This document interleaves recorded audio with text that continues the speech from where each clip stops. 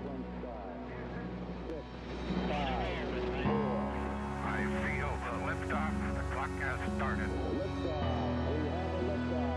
Roger, 0G, and I feel fine. Godspeed, John Glenn. Houston, Tranquility Base here. The Eagle has landed. Roger, Tranquility. We copy you on the ground. New possibilities are opening up for scientific cooperation between countries. 2, 1, 0, 0. Liftoff. Americans return to space as Discovery clears the tower. Discovery, go and throttle up. Discovery, Roger. Go for deploy. Thanks, June, and to everybody in the shuttle program. The crew is go for launch. Roger. Nice to be in orbit. We have followed in their footsteps to get us where we are today.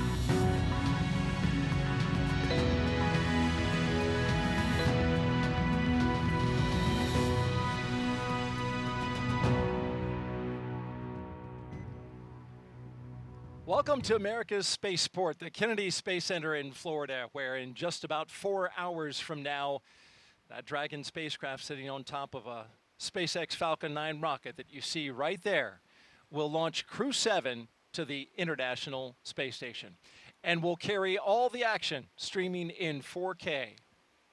Welcome, everyone, to our launch broadcast. I'm NASA's Daryl Nail, and with me is NASA astronaut Jessica Meir. We are so happy to have you here for this countdown this evening.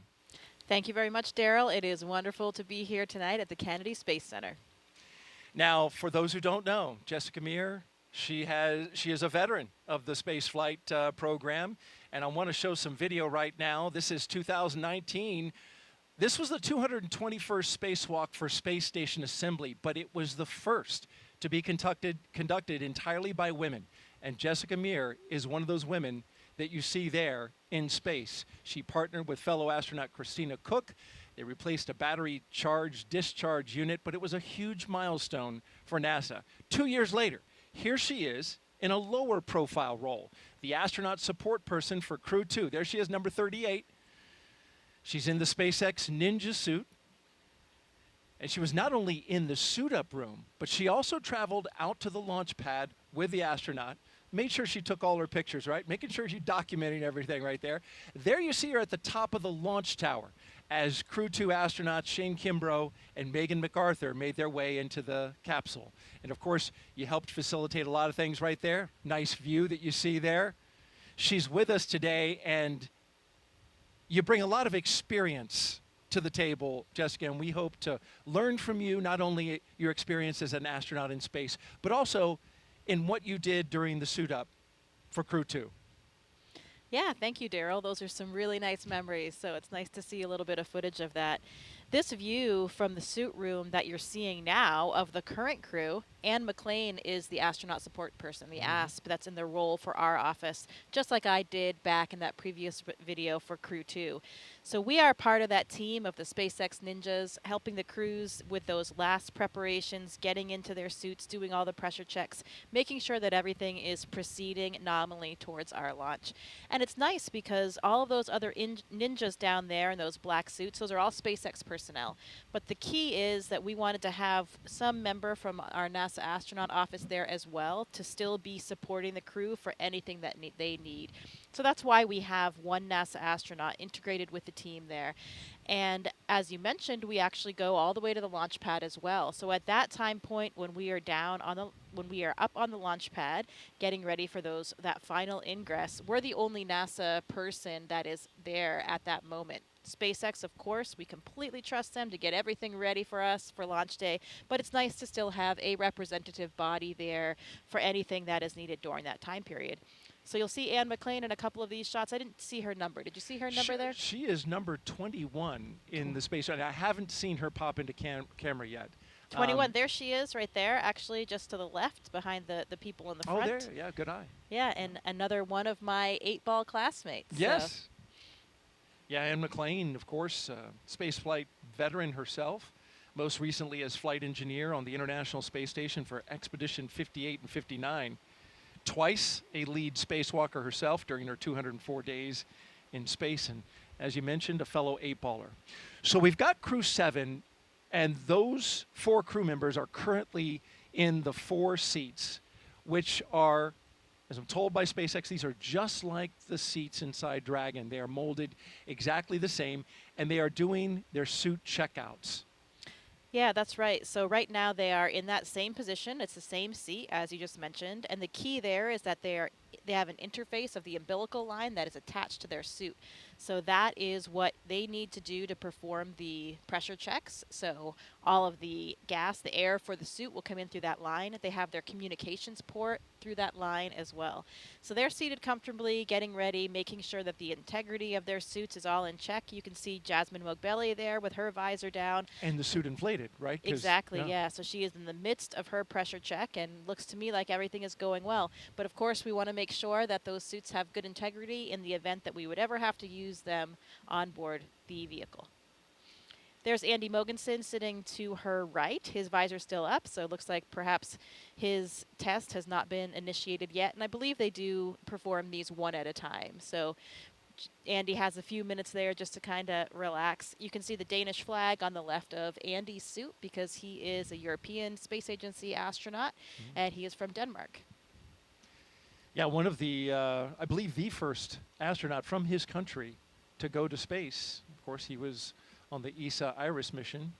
And we'd like to tell you more about these astronauts, but first, of course, we want to tell you that a lot of preparations have brought us to this point, including a dry dress rehearsal and a static fire of the rocket earlier this week, for those of you who are following along. You also know we stood down from yesterday's launch attempt for additional data reviews, but for now, all systems are looking good for launch. So we mentioned Andy, the Danish astronaut. He did have a flight previously. I think you just mentioned that, the IRIS mission. It was a 10-day mission on board the ISS. So this is really exciting for him because this will be his first long-duration mission. And let's roll through the astronauts right now and our one cosmonaut and introduce you to the crew. We'll start off with Lieutenant Colonel Jasmine Mogbelli. There she is. She hails from Long Island, New York, and earned a bachelor's degree in aerospace engineering from the Massachusetts Institute of Technology. She also has a master's degree in aerospace engineering from the Naval Postgraduate School. Graduated with honors from the U.S. Naval Test Pilot School, and as an AH-1W Super Cobra pilot and Marine Corps test pilot, she's flown more than 150 combat missions. In all, she accrued 2,000 hours of flight time in more than 25 different aircraft. At the time of her selection as an astronaut, Mogbelli was testing H-1 helicopters and serving as the quality assurance and avionics officer for VMX-1. She is also the proud mom of twin girls. And she goes by the call sign Jaws, right? Yes, she does. Most people in our office do refer to her as Jaws, and those girls are extremely adorable. So I'm sure that they are getting very excited to see their mother lift off to space. In fact, she's taking 2 stuffed dragons with her up into space as part of her personal flight kit. We'll talk a little bit more about that in a bit, but each dragon for each twin girl. And now you're looking at Andreas Mogensen. This is pilot Andreas Mogensen's second trip to the space station. His first was as the flight engineer for the ESA IRIS mission in 2015. Mogensen has logged 9 days, 20 hours, and 9 minutes in space.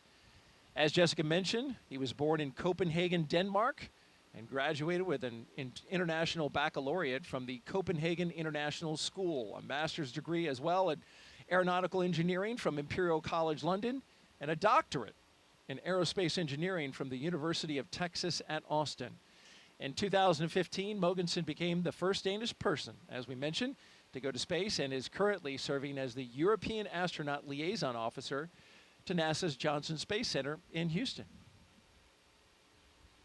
So Andy actually goes by the nickname Hollish sometimes. Hollish. Yeah, he played rugby. He's a big rugby fan. He played rugby at UT Austin, and his crewmates gave him this nickname because of all the confusion among Americans between Denmark and Holland. So Okay. Hollish was the name there. You know, you have the Danish and the Dutch, so that's confusing for a lot of people. So they birthed that name Hollish. They gave him one word, yeah. And now you're looking at mission specialist Satoshi Furukawa giving us a big wave and a big smile and the thumbs up. His interest in space began when he was just 5 years old and saw the Apollo 11 moon landing on TV. He was also a fan of the Japanese TV space hero Ultra 7. His professional career, though, began as a medical doctor. It's always good to have a medical doctor on board. Absolutely. But after seeing a news report about Japan auditioning for new astronauts to do science experiments on the ISS, he decided that he would apply. And he was selected by the National Space Development Agency of Japan to be an astronaut candidate in Core on countdown 1999. at T-minus 3 hours and 46 minutes. Suit donning and checkouts are complete on schedule. All right, so they got the suits and they're all checked out. Finish up with Satoshi. His first mission to the ISS was as a flight engineer for Expedition 29 that launched from the Baikonur Cosmodrome in 2011. You know, Daryl, I also hear that Satoshi is a ramen master. So Oh. perhaps he'll have some culinary expertise up on the ISS. Well, I'm sure as someone who has spent time in the ISS, that would be greatly appreciated by the fellow astronauts. Oh, absolutely. A little bit of variety to the food system is always appreciated. And each agency And actually Core on sends up some of countdown. their own Advanced foods. team is in the White Room on schedule. So they may have some Japanese treats. I'm sure they have some Japanese treats packed away for this mission. I flew with Italian astronaut Luca Parmitano, so we had an Italian meal one night with the entire crew. And those kinds of things are really great for crew morale, you know, bringing everybody together, the entire crew on board the space station, and having a meal together just like you would with your family or friends back home. I hear so much about the time spent around the meals where you're not working and you get to just debrief and share your experiences of the day with your fellow crew members. Last but not least, mission specialist Konstantin Borisov was selected to be a cosmonaut in 2018, and this will be his first trip to space along with Jasmine. He has a Bachelor of Economics from the Russian Academy of Economics, a Master of Science in Operations Research and Systems Analyst from Warwick University in Coventry, UK, and a Master in Aircraft Life Support Systems from the Moscow Aviation Institute. He has worked for companies such as Volvo and the Boston Consulting Group. He is also an experienced freediving instructor and an international freediving judge. You know, he even had a training session with Jaz and also her classmate Laurel Hera, who will be launching on the Soyuz in September and joining them all up there. He gave them a training session, and apparently they were pretty good breath hold students. So Really? who knows what they'll be up to up there. That's not easy to hold your breath for, 2 minutes. It is not, but you know, humans are trainable, and I would say astronauts are particularly trainable. So give us a mission like that and a few techniques, and I guess they're well on their way. As you're listening to all this great information and insight from Jessica, we want to invite you, the audience out there, to participate. If you'd like to ask Jessica a question over the next 3 hours, jump on X, Facebook, YouTube, or Twitch, and send your question with the hashtag AskNASA. We look forward to hearing your questions, and Jessica looks forward to answering them tonight. She is a wealth of information. You know, Daryl, we talked tonight about how this is probably the first time that we've had 4 crew members from 4 different countries, at least on a Dragon capsule. And another And interesting Core on fact countdown. is that Advanced team is proceeding to open the side hatch on schedule. none of the 4 crew members were even born in the U.S. So even Jasmine was born in West Germany before she came to the U.S. So pretty interesting, a truly international crew that we have here. And I know that that's something that they really take a lot of pride in. That's a great point about this multinational crew, and each of them, because they come from a different country. Great point about the multinational crew.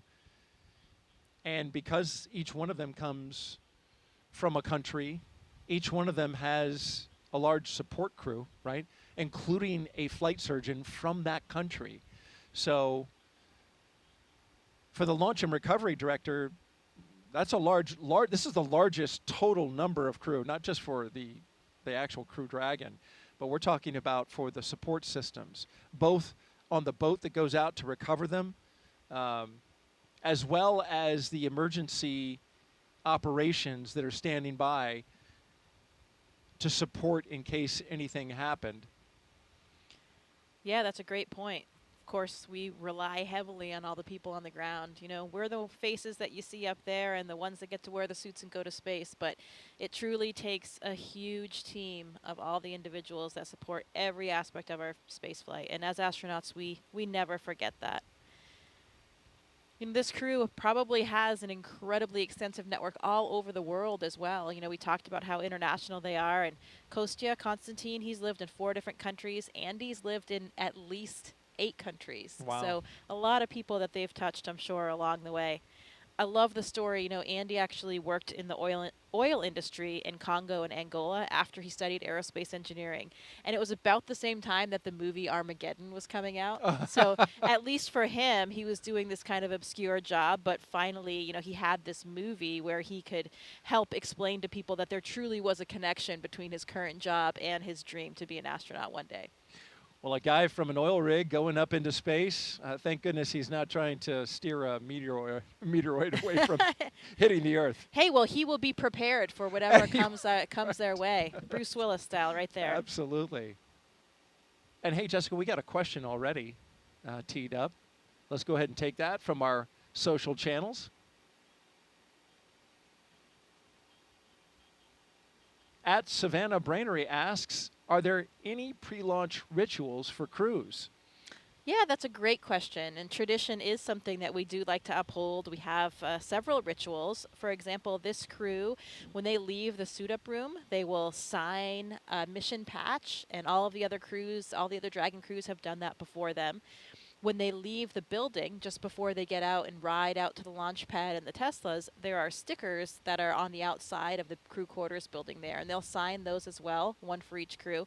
There's a great story that one of the SpaceX employees told me that one time she came out for one of the launches, I think it may have been Crew-2, and it seems to happen for every launch where she saw a dragonfly land on the Dragon patch. So lots of those good luck signs along the way. The crew. Indeed, the dragon. I've heard that. Like you see a dragonfly on launch day, that's supposed to be a good omen. Yeah, absolutely. The crew will play a card game. Yes. We'll have a view of that so we can save that conversation for when we see that later, before they exit that suit room. And then in the white room, so the small room that's really at the end of that access arm before they get into the capsule, they'll sign that as well. So lots of different traditions along the way. And I'm looking forward to that. You mentioned the card game. We're going to be showing that in a NASA broadcast for the first time that I know of. They've taken pictures of it. Certainly, there's Constantine relaxing. And by the way, those recliners, I understand it, are from the shuttle era. So they've got some miles on them. Yeah, again, that history and tradition is always very important to us here at NASA. You can see Joe Akaba in the blue flight suit there. He is our current chief of the astronaut office. So he's down there talking to the crew right now. He'll be the one playing the commander of Crew-7 in a game of cards. Jasmine Rogue-Belly, of course. You can see they're holding on to those little packs to the right. That's giving them some airflow so that they'll still get some cooling in the suit. You know, once you get into that garment, it can get warm in there in that pressure suit. So they're carrying their little ventilation system to help them stay cool. Looks like they're going over there now toward that card game table. It sure does. We have some fists on the table. Looks like they're ready to play. Yeah, so Daryl, the tradition for this card game is that they will play until the commander loses. And the idea there is that they want Jasmine, the commander, to finally lose that card game, get all that bad luck out of the way before the mission.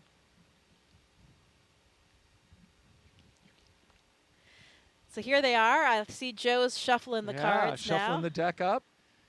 So Joe Akaba on the left, as she mentioned, chief of the astronaut office. On the right, Jasmine Rogue-Belly, the commander of the Crew-7 mission.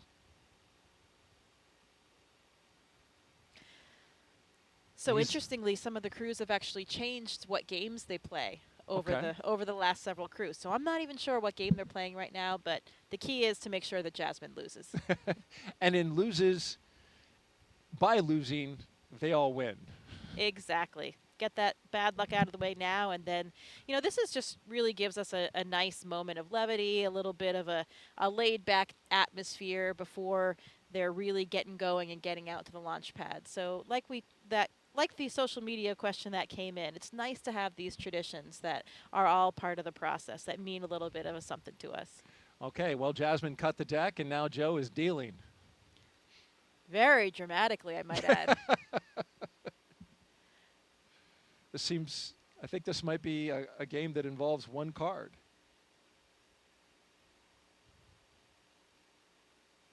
Oh, she lost already, Right it looks off like to the me. bat. That's great. That is great news. High fives all around. Oh, they're back for more.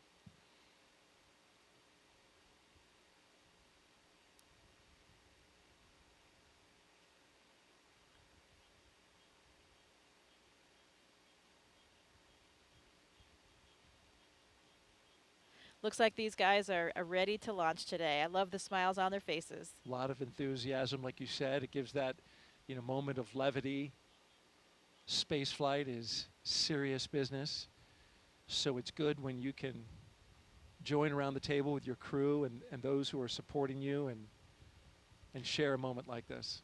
Yeah, I can tell you the camaraderie in that room right now is really palpable. You know, that SpaceX team that they have been training with and working with for so long now, preparing them for the flight. All of the different managers like Joe, Norm Knight we saw there in the previous frame.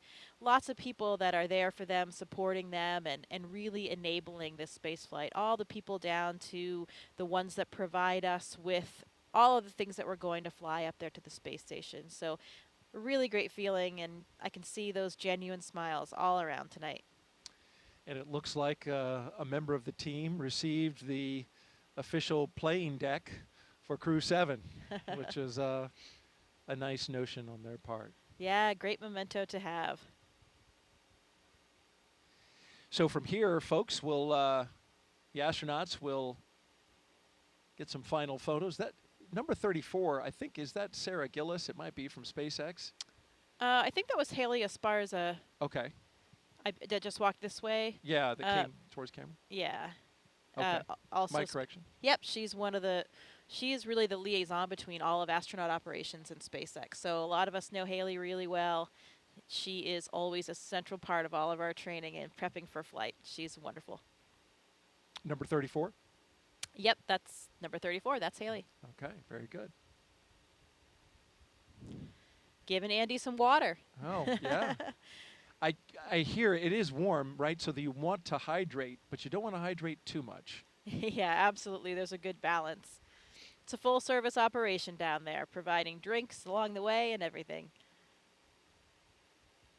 There's Satoshi's chatting with Anne McLean.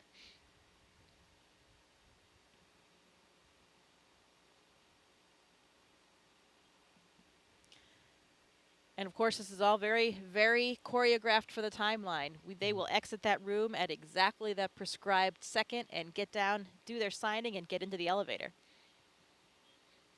Right, and they are not scheduled to depart the suit-up room until T-minus 3 hours and 24 minutes, so they have a fair amount of time in here.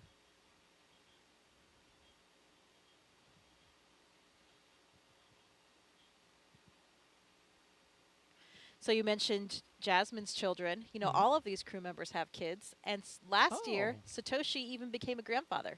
Oh, congratulations to him. Yeah, pretty exciting. So I'm sure they have lots of family members watching right now and getting ready for this flight. There you can see all of the stickers that I mentioned coming out of the building. Those are the ones you said that they signed? Yeah, and their cars will be waiting out there. They'll have a receiving line.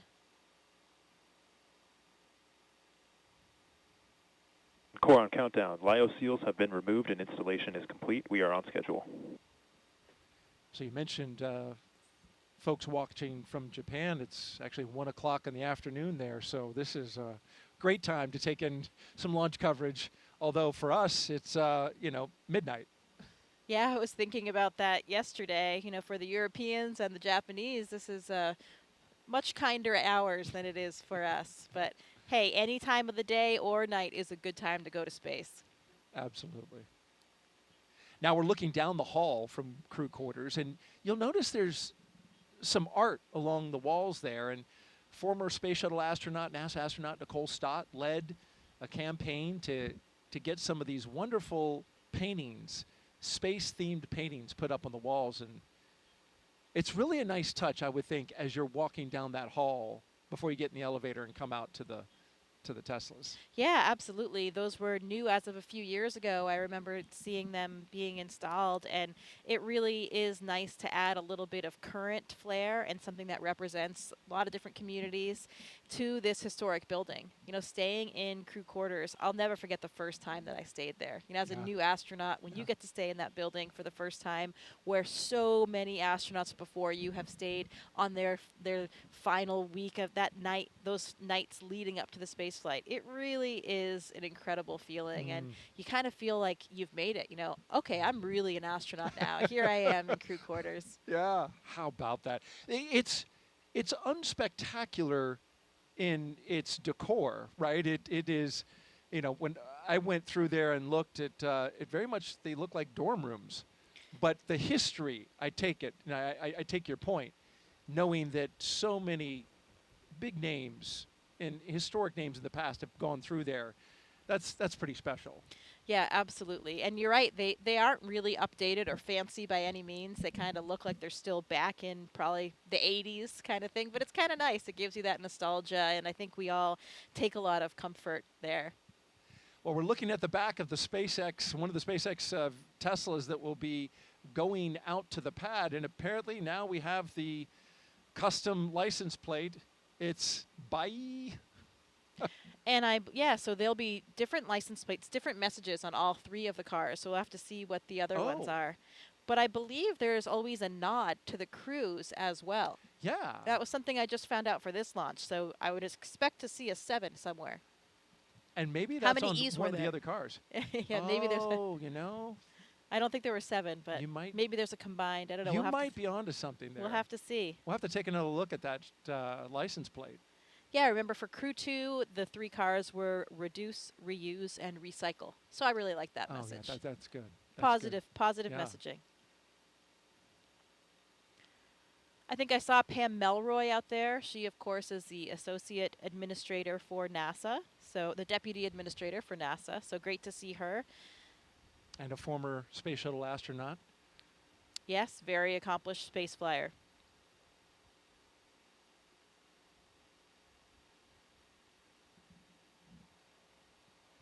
You mentioned crew quarters. It's a facility that is 26,000 square feet. So it's a big space. Yeah, we've got a full kitchen in there. They make us some delicious meals. You know, that's one of the things that happens with the crew on the lead up. I think we talked a little bit about their schedule the day of. You know, they have various meetings and a weather meeting and that kind of thing. But that day before, they also have what we call the ultimate meal. So you get to make a request of whatever it is that you want to eat for that meal the day before you launch. And I'm actually not sure. We should have found out what it was that they each requested. So each astronaut can actually request a different meal as well. Yes, and I have a little thing about their food. What we do know is that Andy and Satoshi are bringing food from their home countries along with them, which is nice. Jasmine says she's bringing some Persian food that she's going to share with the crew once she gets up there. And yeah. Yeah, like we talked about, those meal times are incredibly meaningful for us. So it's a great opportunity for everybody to come together. Like you just said, each of those countries, I'm sure there'll be a little bit of ethnic flair to each of those meals. We also share food with the Roscosmos cosmonauts. They have a different food supply as well, so we can kind of trade back and forth when you get a little bit tired or something. But we get that question all the time about the food in space, and I think people think that it's pretty terrible. But I can tell you, it's actually really delicious. Speaking of which, Jessica, we have a question about food. All right. So let's pop that up. That came in on social. Perfect timing. Tina says, will the crew have dinner during their cruise to the space station? Yeah, so the number of meals or snacks that they eat kind of depends on the duration of their phasing to get to the space station. So they will. They have various food items with them, and they have certain ones that are more accessible than others, so they can kind of reach in and grab whatever it is that they have. I'm not certain exactly what they did pack, but I think they can make some requests as well. They don't have a food warmer on the Dragon vehicle, so it's usually something that doesn't really need to be reheated that still tastes okay.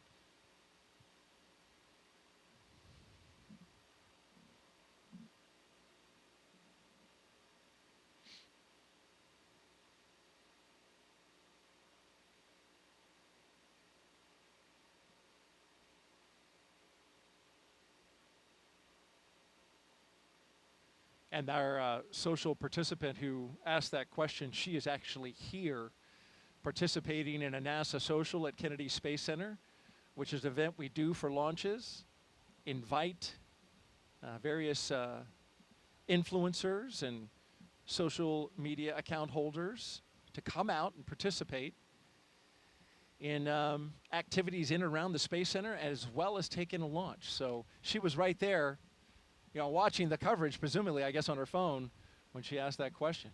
Yeah, it's nice to be able to help share the mission with everybody. And through social media, so many people are communicating that way today that it's great that we have all of these people that can help spread our NASA message and share in the excitement of this exploration.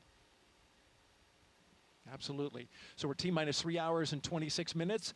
You're watching NASA's coverage of the Crew-7 launch to the International Space Station. I had their patch on the other day. I think that's what it was. Well, hey, Crew-6 is eagerly awaiting their arrival. Indeed they are. And in about 7 days, we'll be coming back down to Earth. But today we're focused on Crew-7 getting up to the International Space Station. You're looking outside of astronaut crew quarters here at the Kennedy Space Center, where we are awaiting the walkout of the astronauts on their way to the International Space Station. Here are the doors to crew quarters that Jessica mentioned earlier, and you see the patches around the doors and up there around the meatball.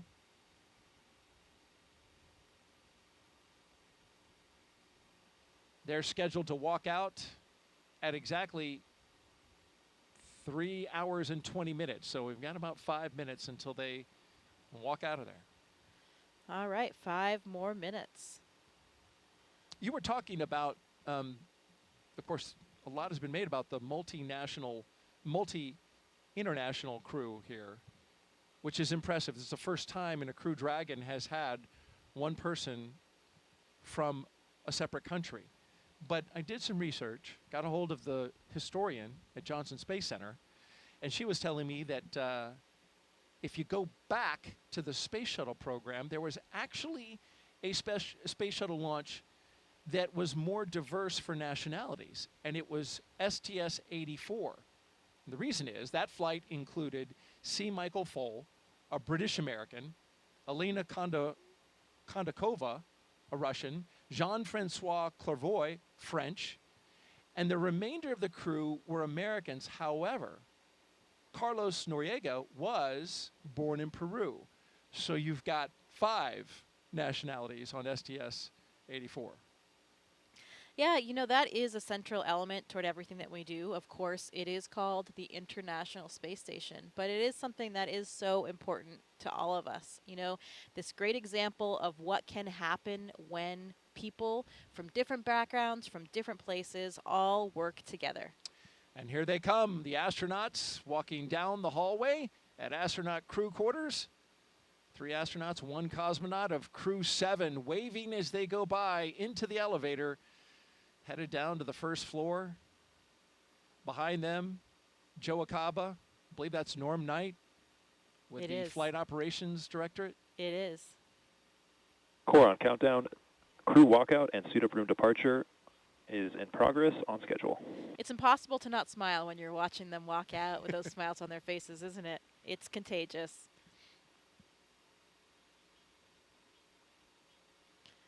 We talk about that international element, and another fun fact for you. Did you know that Jasmine was actually stateless until the 2nd grade? She Really? became a U.S. citizen in the 2nd grade, and until then, she was considered stateless. But she celebrated that big moment by bringing brownies into her classroom. Aw. She went back, right, to many of the schools that she had gone to when she was a kid and visited with those kids and is taking up some mementos from that. I believe some class pictures from those kids. So I like that tie-in of how she is, both a nod to her childhood and her background. Yeah, absolutely. It's something that many of us try to do to really make that connection to all the people that you've known all along the way and have helped you get there.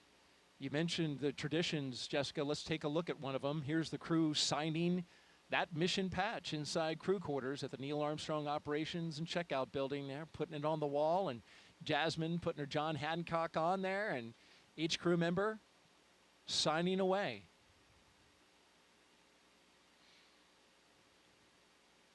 Lots of autographs and signatures to be had when you're going to space and when you come back. Something that we all get used to. It takes some getting used to, though, in the beginning. Does it? It's not, I certainly was not used to people asking me for my autograph before.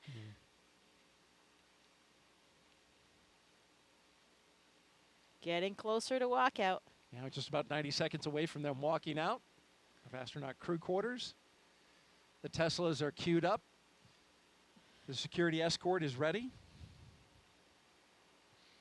Now, were they black Teslas last time? I know They for were- Crew 2 they were white. Right. They were black for Crew 6, and then they were white for Demo 2 through Crew 5. Okay. They changed up the color. SpaceX said, just adding some vehicles to their fleet. And I bet they've got their playlists all lined up as well. They do indeed, and I'm glad you asked about that. Yeah, another one of the traditions. You've got to be listening to some loud jamming beats when you're headed out, and it's such Why a cool. is that? It's such a cool feeling. It really helps get you psyched up. I know I love music and certainly thrive off it.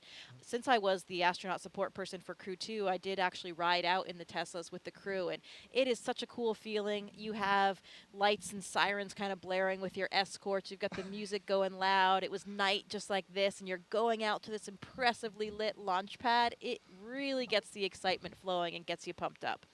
I'm getting pumped up just listening to you because the picture you just painted, wow.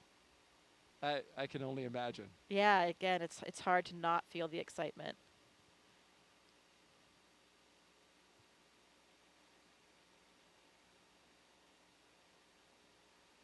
We're just seconds away from them walking out the doors. You can see them behind the windows. And here they come. Crew-7 taking their first steps outside before their journey to space. Again, look at those genuine smiles. You really can't hide the excitement. From left to right, we have Konstantin Borisov, Andreas Mogensen, Jasmine Mogbelli, and Satoshi Furukawa.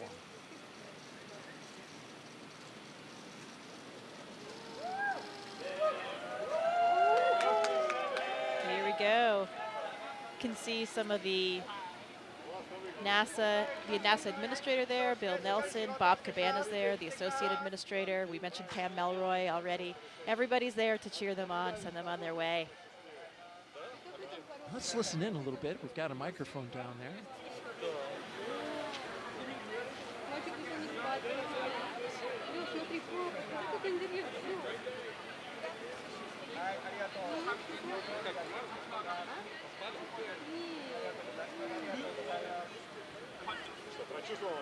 Да, классно. Начал кайфовать.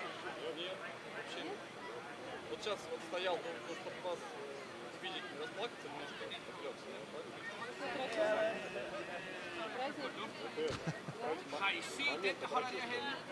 Сейчас подожди, мы еще. Of course, the astronauts have been in quarantine for the past 2 weeks, so that's why they're standing a set distance away from their family and loved ones. Yeah, that's right. We want to make sure that, of course, we don't carry any viruses or anything like that with us to the space station. So everybody has been in this strict kind of quarantine protocol leading up to the space flight, and they're continuing to keep their distance now. Я почти выиграл, у меня был король. I see Alex Gerst, German astronaut from the European Space Agency there, and Takuya Onishi, a Japanese astronaut.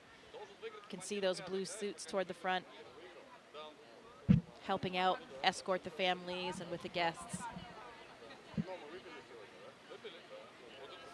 Both are space veterans, of course. Mm-hmm.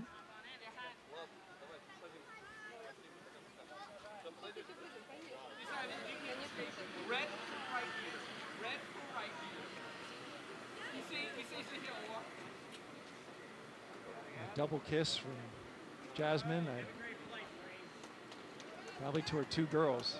Yeah, and I heard Andy speaking Danish to his family. Yeah, you speak, you're fluent, right, in Russian and Swedish, right? I do, yes. I speak Swedish, pretty similar to Danish, so sometimes I can understand what Andy and his family are saying. Did you catch anything? I did. He said, "Vi ses, we'll see you." Yeah, Oh, I did catch what he said at the end there. But Andy's family actually lives just a street away from me, so I see them quite how often. about that? Yeah. Well, that's nice. Here they go. Doors are closing. Well, this is a good time to talk about the playlist. Jasmine is going to be queuing up some Stevie Wonder, Whitney Houston, some hip-hop. She's a big hip-hop fan. And apparently so is Andreas, so that works well for the commander and the pilot, who will be in the 01 Tesla. Satoshi says he'll crank some 80s Japanese pop music. And I put that on my own music app just to hear a little bit. Unsurprisingly, a lot of synthesizer. Just like 80s in America. And then Constantine says he's going to crank some System of a Down, Pink Floyd. Look at that. I see Jaws twin girls. They're wearing little mini SpaceX suits. Oh, I have one of those for my daughter as well. They are adorable. They look exactly like the real thing. No kidding. You can see them just over at the window right now, I see, looking in at Mom, riding on Dad.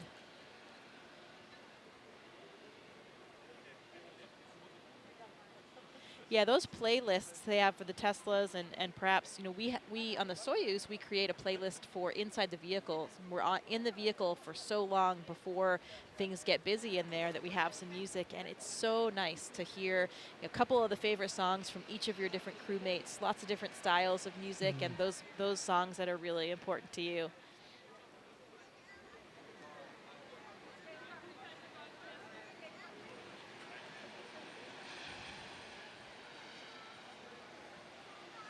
We got a social question.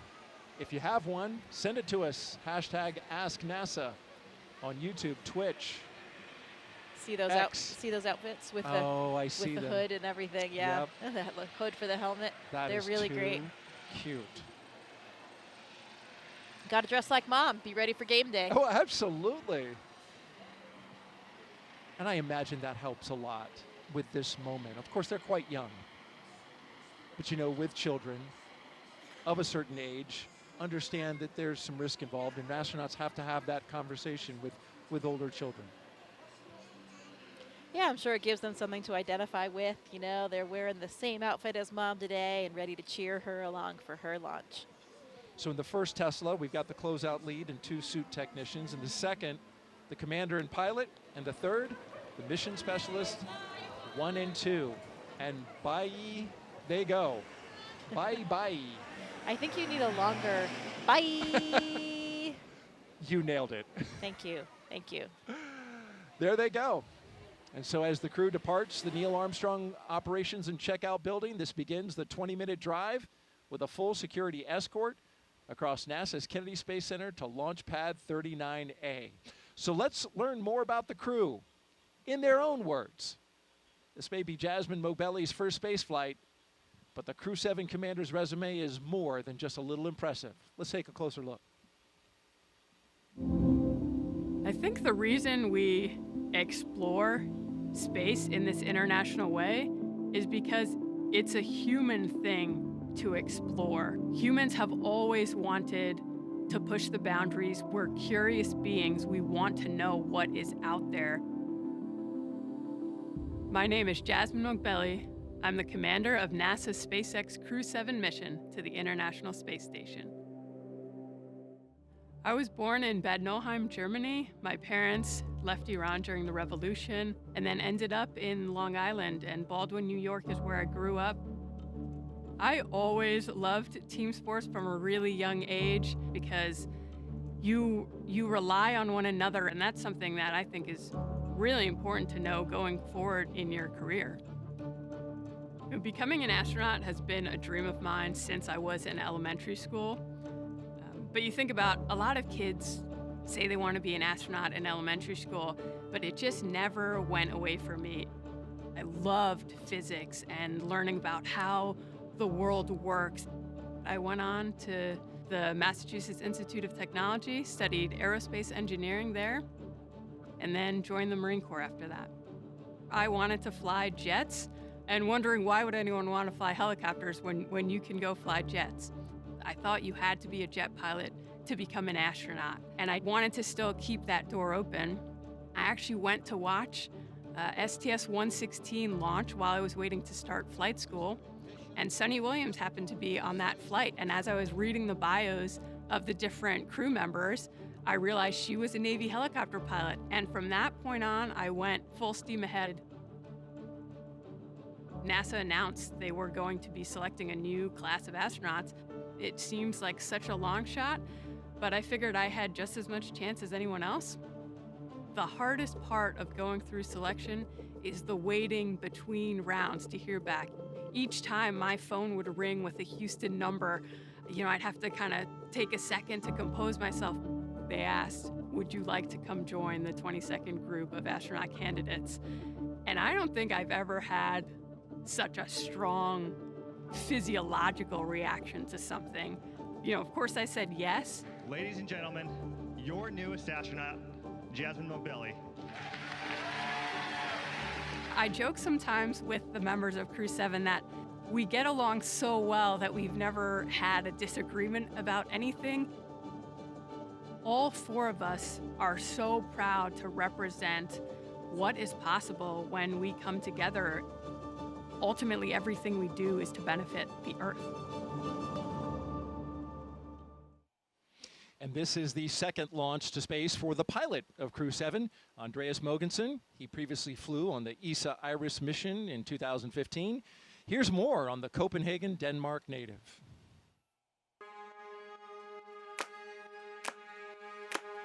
We explore the world not just physically, but also mentally by doing experiments that increase our knowledge of the world and the universe. And that comes from a need to understand the world that we're part of and a basic curiosity that I think all humans are born with. My name's Andreas Mogensen, and I'm the pilot of NASA's SpaceX Crew-7 mission to the International Space Station. I was born in Copenhagen, Denmark, but I spent 3 years in Thailand, 2 years in Singapore, 5 years in California. When I moved to California as a kid, I started learning about NASA and the space shuttle program and of course the Apollo missions to the moon. And I was fascinated and hooked immediately. I knew that that was my dream, to become an astronaut. After too many years in one place, I can feel this itch and this need to travel again. And so I ended up working in the Congo and in Angola, where I worked on an offshore oil rig for a couple of years. Exploring space is not just about understanding the solar system and the universe and preparing the way for our return to the moon and our future missions to Mars, but it's also about understanding who we are and understanding our home world, the Earth. It's difficult to describe Crew-7 in a few words, I think, because we gel so well together. We seem to have very similar personalities, very easygoing, very laid back. It's almost as if we've known each other for years and years and years and have lots of experience flying in space together. I did have moments to myself during my 10-day mission in 2015 where I spent time in the cupola looking down at our beautiful Earth, but also out at the night sky. When you look out at the night sky from the space station, you see billions and billions of stars, and it's very, very impressive. And it also gives you a sense of how large the universe is, how infinitely large it is.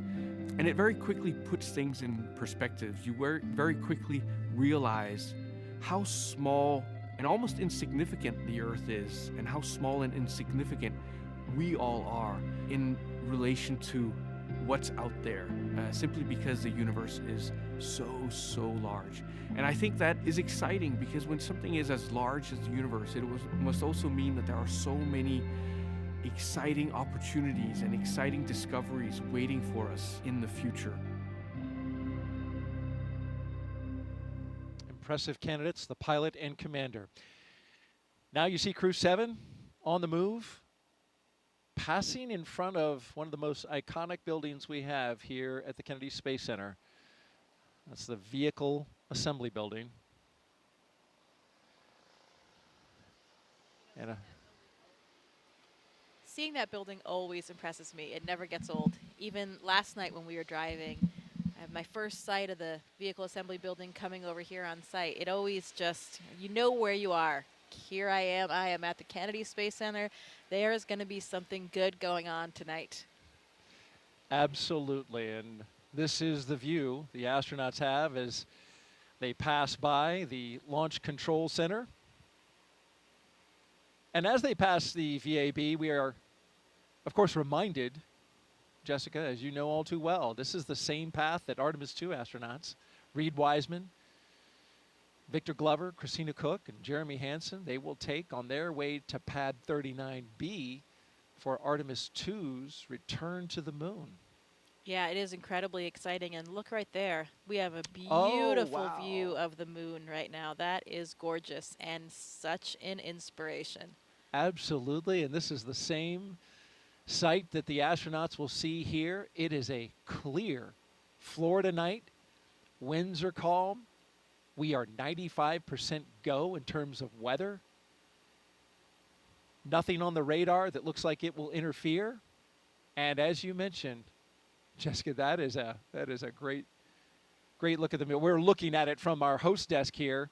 And certainly, you know, the crew that we're looking at here on the screen can see that moon from their view. Yeah, absolutely. It looks to be about a little over a half moon, and it is fairly well illuminated. Yeah. It's pretty bright up there. In a couple of weeks, I believe we're heading towards a blue moon, which only comes around every once in a blue moon. Every once in a while. Thank you very much. You know, the moon is even more beautiful from the space station. I can only imagine.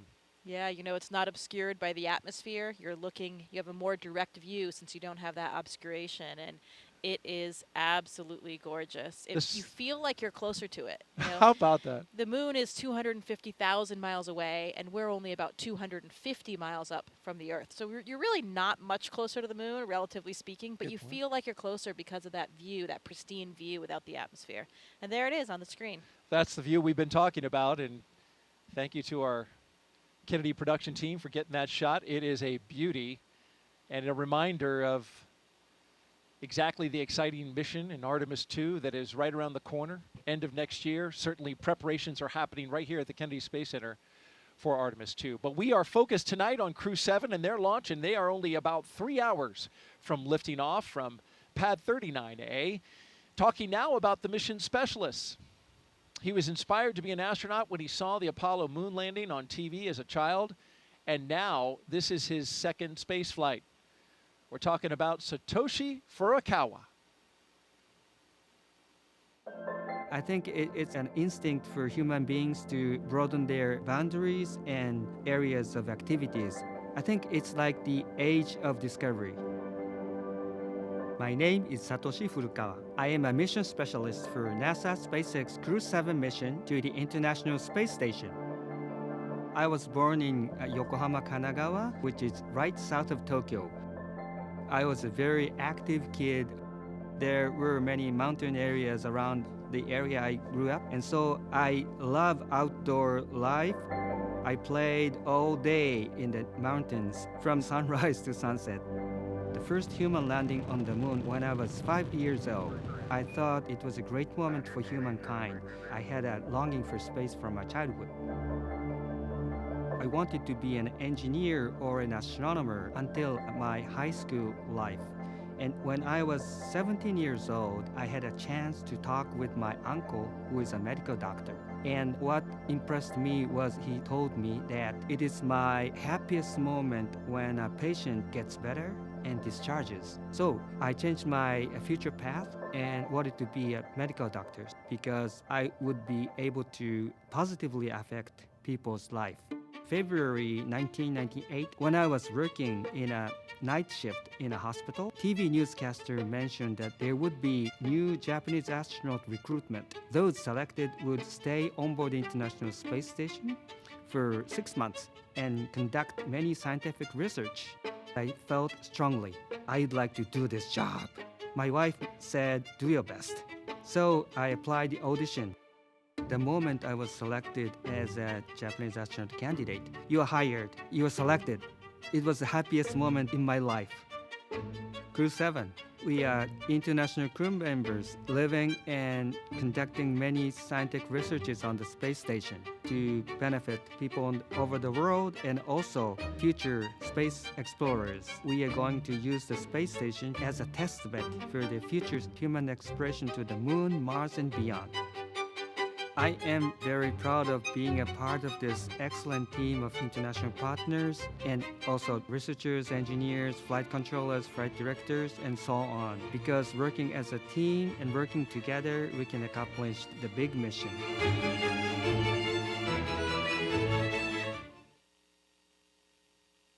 And here's a great shot, Jessica, rolling up to the rocket where you can see it right out your window. Yeah, that's a great moment. They're arriving there on the pad, and once they get out of the cars and come around, they'll get that first unobscured view outside of the vehicles of their rocket. What a sight to behold, just kind of realizing that you are about to get up in that elevator and get on board, and then you will be literally leaving the planet. There they are side by side, the rocket on the right and the launch tower on the left. And that's just, a sight that a special few get to see. The hope is, with the continued progress of the Commercial Crew program and NASA's efforts to commercialize low Earth orbit, and hopefully more and more people will get to share that view. And in fact, the Axiom missions and many of these other private space flights has made that possible for more than just NASA astronauts. Yeah, I would say we are at an incredibly exciting time. There are more and more ways to get to space for more and more people. And no matter how you look at it, that is a good thing, I think, for all of human civilization. It's really exciting. Core on to have more countdown. The crew have opportunities. arrived at the pad on schedule. At T-minus roughly 3 hours and counting, we got the confirmation that the crew is on the pad. And we want to talk now about our last mission specialist, cosmonaut Konstantin Borisov. He has a master's in aircraft life support systems and is a freediving instructor. It's a very natural thing for any human to explore. We want to see what's behind that hill, we want to see what's behind that sea, we want to see what's behind that planet. My name is Konstantin Borisov, and I'm a mission specialist for NASA's SpaceX Crew-7 mission to the International Space Station. I was born in Smolensk, Russia, but when I was 1 year old, the whole family moved to Zhukovsky. It's a small city not far from Moscow. I was always attracted to water. Water is my comfort place. I found out that there is such a sport called freediving, in which we are switching our mammalian dive responses and we can actually do breath hold diving and stay there for long. I did a course and something clicked. It was like the day which changed your life to before and after. I realized that there are so many things we don't know about ourselves. People think that they cannot hold their breath for longer than 30 seconds. But when I did my first freediving course, I showed myself I can do over 2 minutes. And that's crazy because you understand that your brain tells you have limits, but when those limits are off, your brain is like, wow, maybe there are more things. So it expands the way you see yourself and the way you see the world and the way you see how free you are. It was actually part of my preparation process to become a cosmonaut. But the preparation process, I enjoyed it. It's a lot of travel, it's a lot of new knowledge, and there is a big adventure waiting for you, and I really I'm very excited about that. For those who ask what a spaceflight is, I would say that we have 3 big jobs on the space station. First job is experiments. Second job is take care of the station, doing the maintenance, repair what's broken, storing things, restoring things, cleaning up. And the third big topic is actually taking care of your body, because in weightlessness you cannot help but train. I think many people don't understand that technology advancement which we have had during the last 50 years mainly comes from space exploration. People get very comfortable with using their phone and have very fast computers, and space motivates us to create those advancements. I want to take part in it, and I want to put my small stone into this pavement which leads us to the new asteroids, to the new planets, and to the new systems.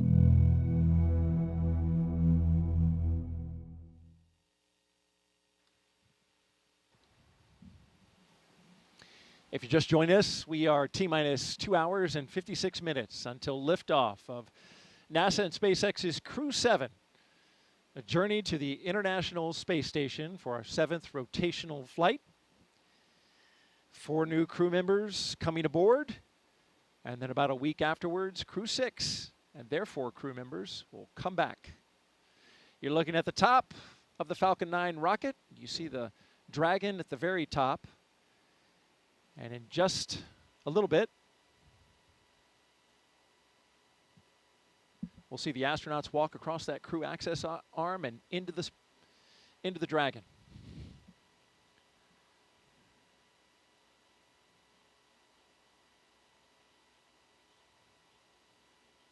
You know, we complain about these night launches from our point of view and being up all night, but there is something special about them, isn't it? It's really spectacular with all the lights.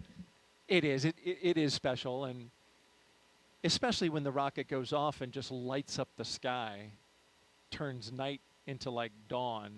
I always enjoy that. Yeah, I think the night launches are more impressive. Just the contrast in the sky, you know.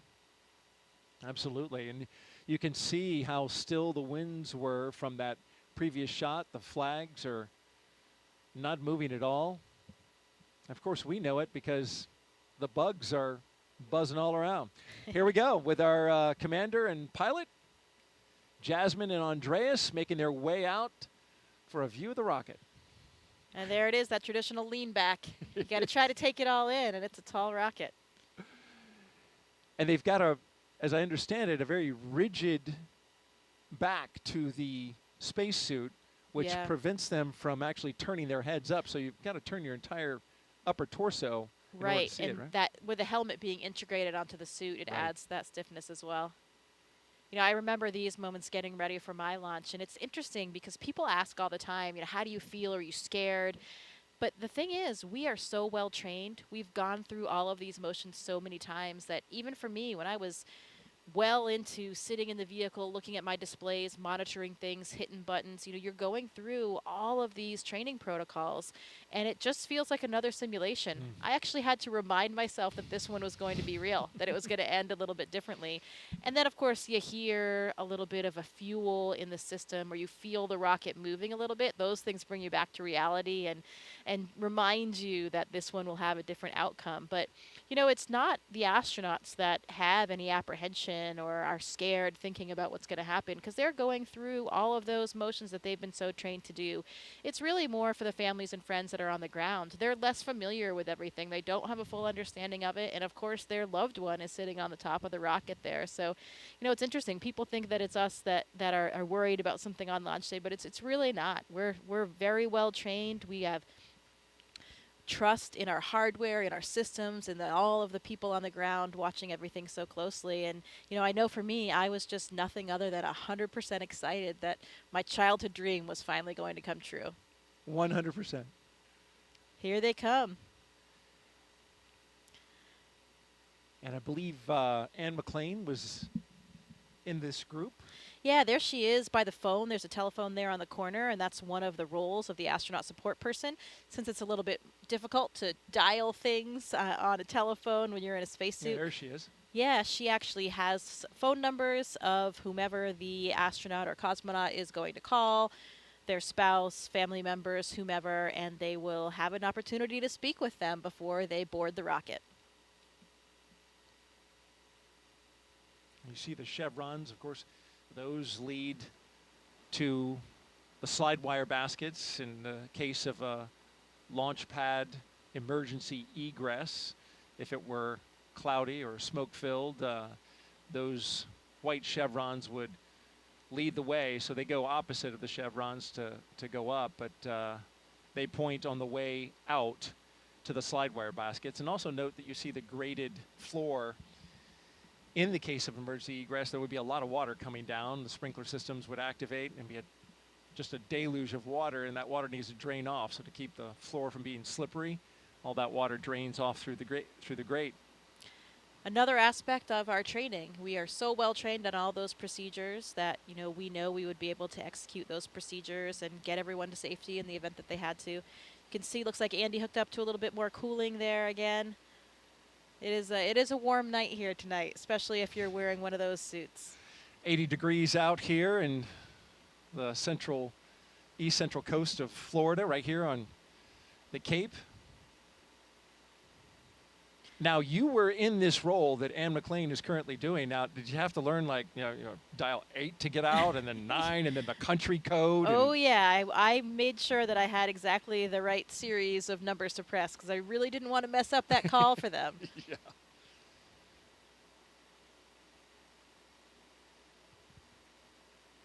Is it, I mean, you must hear the phone call, right? You're standing right there.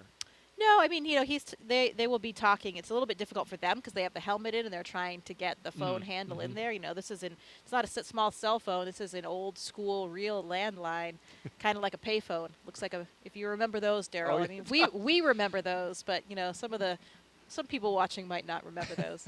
I do remember. Oh, look, he's waving. He's waving on the cameras as well. I'm sure he's waving to his wife and 3 children. This is the first time for an ESA astronaut to be in the pilot position in a Dragon. So Andreas making a little bit of history here on tonight's flight. Jasmine taking a look over the rail. That must be a sight out there. It is. It's beautiful. So as the astronaut support person, once they finish with the phone calls and they get everybody in the vehicles, you're kind of just standing there. So you have a great view. All right, there are 2 mission specialists, Konstantin Borisov and Satoshi Furukawa. Taking it in. They're getting a lot of looks. Yeah. Big wave, thumbs up. It's interesting about that elevator when they go in. If they were to ask, which floor would you like? There's actually a button that says space. Yeah. They changed the 255-foot level to space. Which floor? Space, please. Oh, yeah, right away. Let me punch that up for you. Always the best button that you want to press. But only the 4 of them will be making that final step to space. Everybody else has to come back down the elevator. That's right. And there's Jasmine Mobelli, the commander, and Andreas Mogensen, our pilot, making their way across the crew access arm into the White Room, where they'll get into the spacecraft. But first, Core on sign that countdown. meatball. Crew have arrived at the White Room and are preparing for ingress. We are on schedule. Yeah, that other tradition that we talked about. There's the last signature that they'll have to dole out before they get all strapped in. It's interesting when we talk about all these training protocols that we have and the amount of time that we spend training, particularly for contingency scenarios.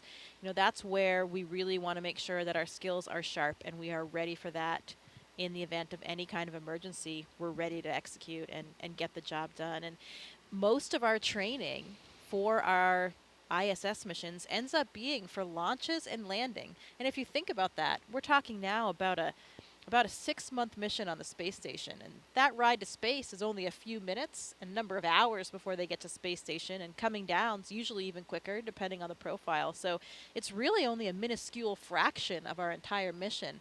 But because it is such a dynamic phase of getting to space and coming back, that's where a lot of our training is really focused. And as it should be. As you mentioned, the most dynamic part. There's a lot of energy that is required to get into space. Core on countdown, crew ingress has started. And you got to get rid of a lot of energy when you come back. There go our pilot and commander carefully getting in. They don't want to mess up that seal, so you'll see him take a lot of time to crawl over that entryway, the side hatch.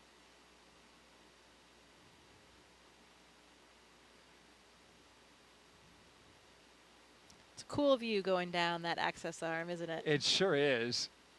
Again, I think that night sky helps with the dramatic scene we're creating here tonight. For sure, as we wait our 2 mission specialists to wrap up their phone calls, and then they'll be coming right down that crew access arm. We've been doing this for 3.5 years now, but that crew access arm still looks futuristic.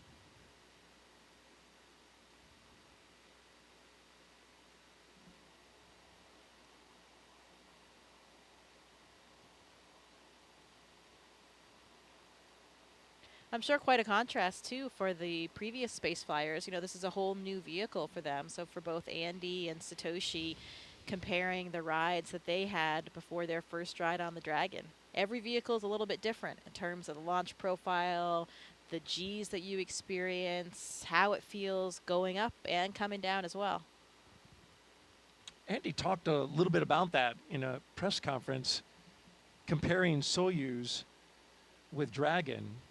And you, of course, flew Soyuz up to the International Space Station. And I thought it was interesting. He mentioned that his flight time to space was something on the order of 56 hours, which is almost double what the Dragon takes to get there. A lot of that is orbital mechanics, obviously where you're launching from on the Earth to get up to the ISS. But you had a long ride up. Well, it depends on the profile that you fly. So a lot of times it is about a 48 hours, a 2-day profile. That was more common in the past. Now, actually, it's more common to do either a 4-orbit or a 2-orbit profile, which means it's only about 6 hours. That's what I had, 6 hours to get to space, so much faster. Oh, wow. And that is more common now. And now we even have the 2-orbit. So Laurel O'Hara, her Soyuz will be flying the 2-orbit rendezvous. So that is only about 3 hours, and that happens very quickly. That was being tested about when I was up there. It was still being tested only on Progress vehicles. Now we're doing it with crew vehicles too. So that's the way to travel. Two orbits, 3 hours to get to space. Not bad. Can't complain about that. Not bad at all. I did not know that. That's interesting. You know, one of the big differences for them, you can see the windows in the vehicle right there on the sides of the vehicle. For the Soyuz, though, everything, we also have windows on the sides. I was in the left seat, so I had a window right next to me to my left. But during launch, those are covered by a fairing. So you can't actually see anything when you're taking off here on the launch pad. From what I hear from other Dragon flyers, the view is spectacular of the launch pad area when they're lifting off. So those windows really, really come in handy.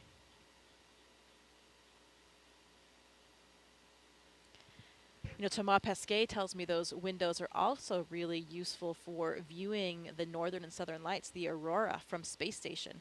When the Dragon is docked, the orientation that you have looking out those windows, you can spot those aurora and see them coming from hundreds of miles away and get your cameras ready. And that's opposed to when you're just looking out of the cupola, sometimes you don't see them till they're already there, and then you're frantically getting your camera ready and trying to capture it, and sometimes it's too late. So those Dragon windows can give you a little bit of a heads up to get configured for the aurora. How about that? I mean, it's on my bucket list just to see an aurora from Earth.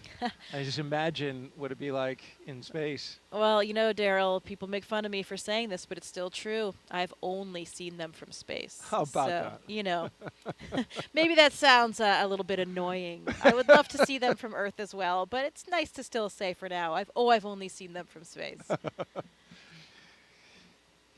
I was in northern Sweden last year hoping to get a view, but we didn't. Yeah, it's got to be just right in order for that to happen. You've got to have Got to have some, as I understand it, some solar particles coming your way, right? Yeah, you have to have the right things happening out there in the solar system, but also have to have good weather here on Earth so that your view isn't obscured by clouds or. And here come our mission specialists. On the left, Konstantin Borisov, and on the right, Satoshi Furukawa. They're even dancing their way down the hallway. Oh, they're loving it.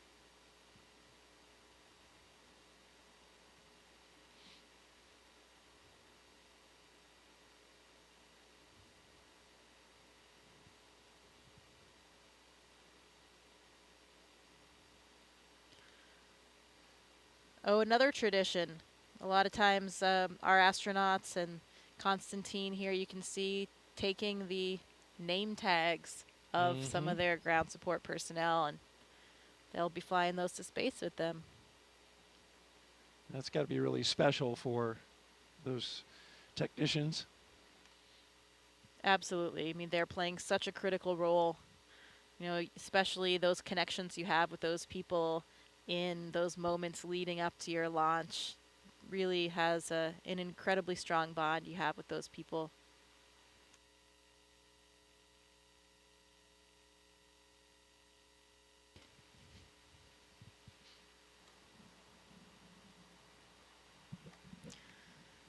Any good astronaut or cosmonaut always has a Sharpie with them. I don't think there's a Sharpie pocket on this suit, but the technicians are handing them Sharpies to get this job done.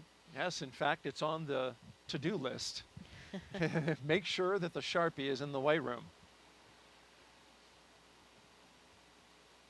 And you saw briefly Satoshi holding his arm up, and those zippers. They have zippers on each arm, zippers on the leg.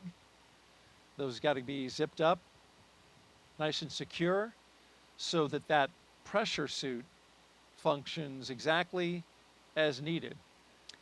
Yeah, there's actually 2 layers of zippers. That was probably just the external one, so there's a redundancy there. The main pressure is held by the lower set, the more internal set of zippers.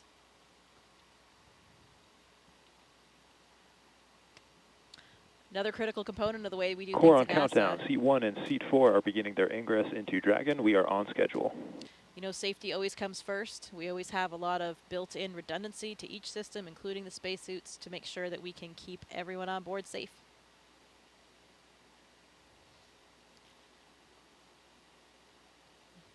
Another big difference that I'm sure Andy and Satoshi are feeling right now is the difference of the seats between Dragon and the Soyuz spacecraft. You know, you have a much more natural kind of sitting position in Dragon, a lot roomier for you to stretch your legs a little bit. You know, their heels will actually be kind of clipped in. Not clipped, but there's a little runner there that you slide your heel in. It's a little notch in the boot. You slide that onto the boot plate to help secure your feet for the launch and landing process. But while they're sitting there on the launch pad, they can take a foot out if they want, stretch a little bit, and move around.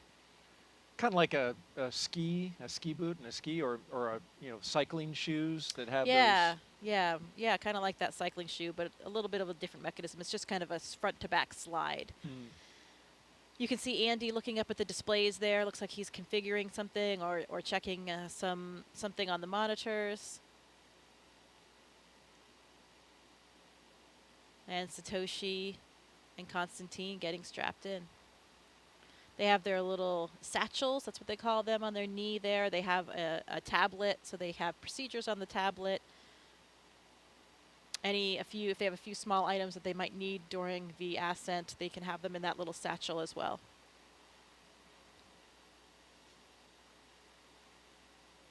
If you're just joining us, you're watching live coverage of NASA's SpaceX's mission known as Crew-7. Good morning to you. It's 12:48 Eastern Time here in Florida. And we're showing you live coverage here at the Kennedy Space Center. I'm NASA's Daryl Nail, joined by NASA astronaut Jessica Meir, giving us some great insight tonight. If you'd like to ask a question of Jessica, just jump on our social media channels, Facebook, X, and YouTube. Put in the hashtag #AskNASA that you can see at the bottom of your screen, and we'll get that question on the air.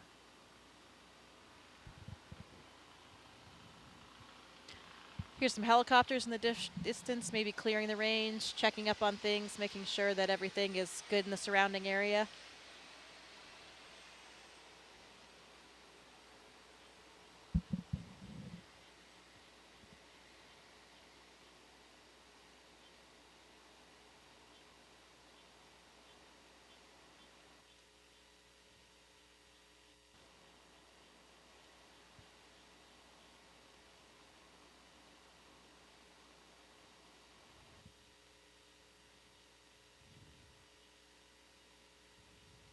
The Ninja in there making those final configuration checks, making sure the crew is strapped in correctly to be safe and comfortable.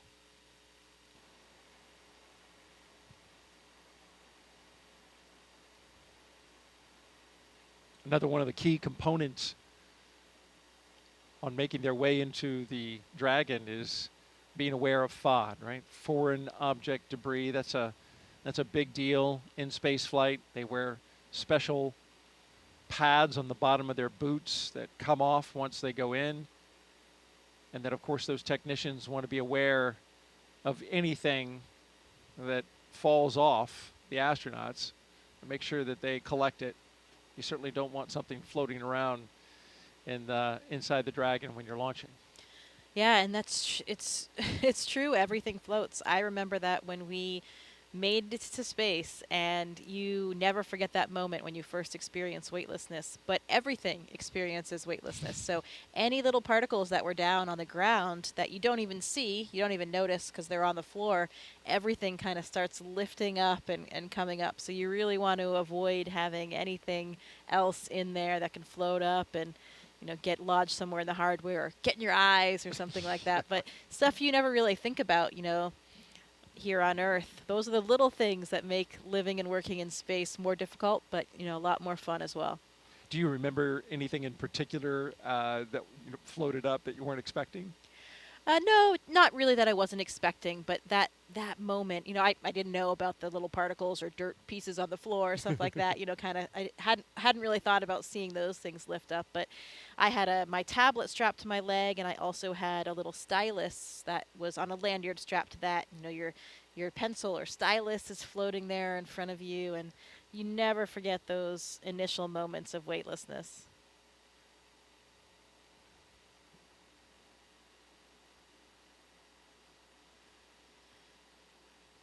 Pretty dramatic when you have that last engine cut off and suddenly you're in weightlessness and it's prolonged.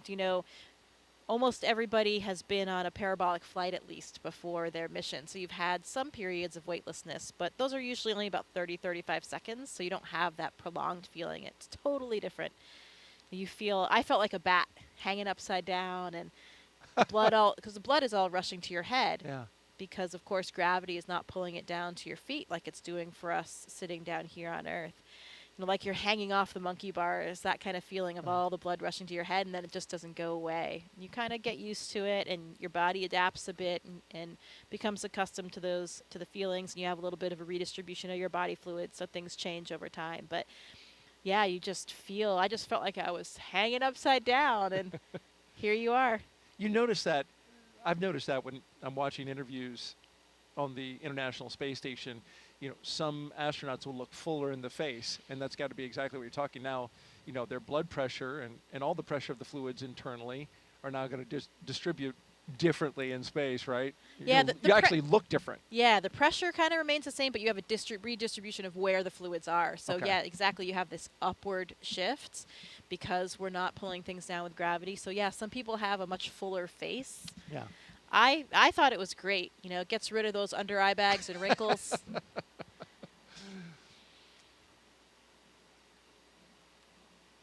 Very flattering, microgravity. Okay. I remember what you did on International Women's Day. You wore a dress. I did. Pretty sure that was the first dress in space. I think it was. And that clip really stands out online. Well, I think it's important, to represent everybody. Yeah. And I think that's what's so nice about the makeup of our office and of the partner agencies now is that you do have so much diversity in the office. astronauts don't just look like one thing anymore. They don't come from one mold. We have people in our office that are, still the traditional military test pilots like the first astronauts, but we have scientists of all types. We have medical doctors. We have engineers. We have men. We have women. We have people from all different ethnicities and backgrounds. And, that makes it just a much more interesting place to work. There are so many studies on the ground, right, that show that we have more successful, more productive teams when we have that kind of diversity and actually much more job satisfaction as well.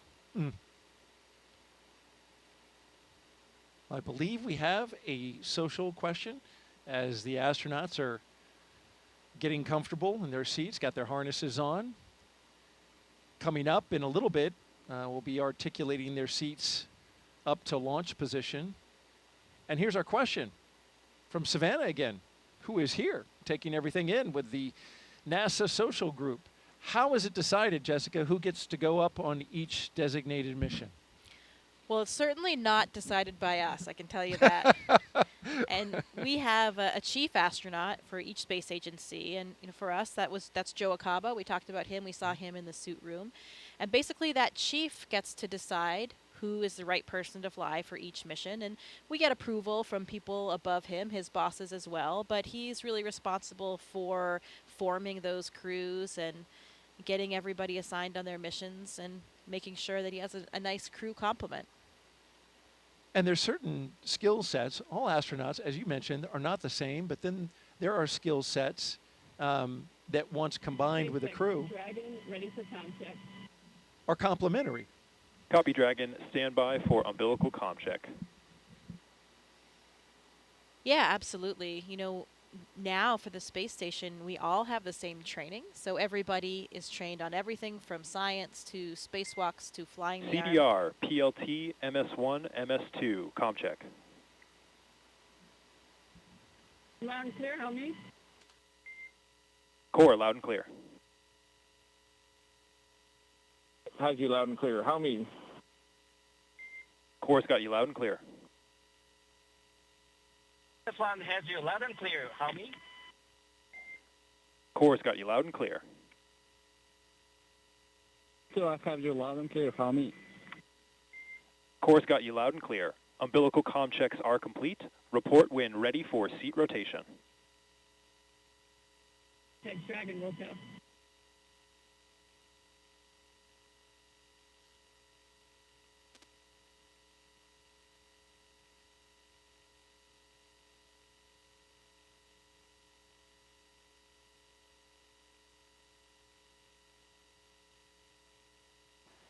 So we just got good comm checks with each of the crew members aboard Crew-7.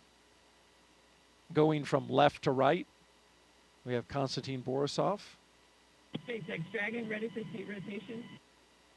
Andreas Mogensen. Copy, Dragon. We will report when initiating. Jasmine Mobelli, and Satoshi Furukawa.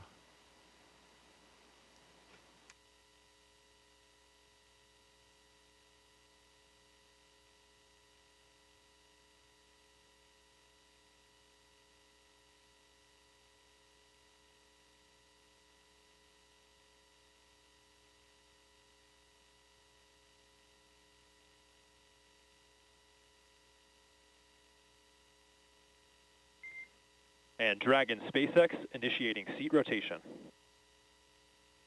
Copy.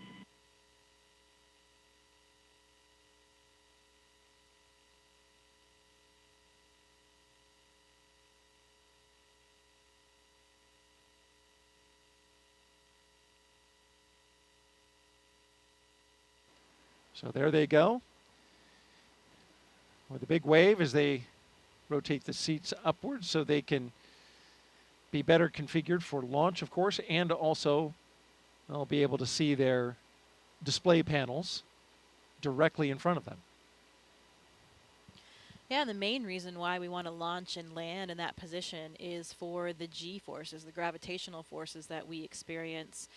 Get up to 3 or 4 Gs on launch and landing, on a nominal launch and landing. And when you take those G forces through your chest, so when you're on your back, those forces are coming straight down, so they're hitting through your chest, that's much easier to deal with than if you were sitting straight up, then they were hitting your head. That would really drive the blood out of your head, and that's why, if you're flying a jet, that kind of Dragon thing. SpaceX, seats are in the launch position. You are go for Section 2, suit leak check preparation. SpaceX Dragon copies, proceeding to Section 2, suit leak check preparation. So yeah, if you're a pilot and you have those G-forces that you're experiencing while sitting up, the blood can drain from your head, and that's why you can get dizzy or lose consciousness, and you have a G-suit on, or maybe you do different maneuvers to help counter that. So it's much easier on the human body to take those G-forces through your chest. And we train in centrifuges as well so that we become accustomed to what those G-forces are, how they feel, and make sure that you can still feel comfortable, function with what you have to do. For me, for the Soyuz training, we did a lot of that in Star City with the centrifuge. We went up to 8 Gs, and we also did some landing profiles under the G, so you're in the centrifuge and you're controlling where your descent is to make sure, to see what that would really feel like for the real day. And actually, I was pretty surprised. Taking those Gs, as we said, through the chest is a lot easier to deal with. 8 Gs is a lot, though. 8 Gs is a lot, and that's a lot more than you would experience on a normal launch and landing, but that would be for the Soyuz for a ballistic entry. If you had something a little bit off nominal with your re-entry and you went into that different type of profile, you could experience around 8 Gs. So that's why we train for that. The SpaceX crews do centrifuge training as well here in the U.S., and I'm not sure what the maximum of that profile is.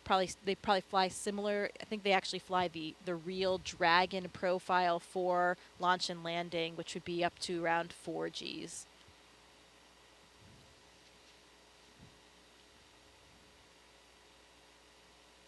We're getting great stuff from NASA astronaut Jessica Meir as we count down to liftoff of Crew-7. Now just T-minus 2 hours and 25 minutes and counting. But hey, you don't have to be an astronaut to share in this experience, folks. Take a look now as our Crew-5 astronauts explain how you can get your virtual guest passport and be part of the excitement. Did you know there's been over 1 million registrations in NASA's virtual guest program since May 2020? From your neighbor to the Crew-5 astronauts, you might be surprised who is a NASA virtual guest. Do you have Mars 2020? I do. Do you have James Webb? Sure do. Do you have Crew-5? Well, I've got it here, and you guys have it here, but I missed it here. We conducted over 200 science experiments and technology demonstrations on our mission. We love being part of Expedition 68. We even remembered a virtual guest passport for Einstein, our freefall indicator, but we forgot to register. I missed the stamp. Even if you're doing existing research, never miss a stamp from NASA's virtual guest program. Whether you're en route to the International Space Station or located anywhere around the globe, register at nasa.gov/virtual guests to receive updates on missions and milestones. As a virtual guest, you will receive curated resources and a stamp for your passport following a successful launch. Remember, you only get the updates and stamp if you register. I joined. I won't miss it next time.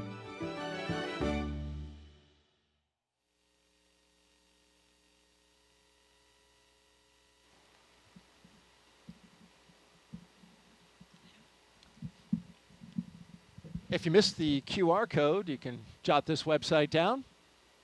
Just register on nasa.gov/virtual guest. It's all one word. You can see it on your screen along with the QR code. Be our guest. We want to have everybody here with us along with our mission. It's incredibly important to us. This isn't our mission, not as the astronauts or cosmonaut on board. This is everybody's mission. All of our agencies, all of our countries, really the entire planet and all of humankind. And we really do take that seriously. It's a lot of responsibility, but we want to be able to share it with everybody. It's an important part of the job.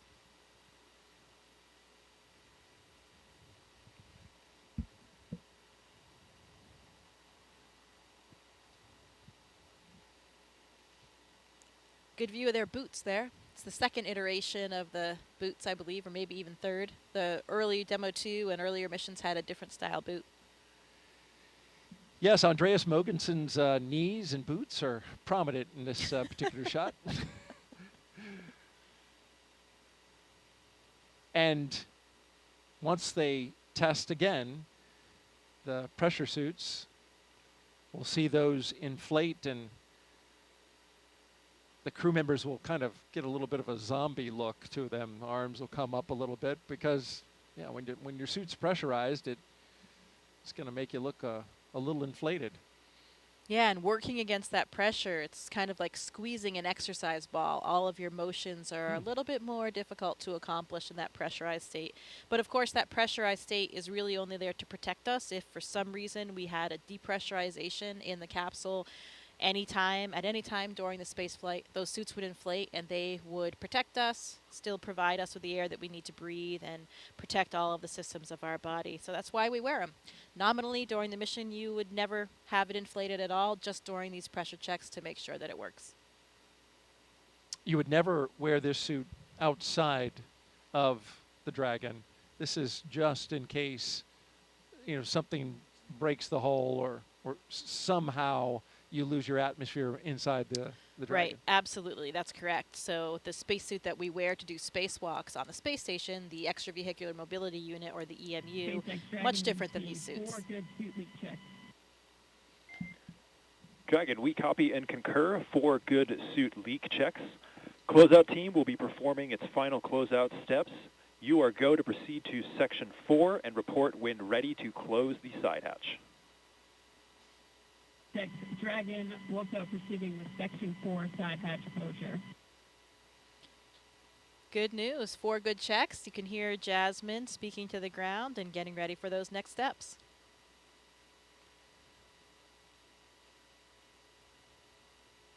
And the SpaceX team and Crew-7 is right on schedule.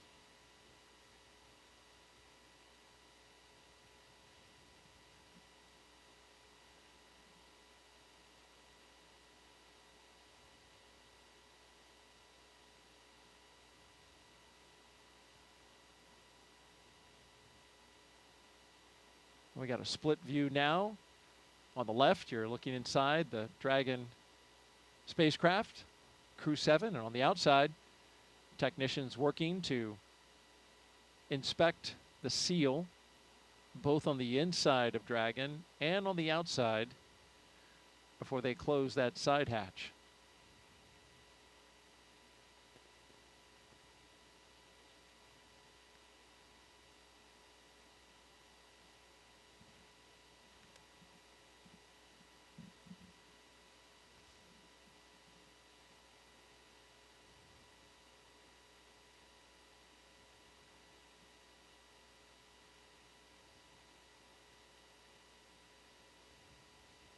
Dragon crew is ready for side hatch closure.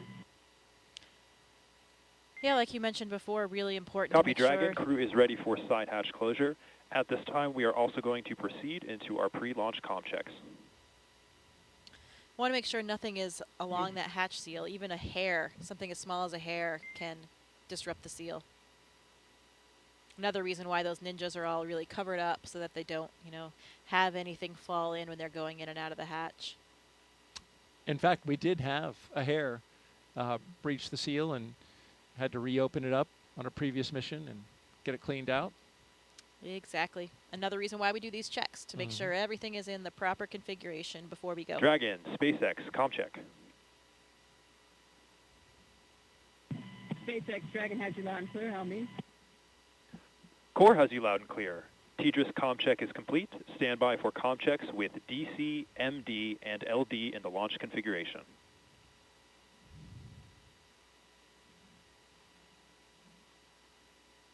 Dragon, DC on countdown 1, comm check. DC, Dragon has you loud and clear. How me? DC, loud and clear. Stand by for comm checks with MD. Dragon, MD on countdown 1, comm check.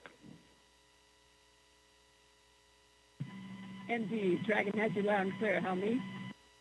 MD, loud and clear. Stand by for comm check over Dragon to ground. Dragon, MD on Dragon to ground, comm check. MD, Dragon has you loud and clear. How many? MD, loud and clear. Stand by for comm checks with LD. Dragon, LD on countdown 1, comm check. LD, Dragon has you loud and clear. How many? LD, loud and clear. Stand by for comm check over Dragon to ground. And Dragon, LD on Dragon to ground, comm check. LD, Dragon has you loud and clear. How many? LD, loud and clear. Let's go fly. Let's do it. And Dragon SpaceX, launch configuration comm checks are complete. Dragon copy.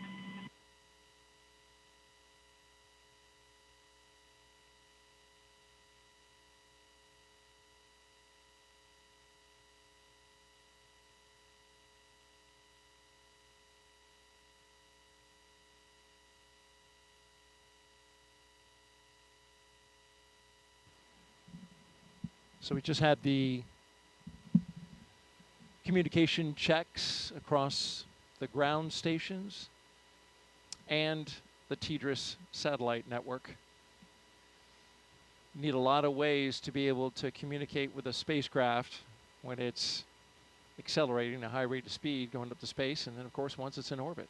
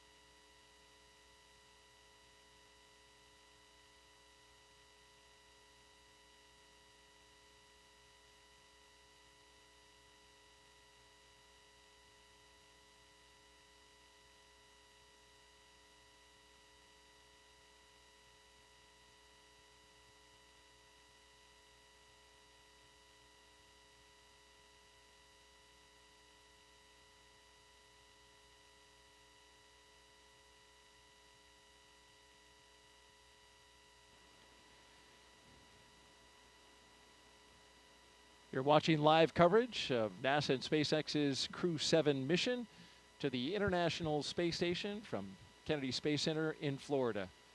NASA's Daryl Nail joined by NASA astronaut Jessica Meir as we count down to liftoff. Crew-7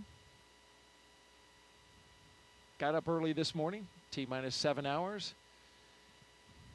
Had their medical checks, their pre-launch meal. Got suited up at roughly around T-minus 4 hours. Drove out to the pad. Arrived at the pad at right around T-minus 3 hours and change. And since then, they've gone up the launch tower and into the Dragon, where they are strapped in, secured, had their suit leak checks, individual comm checks, and spacecraft communication checks. And now we are awaiting the closure of the side hatch. And we've got a range of time in which this can happen. Yeah, we're looking pretty smooth so far. Those good leak checks, good comm checks. Crew is all situated and ready. I think those feelings of anticipation are building up now as they start thinking about what's going to happen in 2 hours and 13 minutes from now. It will be exciting, and we will have all the best views. It certainly will be exciting, and we'll have all the best views as they go into space. If you're just joining us, you're watching live coverage of SpaceX and NASA's Crew-7 mission to the International Space Station from here at the Kennedy Space Center in Florida. We have beautiful weather for launch. We are 95% go.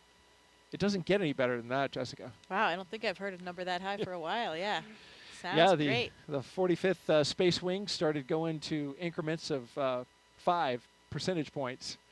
They used to do just 10, but then they changed it to 5. Now the best you can get, it used to be 90%. Now it's 95%. All right. Can't ever get 100, though. It just has to be, 95. Well, we've got a lot of overachievers on board. That's probably difficult for a lot of people in our office not to get that 100%.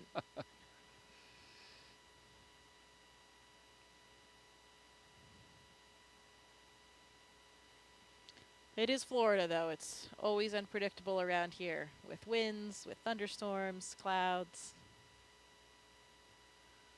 Luckily, we don't see any of that tonight.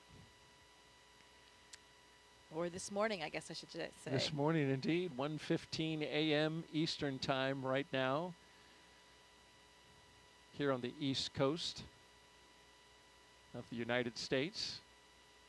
If you're watching over in Europe or Japan, well, it's closer to the afternoon, especially over in Japan. Of course, we have JAXA astronaut Satoshi Furukawa.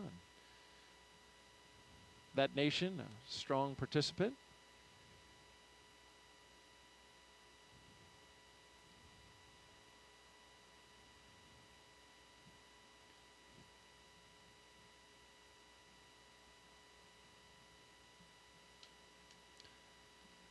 "7:16 a.m. in Copenhagen," so Andy's fans are probably waking up. What a great way to start their day over there in Denmark. Great start to a weekend on a Saturday morning. Absolutely. Wake up, have a cup of coffee, and watch your countrymen go to space. And once Andy, speaking of Andy, once he arrives at Space Station, he'll be able to take over as commander of the International Space Station. That's quite a responsibility. Yeah, it absolutely is, and it's a nice experience to be able to have some different representation in those roles. He's not the commander of this vehicle, but he'll be the commander on board the ISS, and each of those carries a lot of different responsibilities. And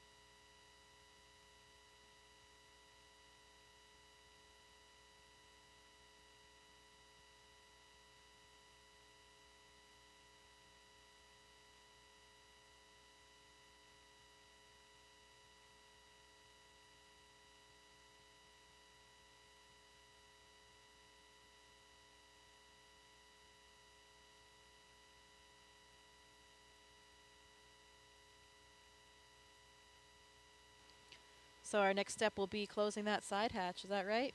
Waiting for that move? Yeah, that's right. We expected that at T-minus 2 hours and 13 minutes, but they have a window of time in which they can close that side hatch. And then they'll pressure test it, do the leak check on the side hatch. There's a lot of margin built in to the timeline.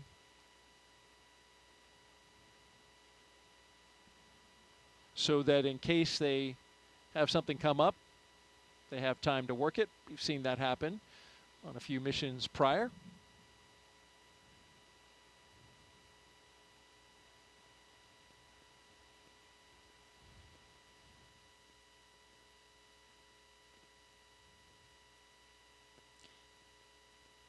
Getting some more thumbs up from the crew.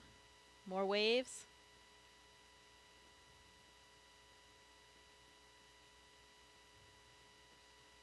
And Dragon SpaceX, the closeout team is taking its final steps in preparation for side hatch closure.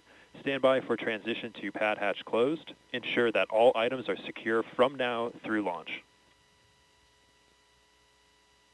SpaceX Dragon copies. All items are secure.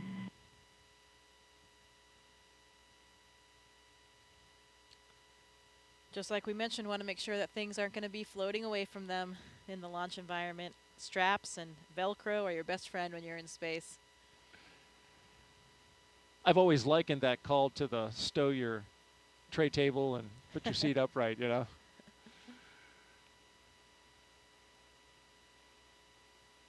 No in-flight service for them, but like that question that was asked earlier, there will be water and snacks.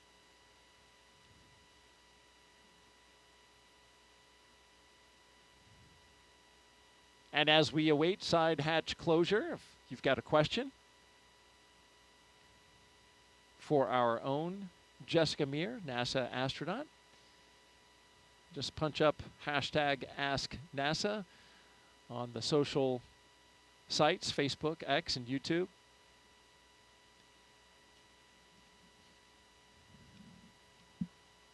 Jessica's doing a great job answering those questions and sharing her experience when she went to space.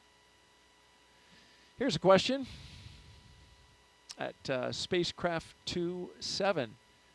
What is the main purpose of Crew-7's mission to the space station? The main purpose of Crew-7's mission is to support the International Space Station in all of its science and operations during their stay there. So what does that mean? You know, now that we are at assembly complete for the space station, which we reached back many years ago, 2011, I believe it was, assembly complete, we have much more time for doing what we call utilization. So any type of scientific experiment or something that is flying as a hardware demonstration, those are our most important objectives. That's science that we are getting done. Of course, you have to do maintenance as well. You need to fix the toilet, change the light bulbs. We don't have those plumbers or electricians coming up to help us out, so we have to be able to do all the work ourselves. We do spacewalks. We have to do certain repairs outside the space station. All of those things are part of a nominal mission. Visiting vehicles will be coming to the space station with all of the cargo on board. We'll have to fly the robotic arm, capture those, and unload them.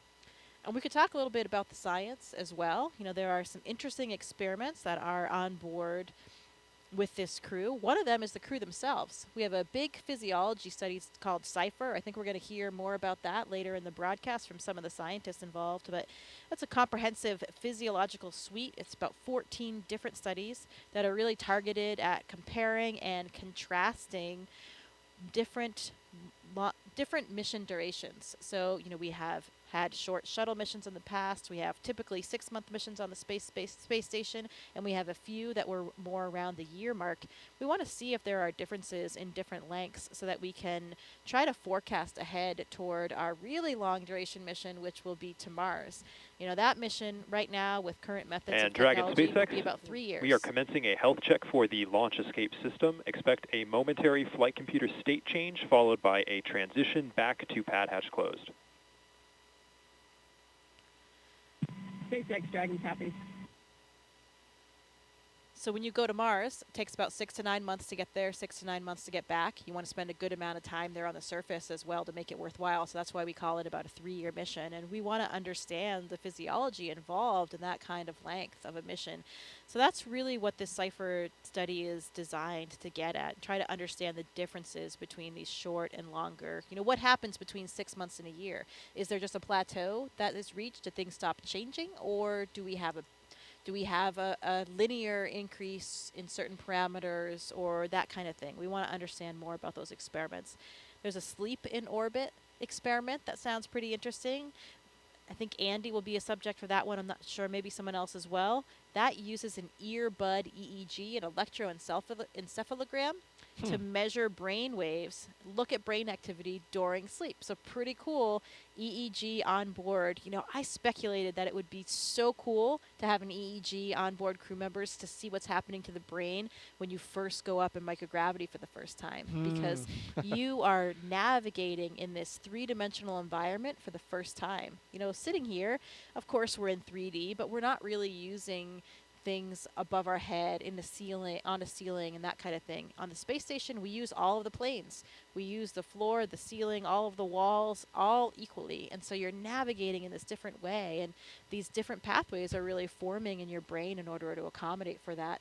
It was a really interesting feeling I felt during the first few weeks I was in space, where I felt like my brain would actually do these flip-flops. If I went from the floor up to the ceiling and I was working there, you know, here on Earth, when we think about how we navigate and move around, it's all in relation to down, because we have this gravitational vector pointing down toward the Earth.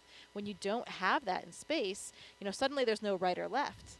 And if I'm up on the ceiling working, my brain would kind of reinterpret that as being the floor, or the deck, as we call it on the space station.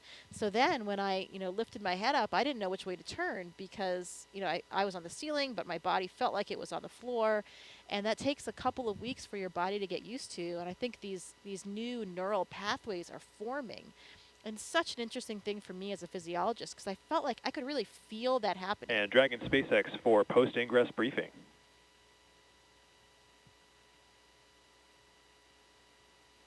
Go for Dragon. Okay, Jaws, we'll keep this one short. At this time, the Dragon team and F9 teams are not tracking any issues, and you couldn't ask for better weather. How copy? Dragon copies. Good to hear.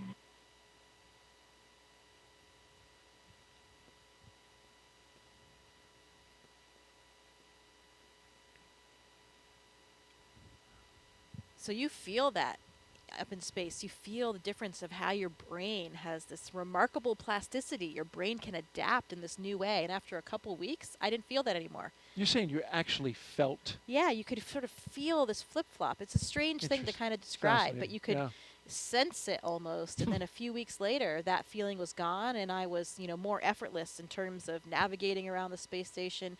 You become really graceful in your movements. You know, just the tip of a finger can push you off toward one direction. So it's really interesting to see how the brain and the body are so moldable and adaptable and ready to just, you know, take on whatever new environment it comes across.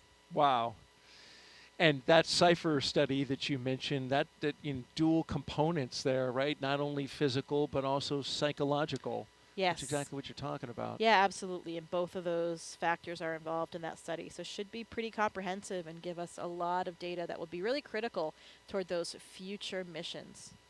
We'll learn more about that study coming up in our show inside of T-minus 1 hour. So stay tuned for that. In the meantime, we are 2 hours out. You're watching coverage of NASA and SpaceX's Crew-7 mission to the International Space Station from the Kennedy Space Center in Florida. We're looking down at the Dragon and the Falcon 9 rocket out at pad 39A.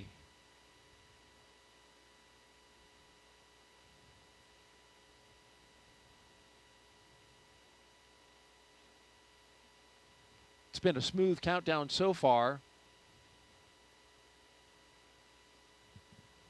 Countdown proceeding nominally. Onboard Dragon spacecraft endurance. We've heard the communication checks between the Dragon team and the crew. We saw the astronaut seats. They were also rotated into flight position. We got the suit leak checks successfully completed. The closeout lead verified the cabin environments were good. We got the side hatch closed.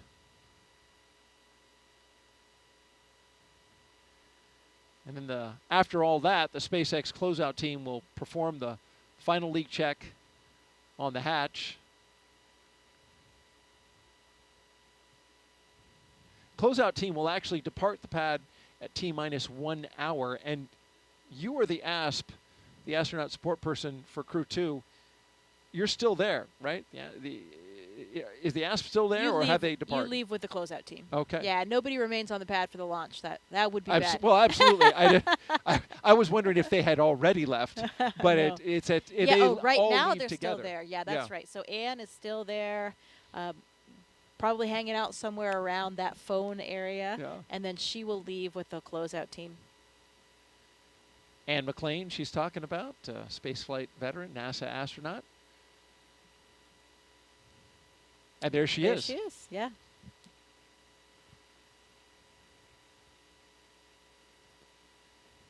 So those technicians, they stand by at that location. They are just on the other side of the crew access arm in the launch tower. And then you have a designated SpaceX team that is inside that white room.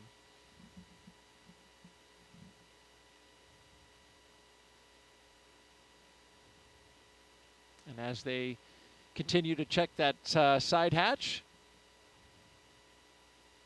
been getting some great stuff from Jessica. Just fascinating to listen to you talk about all the aspects of space flight and the experiments that are going on and what it was like for you. We certainly know that space flight is not child's play, but did you know that every Dragon astronaut crew brings a stuffed toy with them? Its purpose? Well, when the toy starts floating, the crew then knows that they have reached 0G. That's the confirmation. And there's been a few of these over the years. Of course, as we've done our missions, that toy is called a 0G indicator, and there's been 8 on Dragon so far. Starting with this little guy, Plush Earth, floating around by himself in the first uncrewed flight test in 2019 called Demo 1. That was Anne McClain again. And it was, once she was on space station. This is a sequin bedazzled dinosaur named Tremor, picked out by Bob and Doug's sons. Then we go to Crew 1, Baby Yoda. The first stuffed animal, there's a penguin, Gwyn, the penguin, with Crew 2. And then Crew 3, the turtle, classmates Raja Chari and Kayla Barron, of course. And then you see the first humanoid. That was the Einstein doll floating around. There he is. We spot shadowed him. And then here, inside the International Space Station, there's Suhail, the mascot for the United Arab Emirates. So the question is, Jessica, what did Crew-7 bring? You know, I do know what they have, but I'm not sure if we're supposed to reveal it quite yet. We're going to wait for the view? Let's wait for the view. Let's wait. When we get it Dragon, in the view. SpaceX, nominal side hatch leak check. I can't tell you about mine. On Soyuz, we have this tradition as well. Dragon copies, nominal side hatch leak check. Good call there, though, on the side hatch leak check. That's good.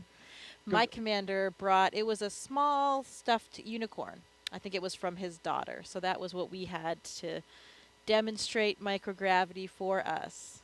And really for everybody watching, because that's, you're still strapped in during all those moments, so it's difficult to tell if there's any weightlessness yet or any relative motion. But that's why you have the microgravity, the zero gravity indicator. Not truly zero gravity, so it's a microgravity indicator, I'd say. Or even sometimes called a 1G indicator, because you can see when you're back in 1G when you're landing as well. So you use it on the way down?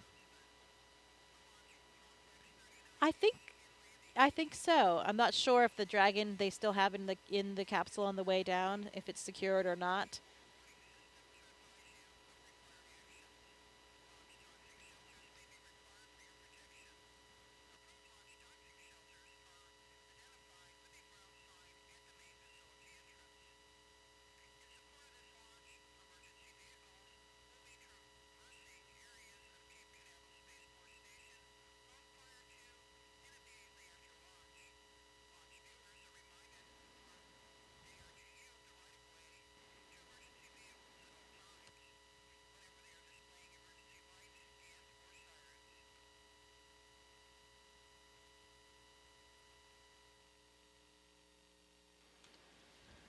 Yeah, it's a fun tradition though, and it's, you know, a group activity, or at least usually up to the discretion of the commander. Who's going to choose it? Maybe it's your first space flight.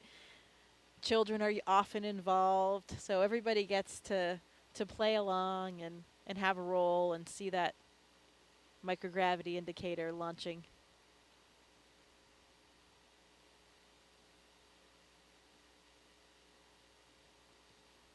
And while we've got a moment here, Jessica, we want to catch everyone up on our preparations for our first launch of a crew around the moon. First in more than 50 years. Let's take a look at our Artemis Moon Minute.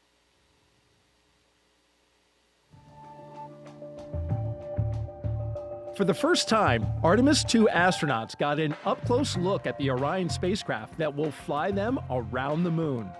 Astronauts Reed Wiseman, Victor Glover, Christina Cook, and Jeremy Hansen visited Orion at the Kennedy Space Center in Florida. And it looks amazing. Their handiwork is gorgeous. I'm ready to take it for a spin. Until launch day arrives, the crew is training at the Johnson Space Center in Texas. They use the Neutral Buoyancy Lab, a giant pool, to practice safely getting out of a floating mock-up of Orion.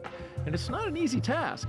Navy divers in rafts will harness and hoist the astronauts into the air by helicopter, where they will be taken to a nearby Navy vessel. Back at Kennedy, we got a look at the brand new Artemis crew transportation vehicles. So the first 9 miles of the journey to the moon starts in these crew transport vehicles.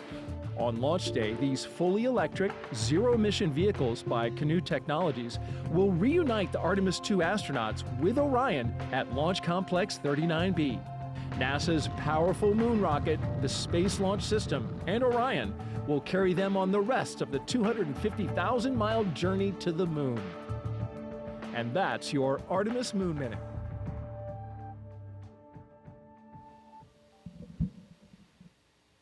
For Artemis updates, please see the QR code on your screen right now.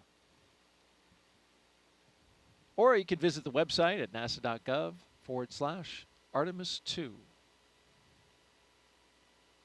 Certainly, you know all the crew members for Artemis 2, but also friends with the A2 crew, and 2 of them, Christina Cook and Victor Glover, were even part of your astronaut class, the 8 Balls, right? 2013?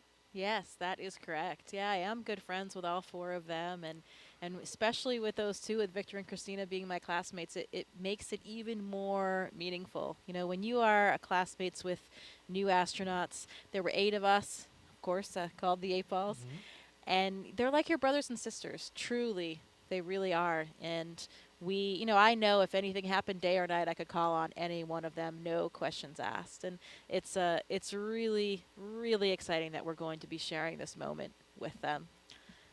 When I was on board, I even had, at one moment when I arrived, we had 4 members of our class. Half of our class was actually on board the space station at the same time. Oh, wow. Nick Hague was still there for the first 8 days of my flight. Christina, as we just talked about from the Artemis 2 crew, she was up there already. Of course, the historic all-female spacewalk. That's right. 2019, yeah. And Drew Morgan was there as well. So there were 4 of us from the class, and that was truly something we never thought would happen.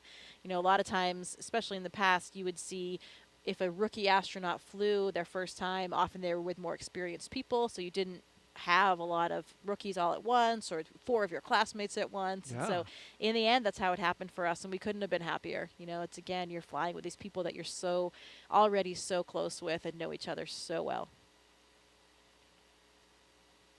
And of course, half that class was women, right? It was four men and 4 women.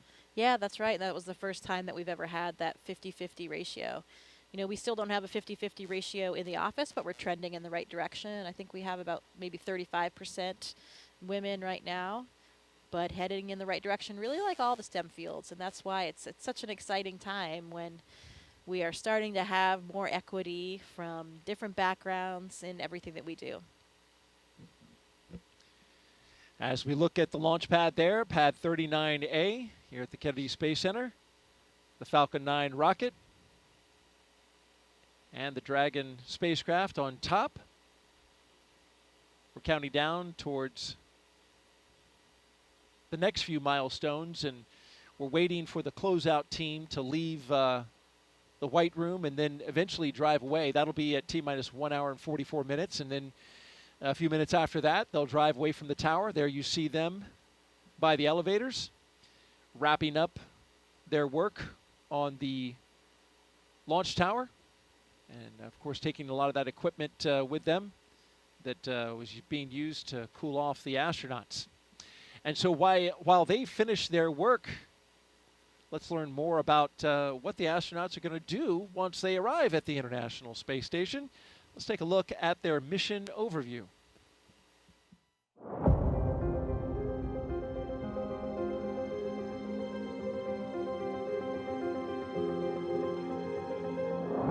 Our Crew-7 mission will take our 4 crew members to the International Space Station, which is, think of it as an orbiting laboratory around the Earth.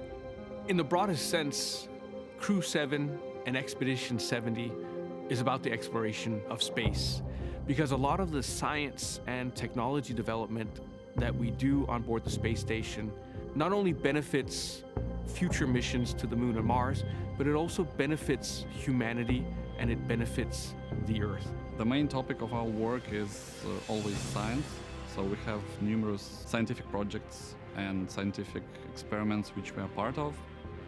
We're doing science and research on ourselves, our human bodies, and how we react in space so that we can eventually go further in the solar system. Using the long-lasting microgravity environment on board the International Space Station, which we cannot obtain on the ground, we can perform many scientific research that makes our life on Earth better. Well, with my international upbringing, I'm especially proud of the fact that our Crew-7 mission has 4 different astronauts from 4 different countries. And it's just something really special when you think about we've all come from very different backgrounds. We have different cultures and different traditions, but we share those with each other. Working as a team, we can back up each other and accomplish the mission easily. And I hope that this is something which can show the world how we can achieve big things when we cooperate and we work together. It's a human being's instinct to broaden our boundaries. Humans have always wanted to push the boundaries. We're curious beings. We want to know what is out there. We want to see what's behind that hill. We want to see what's behind that sea. We want to see what's behind that planet. Every time we've explored in the past, it has been beneficial to humans and to humankind. We always learn and develop technologies that help us. We learn more about our home planet. We travel out into space to gather knowledge, to expand our understanding of our world and the universe, and return that knowledge to the Earth, to humanity, for the benefit of us all.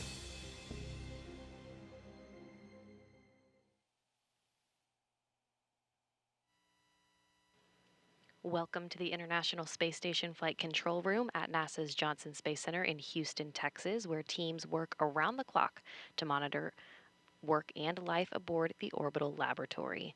Mission Control Houston is essentially the nerve center for operating the International Space Station, working in tandem with our partner agencies and providers around the globe. Together, we've ensured the station is ready to welcome Crew-7. Leading the team inside the room right now is Flight Director Chris Dobbins. He will lead the joint NASA-SpaceX Go, No-Go polls once we're in integrated operations with mission controls here in Houston and SpaceX in Hawthorne, working together to bring Crew-7 to its new home in space.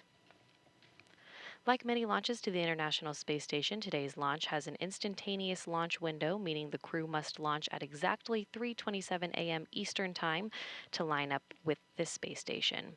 Launching at that time puts us in an orbit where Dragon's thrusters, which don't have the same power as Falcon 9, can carry Crew-7 the rest of the way to the space station. When Crew-7 arrives at the space station, they will no longer be referred to as Crew-7, but rather as Expedition 69 flight engineers. They'll be declared Expedition 70 once the Soyuz MS-23 departs in a few weeks with NASA's Frank Rubio on board. He will land September 27th with the longest single spaceflight by a U.S. astronaut with 371 days in space. Once on board, Crew-7 will conduct a direct handover with Crew-6, and Crew-6 will remain on board the station until their scheduled undocking day. A direct handover also helps ensure a continuous U.S. presence on the space station, a record approaching 23 years in duration. After docking and hatch opening on Saturday, Crew-6 will give Crew-7 a safety briefing and orientation, which might be particularly helpful for the first time space flyers on this flight, NASA's Jasmine McBelly and Roscosmos cosmonaut Konstantin Borisov.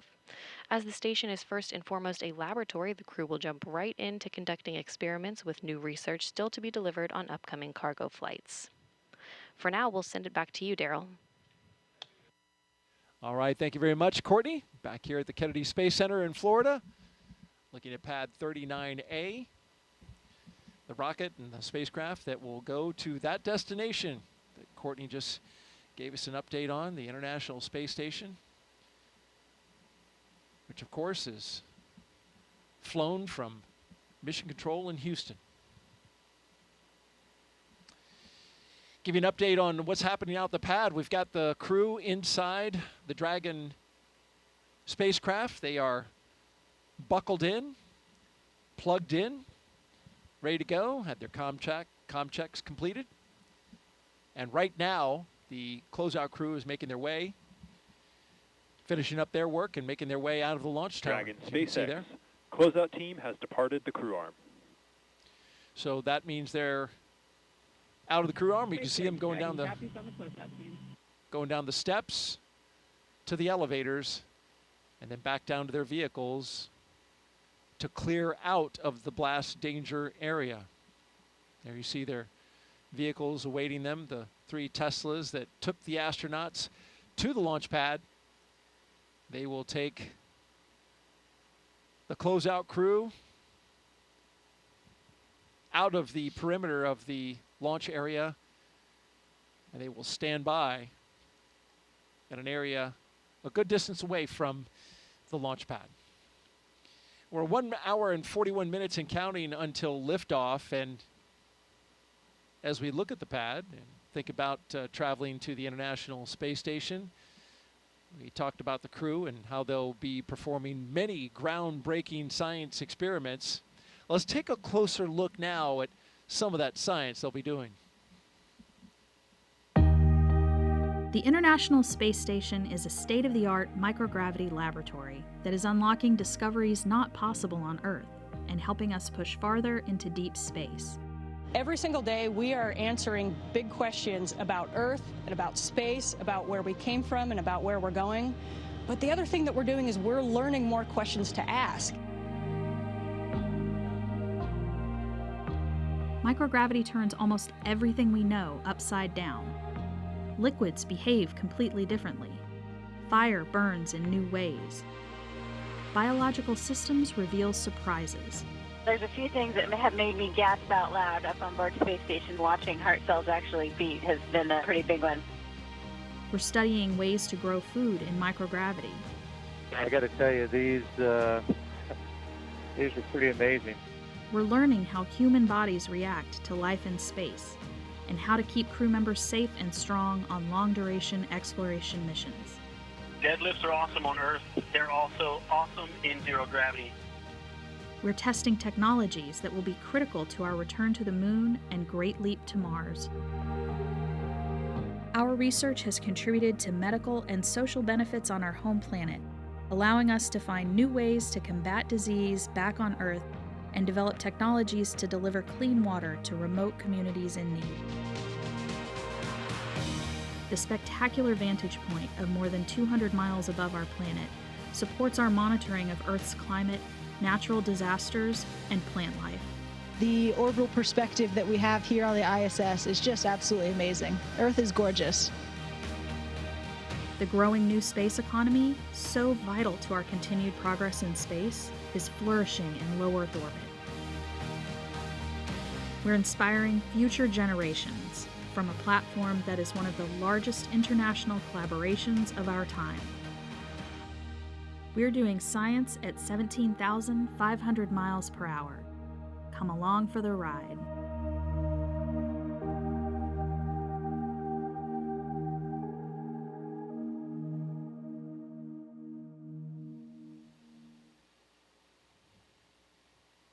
a great overview of some of the science being done on board. And Jessica, you've looked into this mission, of course, as an astronaut with the astronaut corps, and a scientist yourself.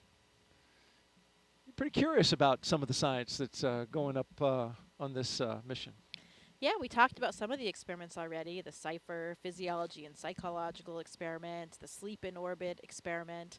There's another one that I find particularly interesting. It's called ISS external microorganisms. So this is a really cool one because for the first time we're going to be taking samples during the spacewalk to determine whether or not the space station releases microorganisms through things like life support vents. So we'll be swabbing and collecting these samples to try to understand how far they go, how many of them are there, how far they travel, and get a good idea for what it would be like. In particular, if we think about going forward and being good stewards.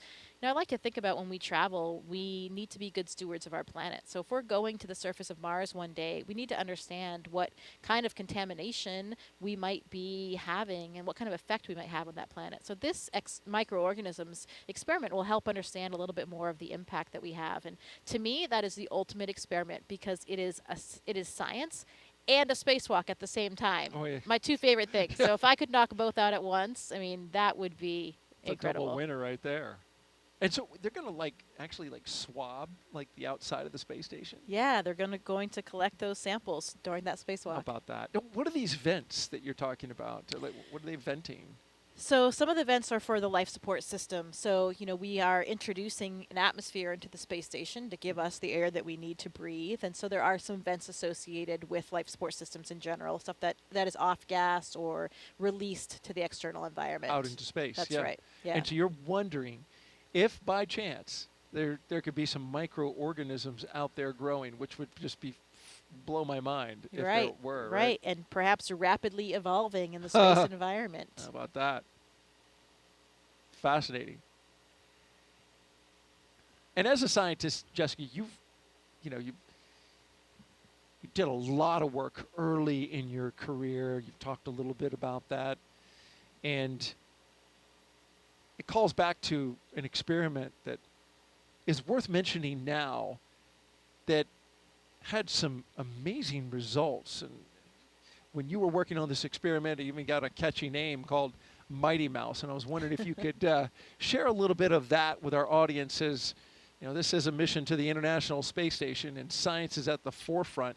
You were involved in an experiment that had some pretty incredible results. Yeah, the Mighty Mouse experiment is one of my favorite ones to talk about for a couple of reasons. One, I'm a physiologist, as we mentioned, and so there's a lot of similarities between the work that I've done and working with animals. This experiment looked at the myostatin and activin pathways. So these are very important molecular signaling pathways that influence muscle degradation or breakdown. So on the Earth, the researchers involved here have identified these as very important for providing possible targets to prevent muscle and bone loss. So you can see a picture here. These are two of the mice in question, the Mighty Mouse experiment. I think it's pretty obvious to the naked eye, even without a scientific background, that they are very different. So what you have here is what we call a wild type mouse on the left, the smaller mouse, just the normal mouse. And then on the right, you have a Mighty Mouse. And this was accomplished in two different ways in the experiment. One, by creating a myostatin knockout mice. So this means that this mouse actually does not have the gene for this pathway. So as you can see, this mouse, these myostatin knockouts, have 2 times the muscle weight compared to the other mice. So because you're blocking that pathway, degradation is not inhibited, and they have much more muscle on board. And you could feel that in the mice. When I was doing the experiment, holding the mice, you could feel how strong they were and how much bigger they were. Interestingly, when we treated another set of mice, again, just the normal mice, with a therapeutic agent, they also did not lose muscle or bone mass in space.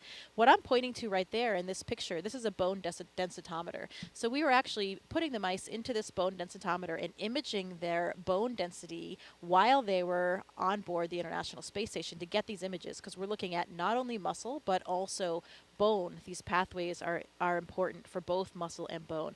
And why is this important? this is important for a lot of different reasons. First of all, here on the ground, we have a lot of different disease states that have different types of bone loss or muscle wasting, muscular dystrophy, osteoporosis, heart disease, any kind of disuse wasting of the muscle for like elderly people or bedridden people. And if we can understand more about the mechanisms involved in these pathways, we can help those patients. And the other interesting thing about this experiment in general is that it also has applications to space. You know, you saw a video earlier of us exercising in space, incredibly important part of our day. We have 2-hour blocks on our schedule because if we don't exercise every day, we will have significant muscle loss and bone density loss. We have these really large systems on the space station, these pieces of exercise equipment to keep our bones and muscles healthy. But when we talk about going back to the moon, going to Mars for long periods of stay, we'll have smaller capsules. We won't have these big pieces of equipment. And so we might need to employ some of these strategies that we're learning about on the International Space Station. So that's why this experiment is such a favorite of mine. It really touches life back here on Earth, helping patients with various disease states, also is applicable to the future of space travel as well. And even I'll cap it off with a really interesting story of the investigators. Se-Jin Lee and Emily Germain Lee, they met back in college. Se-Jin was working on the myostatin pathway, the one involved in the muscles, and Emily, before she was his wife, she was already working on the activin pathway, the one involved in bone. And they realized, although they were working separately at the time, they had this very complementary system that worked in concert. And if they worked together, then perhaps they could solve some of these even bigger questions. They were incredibly excited. They had always dreamed of having an experiment of theirs fly in space, and they had demonstrated these concepts on the ground. So it was really cool to be part of this team and watch that experiment come to fruition and to have such dramatic results. Again, those mice that were treated with this therapeutic agent did not lose muscle and bone density in space, while the ones that were not, just like us, had dramatic losses in both of these. So really interesting to see that these agents were successful in space and the applications it might have for the future. And amazing that it was, an experiment. The results, of course, incredible, and they obviously, you can see them in the photo of the mice and how it turned out. But I mean, this experiment was right in your wheelhouse, right? All of that came together. Both the scientists, you up on board the International Space Station as well. I remember reading. I looked into the study a little bit in preparation for the show, and space was said as the ultimate bed rest, right? Yeah. Which is not good if you're trying to maintain that bone and muscle mass. Right. We need to make sure that we can bring astronauts back to be healthy. And when we think about going and walking around on the moon and Mars, we need to make sure that astronauts are healthy when they get there as well. My colleague Drew Morgan and I were super excited to be performing this experiment in space. He's a medical doctor by background, and me as a physiologist. We were utilizing our own backgrounds, and that was another one of the big contributions that we felt we made. And we even ended up on their scientific publication as well. How about that? Well, thank you very much, Jessica, for sharing that outstanding science.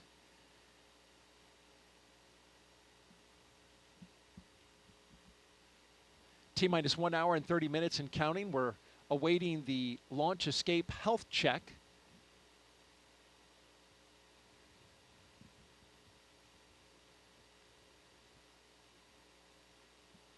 And then in a few more minutes, we'll get to our chief engineer technical poll.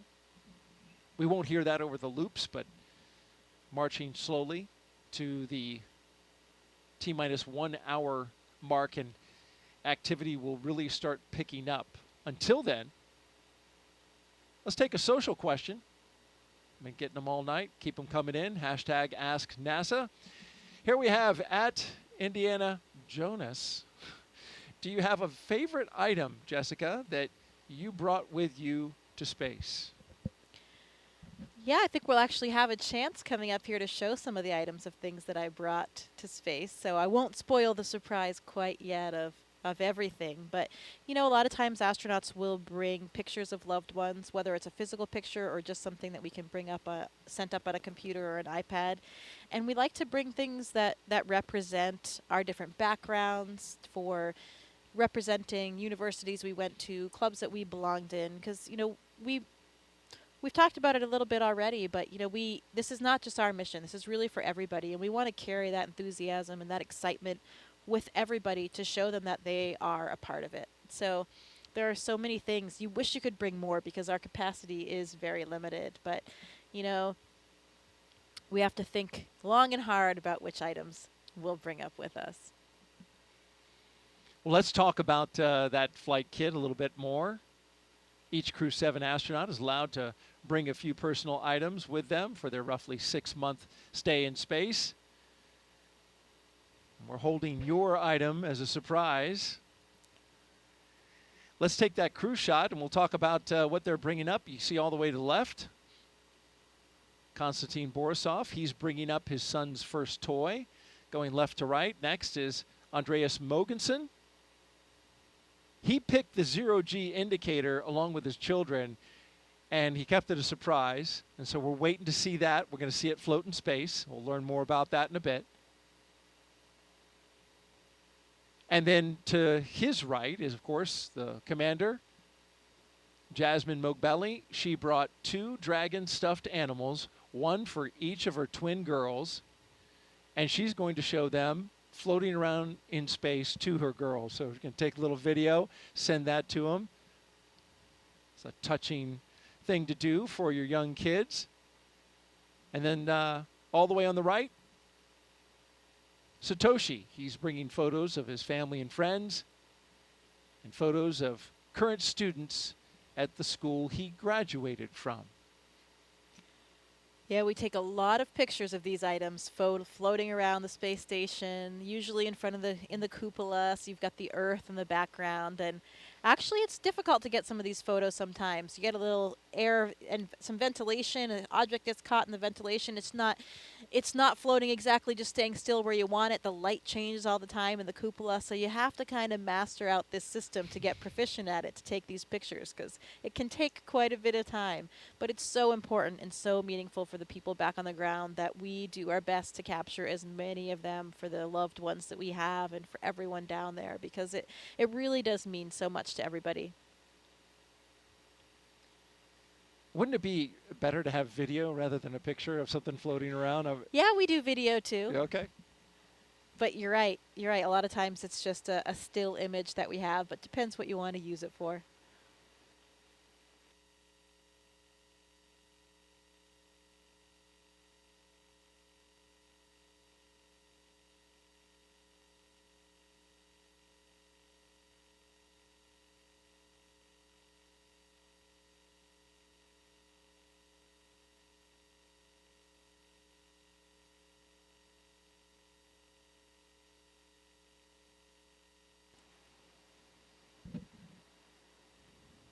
Great stuff there by Jessica Meir, NASA astronaut, with us on the broadcast. Thank you very much, Jessica. And continuing to count down, 1 hour and 25 minutes and counting until liftoff of Crew-7.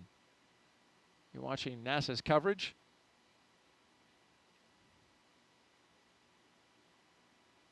When these astronauts go up to the International Space Station, they'll spend about 6 months up there working scientific experiments that you just heard a few of them from our astronaut co-host. And then they'll come back down, and one of the traditions we've just started to see now is the astronauts coming back to the Kennedy Space Center to talk to the folks that help support the mission. And there's a lot of people here at the Kennedy Space Center working behind the scenes to make those launches a success. And recently it was the Crew-4 astronauts that took time out of their busy schedules to say thank you to the Kennedy team, and we've got to look at that. It is very surreal to drive around the grounds. The last time we were here, we were in quarantine, and so we were very isolated. We got to have our families around us, but we didn't really get to interact with a lot of people. But we could see all the hustle and bustle that goes on in order to make it possible for us to launch. It is hard to imagine looking over at the gantry from here, thinking back to when we were sitting on top of a rocket. It is a pretty amazing place to be able to come back to. Kennedy really has a special place in my heart. I think it was really important to all of our crew to have this opportunity to come back here and just thank the workforce here, our team members that made this flight possible. You know, I think as we think about spaceflight, it is not anywhere near an individual type of accomplishment. Yeah, just absolute gratitude for the teams of people that just ensure our safety, ensure that there's always an eye looking over every piece, every detail, and ensuring that launch goes off without a hitch. So many of you have been a part of that journey. Your investment, your expertise, making us successful in our work and getting us home safely. And we're grateful for the work that you're doing. So it is incredibly special to be back here and get to actually interact and thank all the people that contribute to the mission and were able to get us off the ground and bring us home.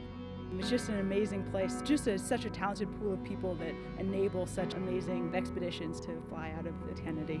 So it's really cool to be back here and to get to meet the people that are making all of that happen.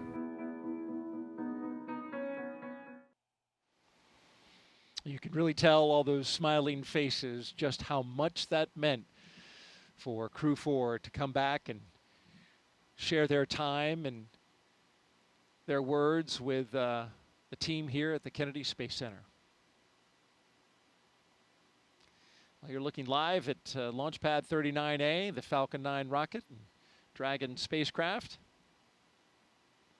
We'll start fueling up the Falcon 9 at T-minus 35 minutes and counting. But in between this time and that time, got a few more milestones to go, including arming the launch escape system, rotating that crew access arm away, and then, of course, having the pole for the readiness to tank the rocket. This view right here, you're looking at special guests that have gathered at Banana Creek facility here on the Kennedy Space Center. Launch watchers. Got a big group here, which is impressive because it is 2 a.m. Eastern time, but it's always exciting to take in a crewed launch when you know that you've got astronauts going up on top of a rocket. And so they've all gathered pretty early in the morning here and pretty early in the countdown. An hour and 21 minutes to go. It's great to see the crowd out there at the Banana Creek viewing site. Got about 6,000 people who are at various viewing areas around the Kennedy Space Center. Banana Creek is one of them. Also got folks along a causeway that's just across the water, watching from those locations. Of course, we've got special guests up at a building we call the Operations and Support Building.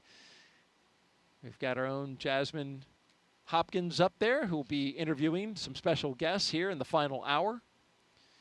And they're joined by several hundred VIPs who are taking in the site from the 5th floor up there on the balcony. It's a great view up there as well.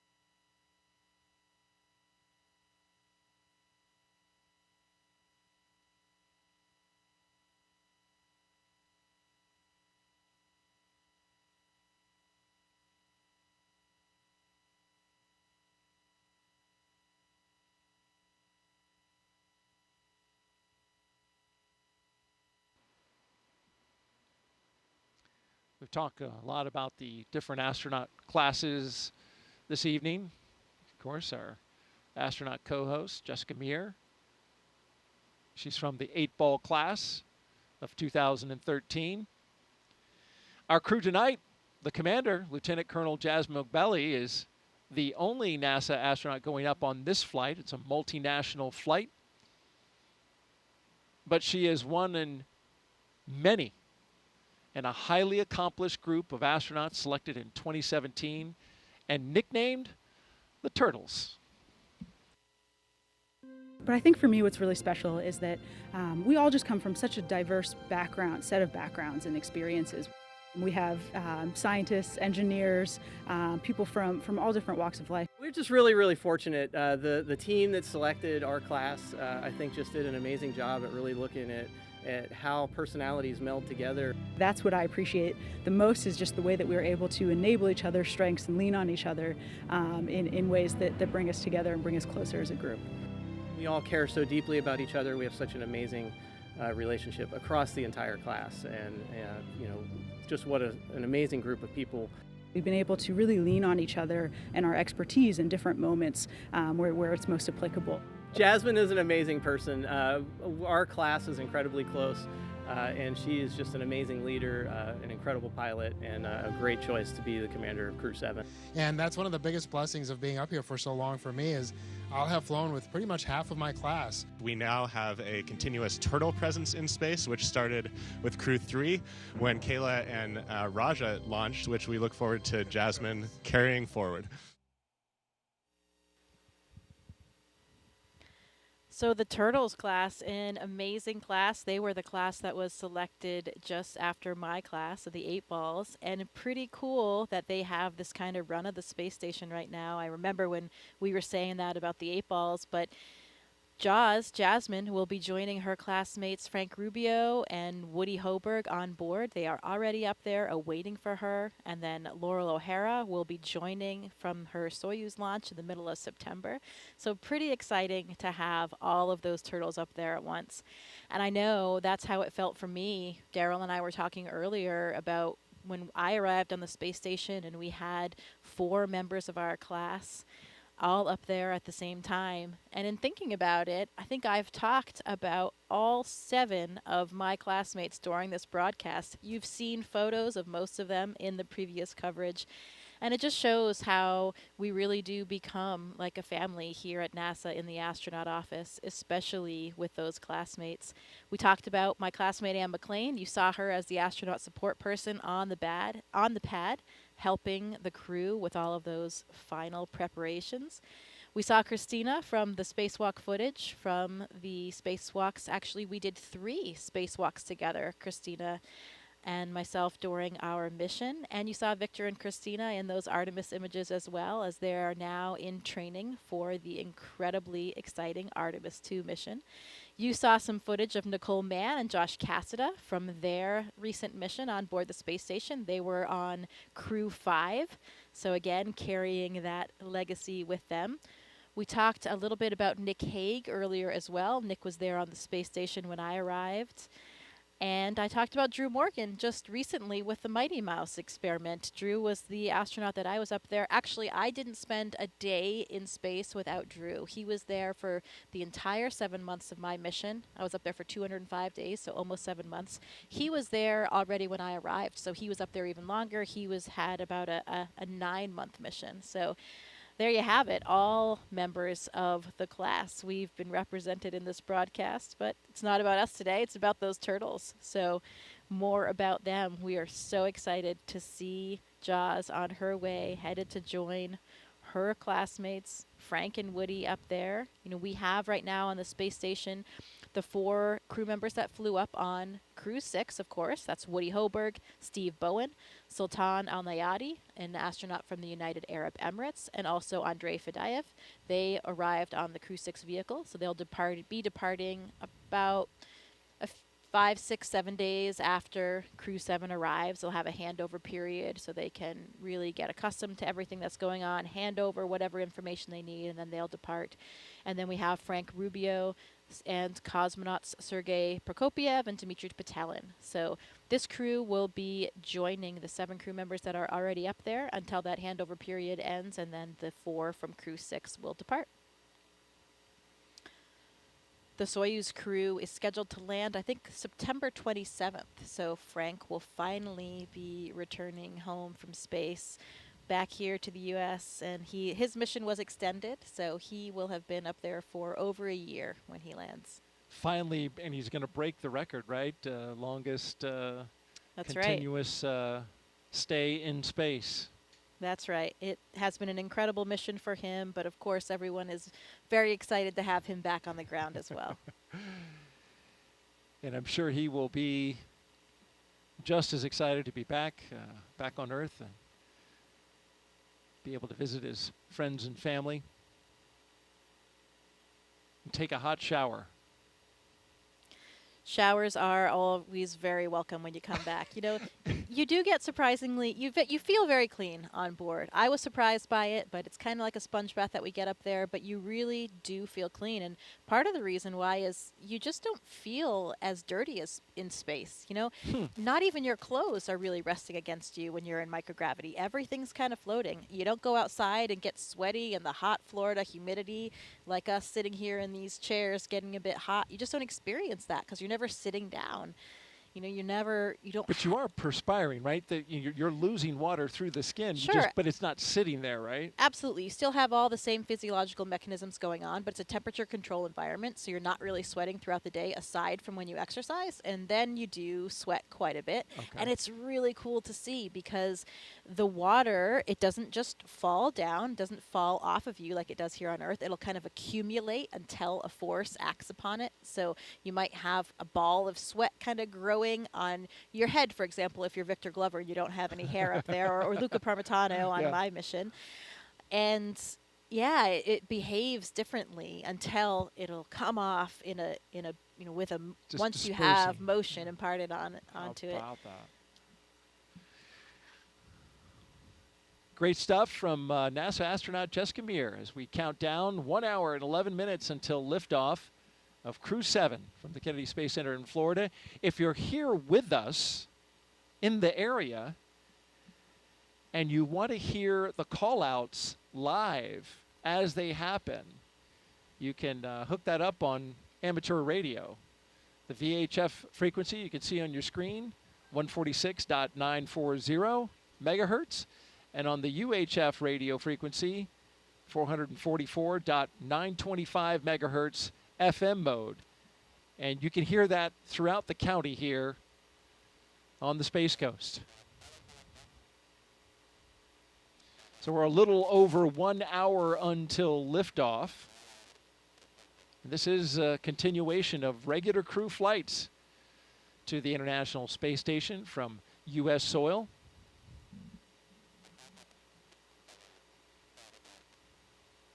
SpaceX's Crew-7 mission will be the company's 8th crewed spaceflight for NASA, following the crewed test flight Demo 2. It will also be SpaceX's 11th crewed spaceflight overall, including the private orbital mission Inspiration 4 and Axiom missions 1 and 2. Our crew at the very top in the spacecraft Endurance. It will be the 3rd flight for that Dragon that you see right there on top of the rocket. The Falcon 9 booster, well, that's a brand new one. Booster 1081 M1D on its first flight. and MVAC fuel bleed has started.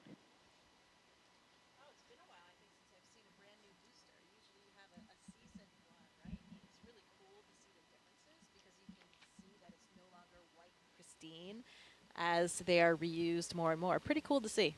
Yeah, you were talking about the booster, how, you know, in the reuse booster, you've got that sooty exterior on it, and this is a brand new one. Of course, commercial crew program, they limit the number of boosters in terms of their reflight for use on crew to 5. The Endurance, its previous missions were Crew-3, Crew-5, and of course today, Crew-7. If you're just joining us now, we've had a great countdown so far. Weather is nearly perfect, 95% go. We've got a crowd of launch viewers on hand at our various locations around the Space Center. more than 6,000 people here in the local area. And, of course, beyond that, outside the gate, even more.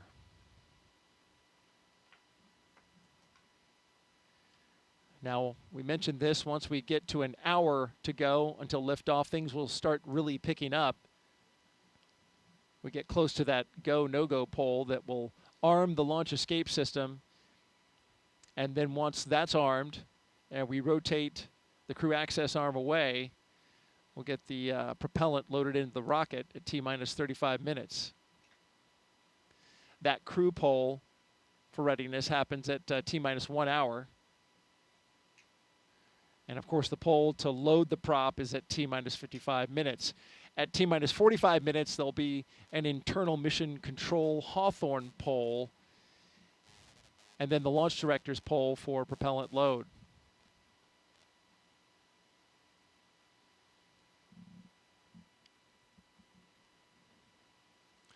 I mentioned the crew access arm. That'll retract when we get to T-minus 40 minutes. And the crew will get the call to close their visors and arm the launch escape system.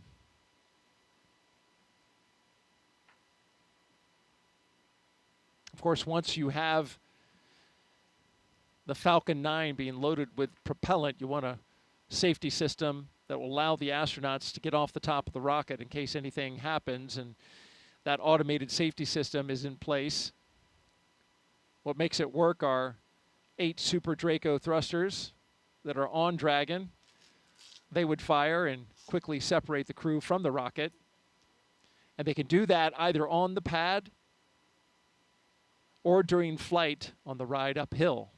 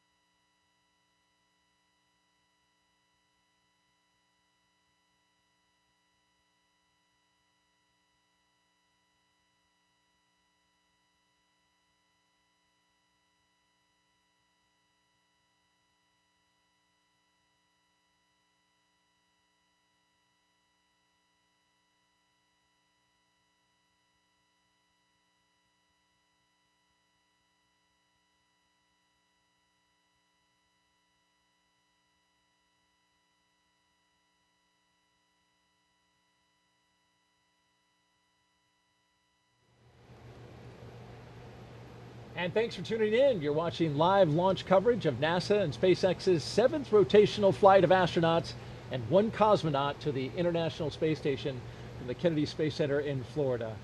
NASA astronaut Jessica Meir has been with us over the past 3 hours, talking about Crew-7 as they have prepared for launch. Also talked a lot about science and a phenomenal number of other fascinating topics. We really appreciate you being here. We're now closing in on T-minus 1 hour until liftoff, and your thoughts on how we've done so far? Things have been proceeding nominally, as we say in the space business. Things are looking good. The leak checks were good. Comm checks were good. The hatches closed. I think we're in good shape. And the weather, what did we say? A 95% favorable odds for weather. So looking good, and I'm feeling good about it tonight. What about you, Daryl? Oh, I am feeling fantastic, and it's good. We both got the positive vibes going. You mentioned the weather. It's nearly perfect. Liftoff time still holding for 3:27 a.m. Eastern time and 27 seconds if you're right down to the second. We're tracking no issues with the Falcon 9 or Dragon, as Jessica mentioned. The range is green. Weather, good to go. Over the past 3 hours, we want to review now what our crew's been doing, and there you see them. Jasmine Mogbelli, Andreas Mogensen, Satoshi Furukawa, and Konstantin Borisov. They have been getting ready to launch into space. Let's take a moment now to recap the overnight launch preparations. After waking up and having a meal, SpaceX helped the astronauts into their suits, as you can see right here at the historic quarters suit-up room. Then the crew, well, once they got their suits pressure tested, they walked right out of the same path that every NASA astronaut has done since Apollo 7, waving to family and loved ones after getting inside their Teslas with the gull-wing doors coming down. Valve cycle to equalize They joined a caravan led by Center Security on a 20-minute ride to Launch Complex 39A. Big smiles. Big smiles all around. All the way around.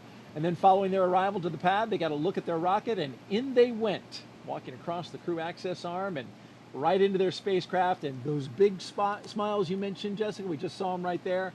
Looks like the crew, they're good to go. They truly are contagious, those smiles. It is difficult not to be smiling and excited when you know you are about to leave the planet for the first time for some of these, for Jasmine and for Konstantin as well. Absolutely, and a lot of preparations have been brought to us at this point, including a dry dress. A lot of things have been going into this so to get everybody ready. Of course, we had a launch delay yesterday. We stood down for that attempt, but now we're good to go, and we expect to be launching at 3:27 and 27 seconds, our new T0. All systems good to go for launch. Now we want to have our Dragon team. SpaceX, you are go for Section 5. When ready, report go for launch. Dragon copies, go for Section 5. Okay, and with that call out at this time, we're going to expand our coverage. I'd like to welcome in SpaceX and NASA commentators joining us live from Hawthorne, California, where the SpaceX mission team is located. Welcome to Jesse and Leah. Thanks, Daryl, and hello to everyone watching around the world. I'm Leah Cheshire with NASA Communications. And I'm Jesse Anderson, an Integration and Test Engineering Manager here at SpaceX. Leah and I are joining you today from SpaceX headquarters in Hawthorne, California, as we count down to liftoff of Crew-7 just under an hour from now. And of course, Crew-7 is our 7th operational mission with SpaceX, flying astronauts for long-duration missions to the International Space Station, but it also comes with an important first. Crew-7 is the first mission in which every seat in the spacecraft is filled with a crew member from a different international partner agency. Represented are NASA, ESA, the European Space Agency, JAXA, or the Japan Aerospace Exploration Agency, and Roscosmos. It's also the first time an ESA astronaut has served as pilot of Dragon, so Andreas Mogensen is adding that to his list of accomplishments. The Dragon flying today will be making its 3rd trip to station, having previously supported Crew-3 and Crew-5. And much like on those missions, our teams will be staffed around the clock in mission control, which is just behind us, to monitor Dragon and the mission, not just today, but throughout the entire mission, from liftoff to Crew-7's arrival at the space station, all the way through splashdown when the astronauts return back home to Earth. On console or headset and mission control are 6 key SpaceX Our copies. 6 Crew key 7 is positions. go for launch.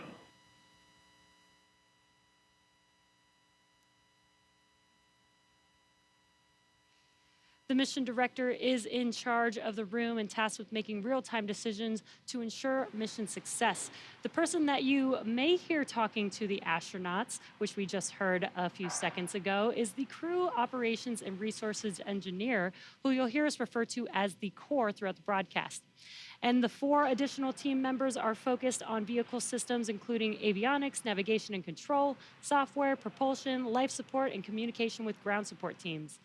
Apart from Mission Control, our Falcon 9 team is currently located in the Launch and Landing Control Center at Hangar X. With less than an hour until launch, they are settling in for final checkouts, propellant loading, and for launch. And of course, NASA has its own team members at NASA's Mission Control Center in Houston, Texas, who have been preparing the International Space Station for Dragon's arrival. They recently gave their go for launch and confirmed the station is ready to receive Dragon and the new crew.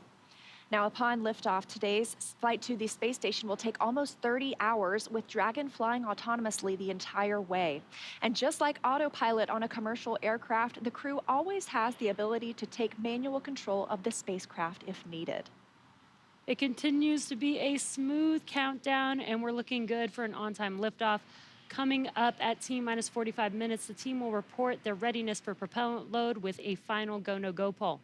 In the meantime, NASA's Courtney Beasley is going to help us take a closer look at propellant load and launch go-no poll. Go-no-go polls open at 55.80, procedure 1.160. Thanks, Jesse. I'm here in the International Space Station Flight Control Room in Mission Control, Houston. What we have our sights set on today is low Earth orbit, which you'll sometimes hear us refer to as LEO. This is classified as orbits around Earth that are 1,200 miles or lower. There are a lot of satellites in this orbit, including the Hubble telescope and, of course, today's destination, the International Space Station. The space station's orbit averages at 260 miles above Earth, but varies based on its apogee or perigee, the highest and lowest points of its orbit.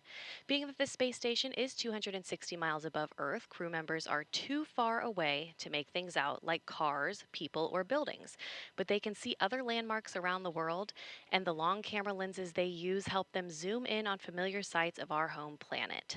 NASA astronaut Steve Bowen captured Cape Canaveral on Florida's Atlantic coast earlier this month, near Cape Canaveral's Space Force Station and NASA's Kennedy Space Center, where Crew-7 is launching from today. The contrast of the colors between the Indian River and Atlantic Ocean become much more pronounced from space. And here's a beautiful nighttime shot of the city lights of Mecca in the desert valley of western Saudi Arabia, captured by NASA astronaut Woody Hoberg on July 26th. Human presence on Earth becomes much easier to see at night. And this final image was captured by NASA astronaut Frank Rubio of Vadima Lake, one of the largest in Argentina, on May 7th. Each of these images are taken from the vantage point of the International Space Station that orbits roughly 260 miles above Earth. Satellites collect imagery of Earth too, of course, but the International Space Station is unique in seeing these viewing opportunities because astronauts and cosmonauts can tell scientists on the ground what they're observing and what stands out in real time. We can't wait to see what Crew-7 captures, but for now, we'll send it back to Hawthorne. Jesse and Leah. SpaceX's ultimate mission is to make life multiplanetary. To get us there, we've been developing a fully and rapidly reusable transportation system called Starship, the most powerful launch vehicle system ever developed and designed to carry passengers and cargo to Earth orbit, the Moon, and planetary destinations like Mars. In fact, earlier today, the team completed a successful static fire of our Super Heavy Booster 9, an exciting step towards our next Starship flight test. But you have to learn to walk before you can run, or should I say fly. And our learning started with Dragon, designed from the beginning to transport both people and cargo to space. The Dragon hanging from the ceiling behind us was initially flown to certify SpaceX for cargo missions to the space station. Dragon launched to space in December 2010 and became the first private spacecraft to return from orbit. 2 years later, Dragon became the first commercial spacecraft to deliver cargo to and from the space station, and in 2020, as we remember well, became the first private crewed spacecraft to reach the International Space Station. Altogether, the reusable Dragon spacecraft has completed 9 human spaceflight missions and visited the International Space Station 38 times.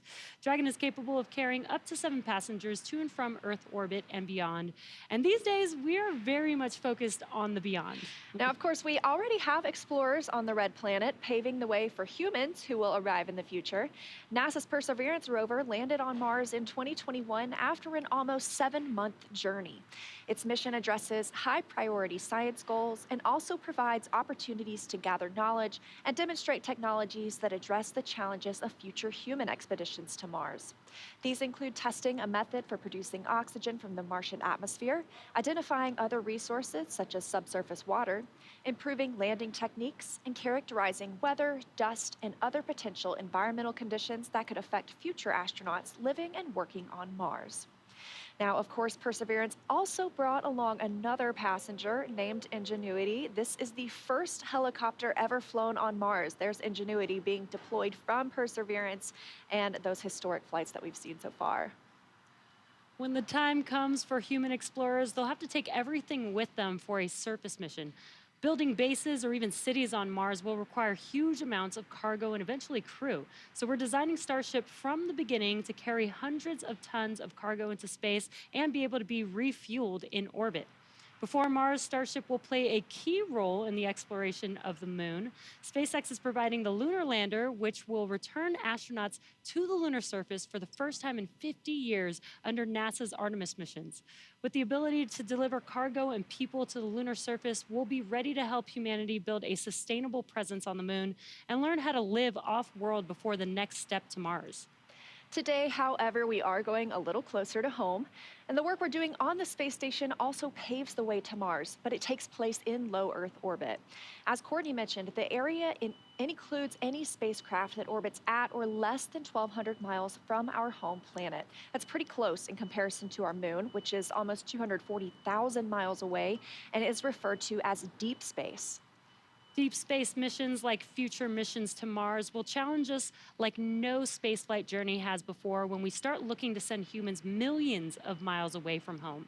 Long-duration missions on the space station, just like Crew-7, directly inform how we'll plan to support the first humans bound for the Red Planet on missions that could last months or even years. So we really look forward to those human missions to Mars. And right now we're paving the way with today's exciting mission, plus through Artemis launches to the moon. For now, I'll send it back to Daryl and Jessica at KSC.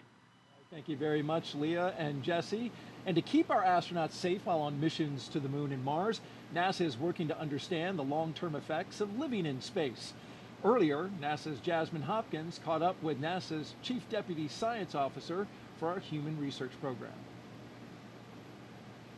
One of the investigations launching on Crew-7 is nicknamed CIPHER, and it will study the physiological and psychological changes in up to 30 astronauts. Joining us now to talk more about it is Kristen Faub from Johnson Space Center. So Kristen, tell me about your title and the 14 different investigations that make up CIPHER. Yes, I am the Deputy Chief Scientist at the Human Research Program, and 14 research studies, all wrapped into one research complement called CIPHER. What we want to do is study the impact of microgravity on bone, exercise, vision, behavioral health, and not only as individual elements, but how they all interconnect together. And not only do we want to study that, but we also want to understand the impact duration has on the human body and microgravity. This is going to be really important information for us for the Artemis missions and for Mars. Right, Kristen, and on that note, we have been studying in low Earth orbit for over 20 years now. So how is CIPHER adding into that? Yes, 20 years, and we've learned a lot about the changes that happens in the human body in space.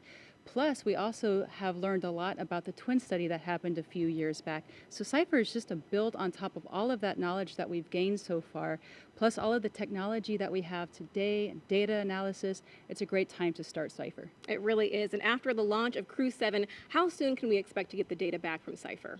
Well, once we start getting data, we'll start processing it, and then when we start to understand some of these observations and findings over hopefully these 30 crew, it's going to take time because 30 crew is going to be a lot of information. But once we start to find some interesting observations, we'll let you know. Absolutely. It will be well worth the wait. Thank you so much for being here tonight, Kristen. It's my pleasure. Back to you. All right, thank you, Jasmine and Kristen. We're going to turn it over now to Hawthorne, California, and check in with our team at SpaceX headquarters for an update on the launch progression. How are we doing? Thanks, Daryl.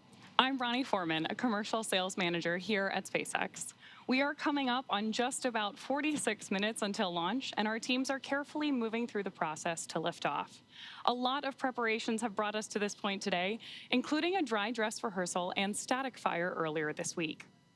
For those of you following along, you'll also know that we stood down from yesterday's launch attempt for additional data reviews. But for now, all systems are looking good for launch. So next up, our launch director will check in with the team for readiness, both for prop load and for launch. The 7 SpaceX responsible engineers, often called REs, indicate that they are go by voting electronically. The launch director will also check in with the Dragon mission director, or MD, on the nets, and NASA launch manager to make sure that they are ready to move forward as well. And as Jesse mentioned earlier, the Falcon and Dragon launch teams, as well as key NASA launch members, are in the Launch and Landing Control Center at Hangar X in Florida. On screen, you have that incredible view of the Dragon spacecraft with the crew access arm still in the service position. The crew right now is on board Dragon, waiting to get the green light to stow the crew arm for launch and arm the launch escape system. Great shot of our astronauts there. Once the launch director gives the go-ahead, we should get a good view of the access arm as it swings away from the capsule. The range continues to be go for launch, monitoring the clearance area surrounding our launch pad, as well as the air and sea space along the flight corridor. And at Kennedy Space Center, weather is looking good for launch. If you're joining us on the ground in Florida, you know it's just about 82 degrees outside with light ground winds. Overall, we are looking good for launch in just about 45 minutes with a 5% chance of weather violation.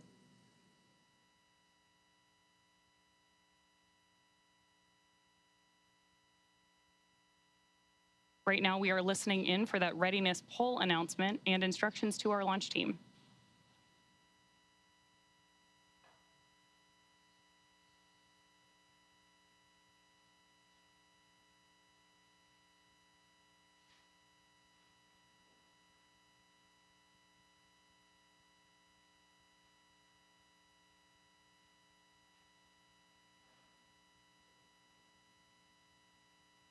Again, this poll is going to be the go or no go to move forward with propellant loading for today.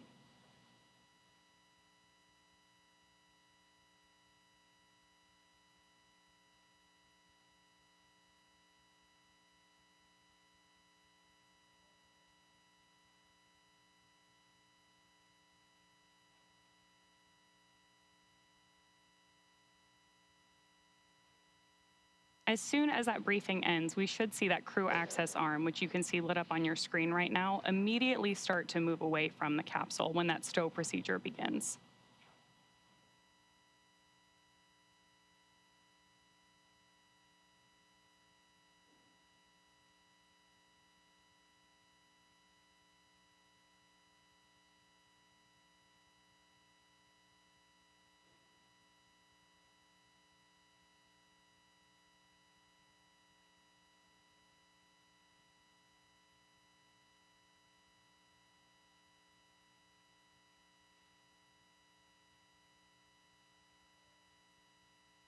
Coming up on just 43 minutes to launch.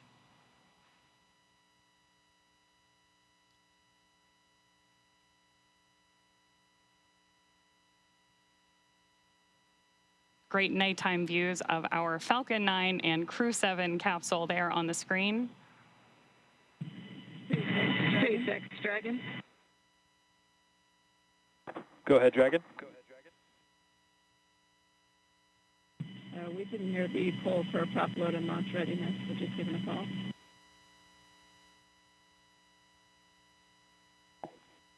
And sorry, Dragon, I just missed the last of your sentence there. Can you please repeat? Yeah, from Dragon, we just polling didn't is hear complete. the poll for The prop joint load. NASA and SpaceX teams have pulled go for LES arm, propellant load, and launch. For all operators in MCCX and Hangar X, both control rooms go into lockdown at T-minus 45 minutes and will remain in that state until the launch escape system is disarmed. All operators are to remain at their console, maintain a sterile cockpit until MD confirms successful disarming the launch escape system following orbit insertion or propellant offload in the event of a scrub. For non-urgent, no-go conditions, brief the CE or LD and they will approve aborting the countdown. For urgent issues affecting the safety of the operation, operators shall call hold on the countdown net. Launch control will abort the launch audio sequence immediately and proceed into launch abort. At T-minus 10 seconds, launch control will be hands-off and relying on automated abort criteria for the remainder of the count.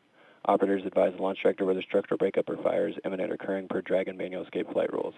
Launch control at this time, you may proceed with arming the crew arm for movement. Copy, proceeding to arm crew arm for movement. And with that, we are moving forward toward launch. Propellant loading will begin in just over 5 minutes, but in the meantime, let's check back in with Daryl and Jessica. All right, thank you very much, Ronnie. Crew access arm retraction started.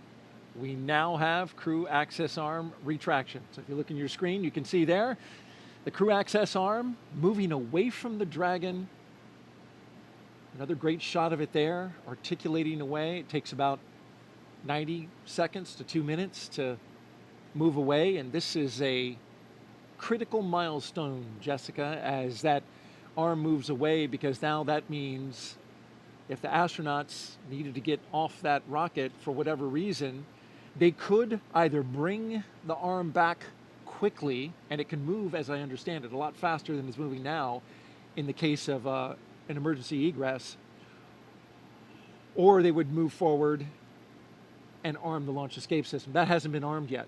So this is the moving and stowing of the crew access arm so that we can clear that away from the rocket and get ready to lift off.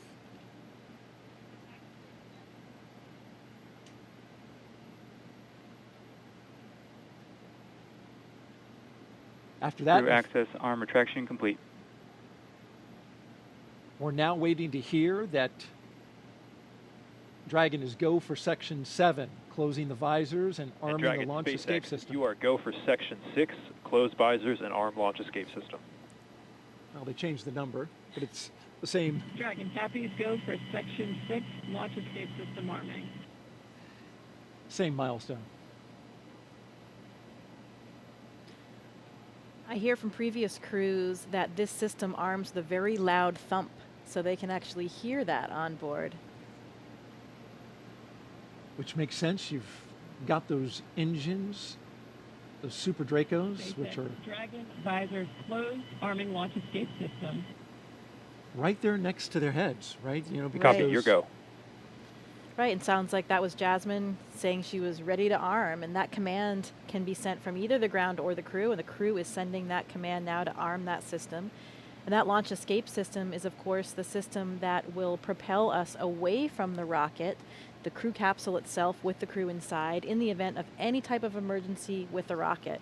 And that is, of course, a system that we hope to never use, but it consists of 8 Super Draco thrusters on this Dragon vehicle that are used only for this abort. And we say we hope to never use it. We hope to not be in the situation, but we have had situations where we've had incredible in-flight tests. Unintentional, for example, there was the launch abort for the Soyuz for Nick Hague's first launch in 2018. Pretty exciting event, dynamic time, but something that showed us how robust these systems are. It performed nominally and carried Nick Hague and Alexei Ovchinin back to safety. Verified armed.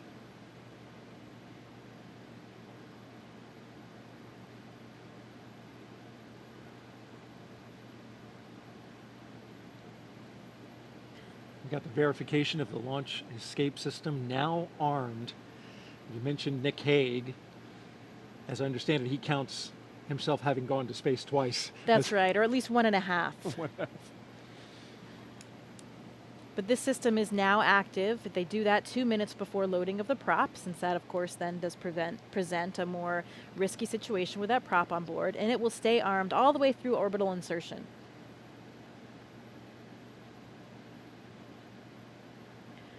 I've also been told by previous Dragon crews that you can hear the system of valves opening and actually even the flow of the fuel itself as it comes on board.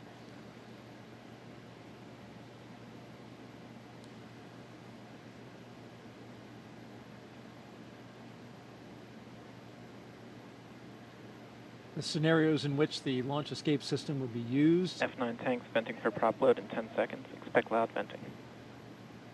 There they are warning them about that, exactly what you just mentioned, giving them a heads up that they'll be hearing those sounds.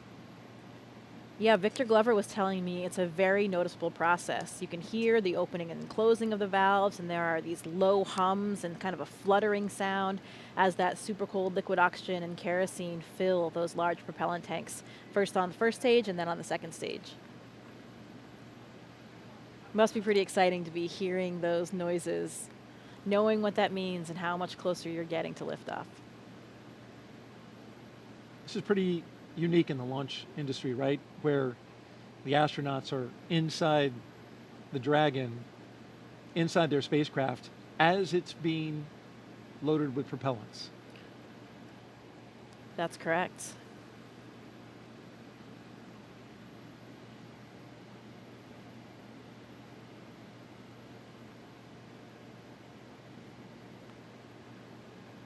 That launch escape system you're talking about, if it were needed, it can get the crew several miles offshore out into the Atlantic Ocean. It's those Super Draco engines capable of moving Dragon half a mile in just 7.5 seconds. So that's equivalent to a peak velocity of 436 miles per hour. So it really moves. It can also get it off the top of a moving rocket as well. So right. It's got to have that kind of power. Right, at all those different phases, all the way until they're in orbit. And that's one of the things that we protect for here as well when we look at the weather forecast. It's not just for the actual launch itself, but to protect for any of those contingency landing scenarios in the various areas where they would splash down in that event.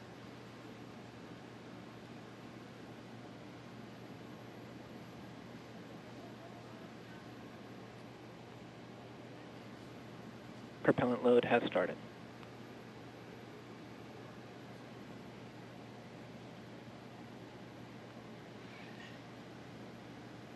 And so now the propellants are flowing into the Falcon 9 rocket, RP-1, refined kerosene, and liquid oxygen, the oxidizer. That part we can see externally because as the liquid oxygen levels rise inside the Falcon 9, it is of course super chilled liquid oxygen, highly densified, and it will super chill the skin as well of the rocket, and it'll condense the air around it. And there's been well over 200 Falcon 9 launches, so if you've seen one before, you're familiar with the sight. The rocket condensing that air, that warm, humid Florida air, which we have been enjoying this evening, at least with a light breeze. That's right. I think it's cooler than Houston anyway, so I'm enjoying my time here. Good, good. All right, for another update, let's send it out to Hawthorne, California, an update from SpaceX. Thanks, Daryl and Jessica. Now, before we send them to space, let's get to know our Crew-7 astronauts a little better. We'll start off with none other than the commander herself, NASA astronaut Jasmine McBelly, making her debut spaceflight. My name is Jasmine McBelly. I'm the commander of NASA's SpaceX Crew-7 mission to the International Space Station. Baldwin, New York is where I grew up. I always loved team sports from a really young age because you rely on one another, and that's something that I think is really important to know going forward in your career. I joined the Marine Corps. Sure, I wanted to fly jets. I thought you had to be a jet pilot to become an astronaut. I actually went to watch STS-116 launch while I was waiting to start flight school, and Sunny Williams happened to be on that flight. I realized she was a Navy helicopter pilot, and from that point on, I went full steam ahead. All four of us are so proud to represent what is possible when we come together. Ultimately, everything we do is to benefit the Earth.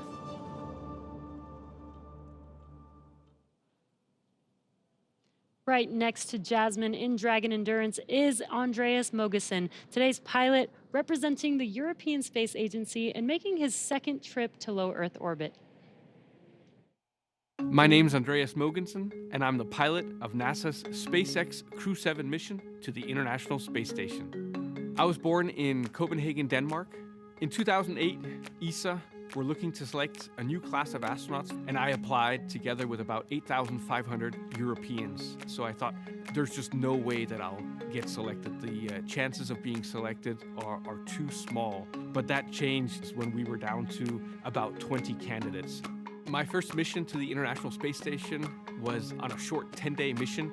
I had to hit the ground running as soon as I arrived on board, and as soon as I landed back on the Earth, I knew that I wanted to go back to the space station.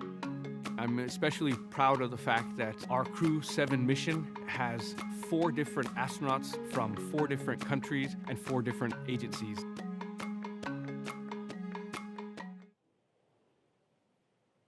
Next up, mission specialist Satoshi Furukawa. This JAXA astronaut is no stranger to the space station after spending 165 days in orbit as part of expeditions 28 and 29 in 2011. My name is Satoshi Furukawa. I am a mission specialist for NASA SpaceX Crew-7 mission to the International Space Station. I was born in Yokohama, Kanagawa, which is right south of Tokyo. The first human landing on the moon when I was 5 years old. I thought it was a great moment for humankind. I had a longing for space from my childhood. The moment I was selected as a Japanese astronaut candidate, you are hired, you are selected. It was the happiest moment in my life.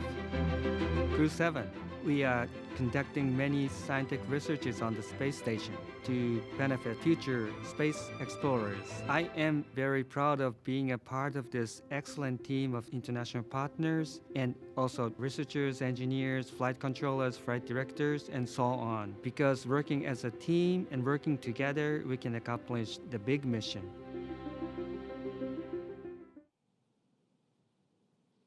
Rounding out our fully international crew is Roscosmos cosmonaut Konstantin Borisov. He was selected to the Cosmonaut Corps in 2018 and today marks his first flight to the orbiting laboratory. My name is Konstantin Borisov, and I'm a mission specialist for NASA's SpaceX Crew-7 mission to the International Space Station. For those who ask what space flight is, I would say that we have 3 big jobs on the space station. First job is experiments. Second job is take care of the station, doing the maintenance, repair what's broken, storing things, restoring things, cleaning up. And the third big topic is actually taking care of your body, because in weightlessness you cannot help but train. I think many people don't understand that technology advancement which we have had during the last 50 years mainly comes from space exploration. People get very comfortable with using their phone, and we have very fast computers in space motivates us to create those advancements. I want to take part in it, and I want to put my small stone into this pavement which leads us to the new asteroids, to the new planets, and to the new systems.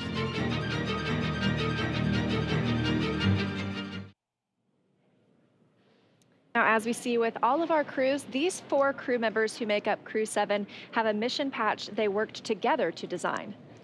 The first thing that you notice is the white dragon on top of the Earth, its neck craned into the number 7 for Crew-7. Its tail curves upwards towards a golden star, and they say that symbolizes our ascent towards the stars and the pioneering spirit needed to propel us further into space. The blue, white, and red on the tail are the common colors in the flags of all 4 nations flying on this mission. Now we are less than 30 minutes to launch, so let's check back in with Daryl and Jessica at KSC, where the countdown continues. All right, thank you very much. Everything going well with the countdown so far. A little over 1.5 miles from the launch pad we're going from today, this morning, 39A, is 39B, where the mobile launcher is back out on the pad right now, going through testing for the Artemis II crewed mission to the moon late next year. Here's more about Artemis in our Moon Minute.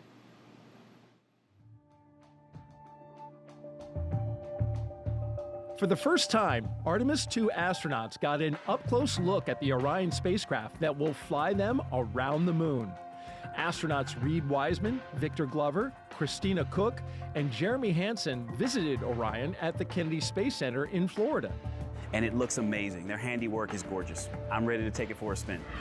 Until launch day arrives, the crew is training at the Johnson Space Center in Texas. They use the Neutral Buoyancy Lab, a giant pool, to practice safely getting out of a floating mock-up of Orion. And it's not an easy task. Navy divers in rafts will harness and hoist the astronauts into the air by helicopter, where they will be taken to a nearby Navy vessel. Back at Kennedy, we got a look at the brand new Artemis crew transportation vehicles. So the first 9 miles of the journey to the moon starts in these crew transport vehicles. On launch day, these fully electric, zero-emission vehicles by Canoe Technologies will reunite the Artemis II astronauts with Orion at Launch Complex 39B. NASA's powerful moon rocket, the Space Launch System, and Orion will carry them on the rest of the 250,000-mile journey to the moon. And that's your Artemis Moon Minute. And for Artemis updates, there's a QR code on the bottom left of your screen, right there. Actually, bottom right. You can visit, you can use your cell phone to scan it, or you can visit the website at nasa.gov/Artemis2. Earlier this evening, our own NASA's Jasmine Hopkins caught up with NASA Administrator Bill Nelson, who is here watching the launch from SpaceX's firing room.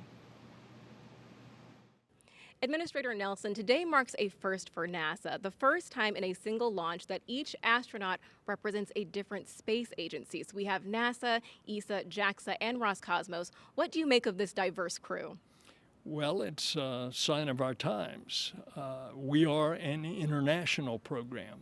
For example, we're going back to the moon in order to go to Mars. It's going to be an international mission that will launch with an international crew. So too, tonight's launch is entirely an international crew, save for the commander, Jasmine, an American astronaut. And so here we go. Now, isn't it interesting that what space does in our NASA program, it unifies us. It brings people together. And this is so true with what we're seeing tonight.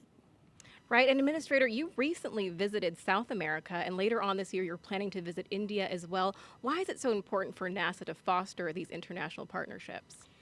They are delighted, indeed, eager to learn more about NASA and to partner with NASA.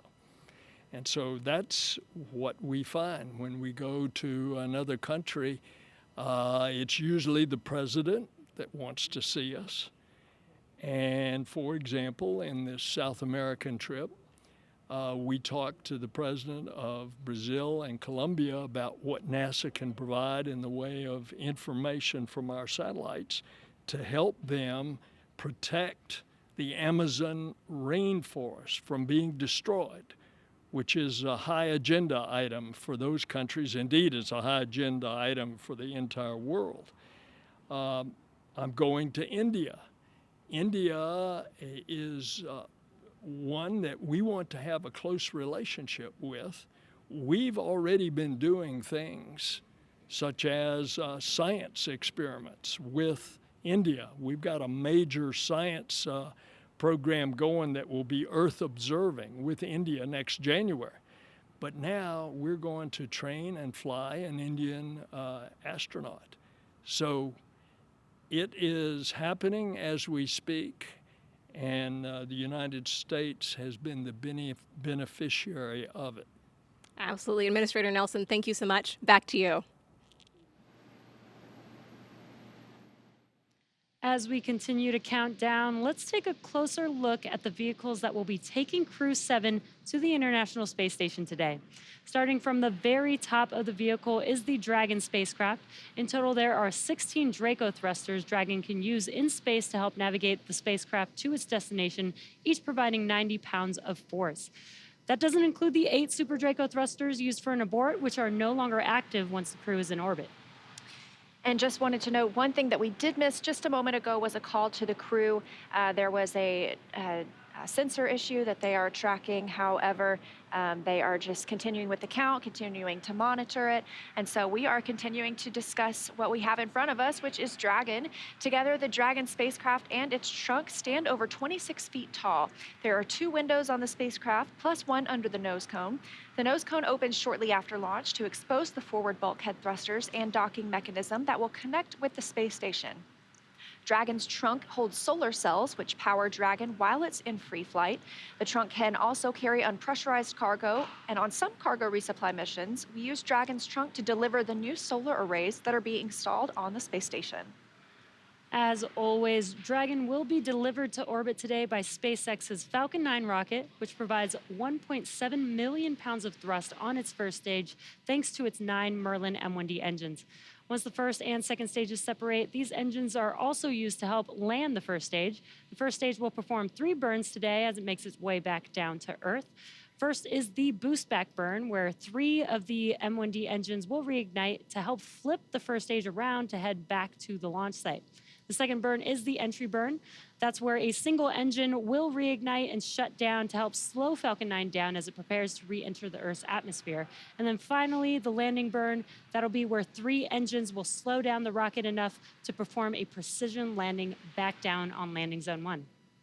Meanwhile, the second stage continues to orbit, powered by 1 single Merlin vacuum engine with over 220,000 pounds of thrust. The second stage will secure Dragon's entry into low Earth orbit before separating, leaving Dragon to continue its journey to the space station on its own thrusters. About 40 seconds after separation, Dragon's nose cone deploy sequence will begin, exposing its guidance navigation controls that help Dragon autonomously fly to the space station. With T0 coming up in just about 20 minutes, our teams at the Cape in Hangar X are doing a series of system checks to ensure Dragon and Falcon 9 are ready. Let's check in with Ronnie for a quick status update. How's it going, Ronnie? Thanks, Jesse. We are still looking good for an on-time launch just over 20 minutes from now, and we'll keep monitoring all the vehicle systems. There we heard the call out for RP1 load complete on stage 2. So that means we are, of course, getting closer to liftoff. Both Dragon and Falcon 9 continue to be healthy, and we're not tracking any major issues at this time. Right now, we're continuing to prep the vehicle for flight, and propellant loading began at T-minus 35 minutes. We also heard the call out a few minutes ago that the launch escape system is now armed. The range, which is monitoring keep-out zones and among other key flight requirements, also continues to report no issues, and they are go to support launch tonight. Weather also looks good, and we are still tracking just a 5% chance of violation at our T0 time. But as a reminder, today we have an instantaneous launch window, driven by the orbital mechanics constraints of 2 spacecraft meeting in orbit. Fun fact, the technical term for that meeting is called a rendezvous. So at this point, if we hear a hold for any reason, we will have to stand down tonight because of that instantaneous launch window, and instead target our backup opportunity, which is tomorrow at 3:04 a.m. Eastern Time. But for now, with all systems go, let's turn it back over to Courtney for a status update from Houston. Thanks, Ronnie. The flight controllers here in Mission Control Houston are ensuring that the space station is ready to receive Dragon. They're also checking all communication links between the station, Dragon, and the ground are working properly, and right now everything is proceeding as planned. Teams here in Mission Control Houston, the team in Hawthorne, and the astronauts aboard the station will monitor the autonomous docking of Dragon tomorrow when they enter joint operations, which happens when the spacecraft enters the approach ellipsoid, which is an invisible boundary that helps us monitor spacecraft arriving and departing. After docking, the crews will perform a series of leak checks, then work to open the hatches both on the Dragon side and inside the station's pressurized mating adapter. We expect hatch opening to happen about an hour and a half after docking. Once on board, the astronauts will be greeted by the space station crew and will then join in for opening remarks for the new crew members. Here in Mission Control, Flight Director Chris Dobbins is on console overseeing the team for launch, and Flight Director Judd Freeling will be on console tomorrow for docking. That's it from here in Mission Control Houston. I'll toss it back to the team in Florida. Daryl, how's it looking? All right, thank you very much, Courtney. And if you just joined us, T-minus 17 minutes and counting from the 7th astronaut rotation mission to the International Space Station under NASA's Commercial Crew Program. Commander Jasmine Mogbelli, pilot Andreas Mogensen, or Andy Mogensen, and mission specialists Satoshi Furukawa and Konstantin Borisov are strapped into their seats inside the Dragon Endurance. They're at the top of the rocket. Falcon 9 rocket fueling. That operation is well underway. Launch escape system is armed. Of course, that means Dragon is prepared to launch itself. SpaceX, stand by for an update on the sensor. Teams are still discussing and looking for our path forward. As you just heard there, SpaceX is Dragon copy. looking at a sensor issue.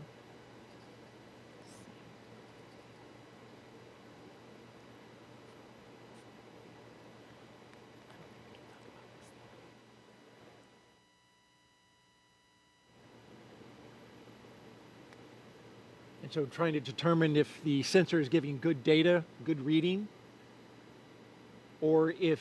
Startup stage 2, lock floating.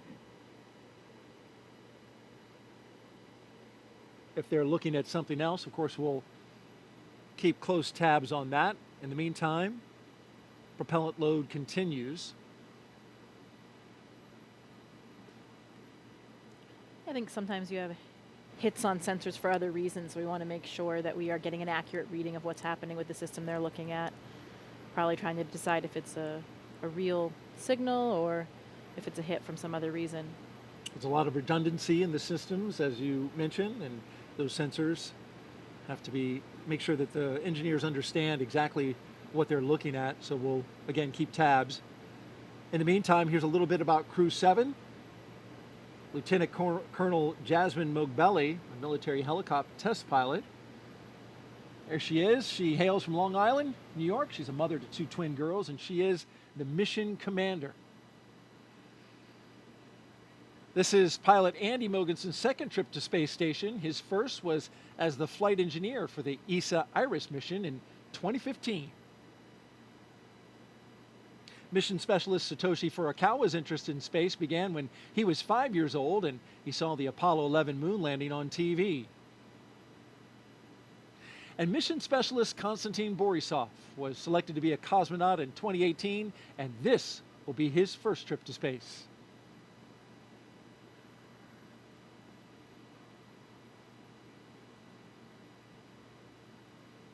We've got more than 10,000 people all gathered, including these folks.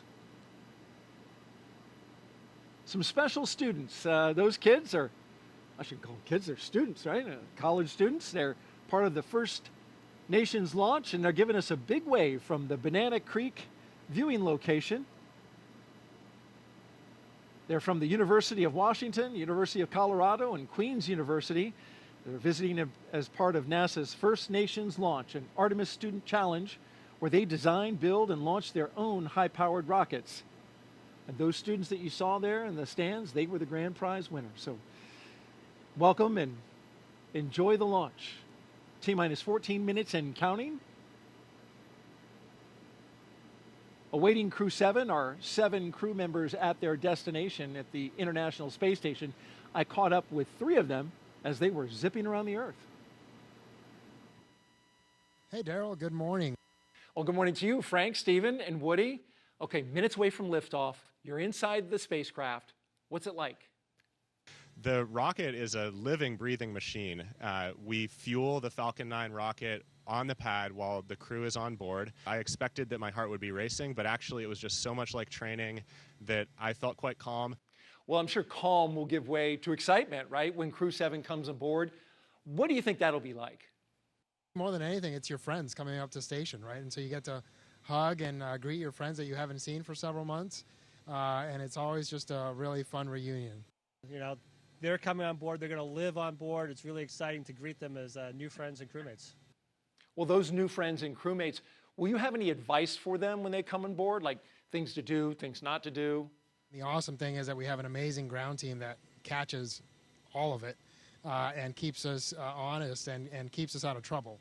And so you can just kind of relax and enjoy it and just allow yourself to take it in, because it really is a pretty special experience. Really enjoy your time up here with the people, with the environment, and with the opportunity to work up here and look at the Earth. It's really amazing. Just really enjoy it. All right, speaking of enjoyment, Do you have a fun way to confirm that you're in space, something you can do?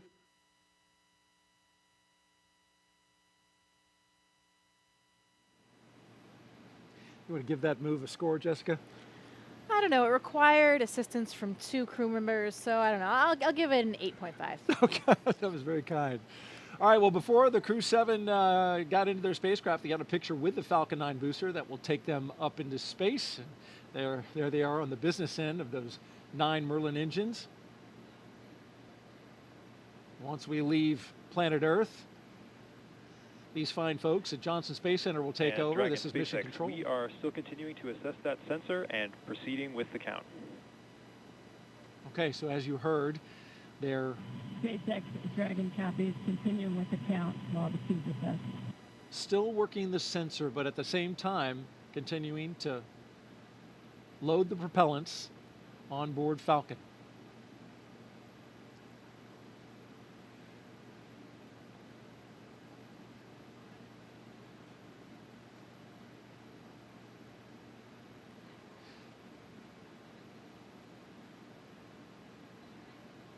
So Jessica, as we count down these last few minutes, you've got the launch team. They're taking a look at a sensor and some of the readings there. At the same time, we're proceeding forward, and they're communicating with the astronauts inside. And so as we get down to these final minutes, any thoughts?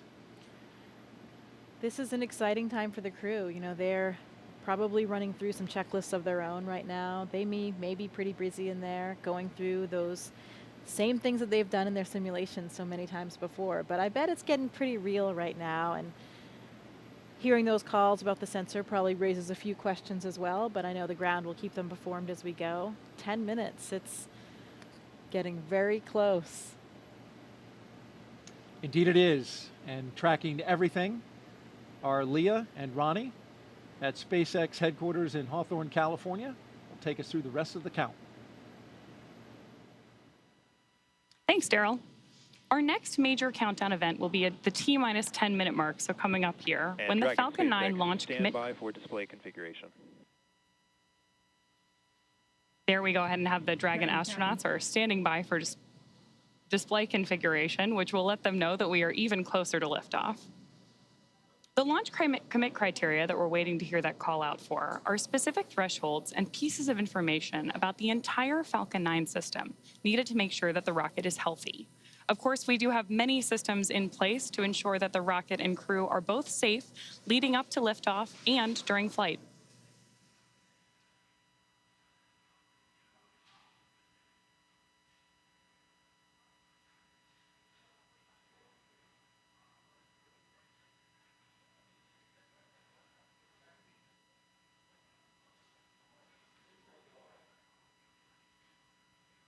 Coming up on 9 minutes until liftoff today, which is also about the same amount of time it takes to get to orbit, a 9-minute ride.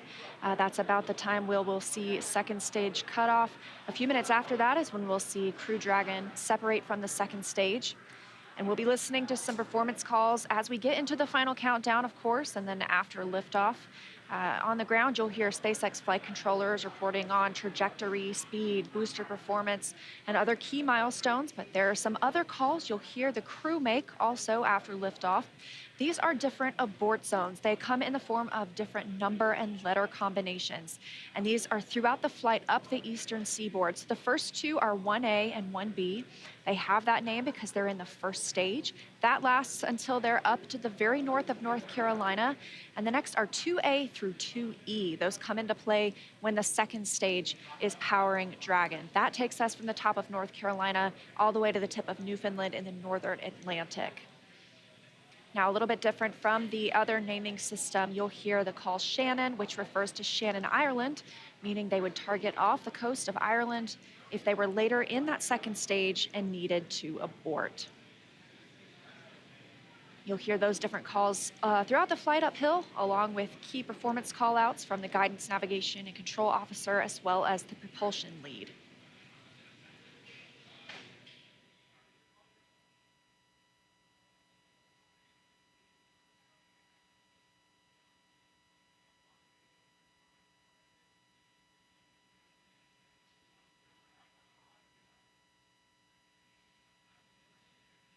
One of the next callouts that we're listening for is the announcement that Stage 1 engine chill has started.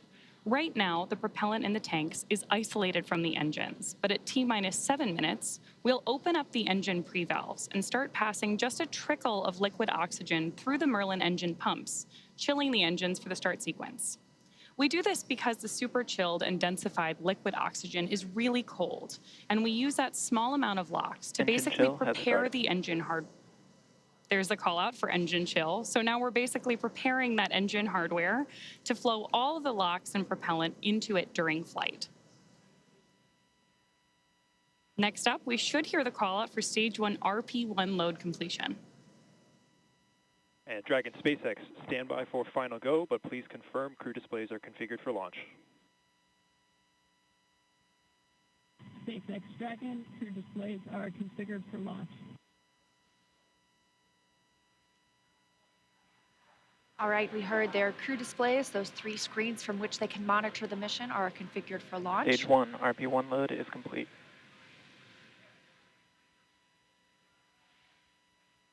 And confirmation that RP1, the densified kerosene or the rocket fuel that propels the crew into orbit, loading is complete on the first stage. We did hear the second stage was completed a short time ago as well. Now T-minus 6 minutes until launch. We are still loading liquid oxygen on the first and second stages. This is the oxidizer we need to combine with the densified kerosene that just finished loading. Coming up, we will hear the call for Dragon to configure for terminal count and then transition to internal power at about 5 minutes until launch.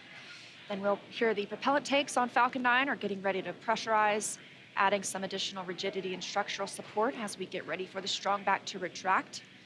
It'll move just a couple of degrees at first, and then we'll see it swing open completely at the moment of liftoff.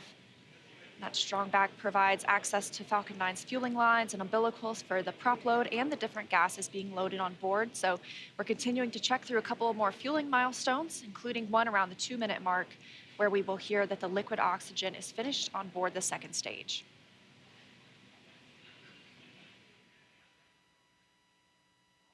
Dragon is configured for terminal count, and Dragon's on internal power.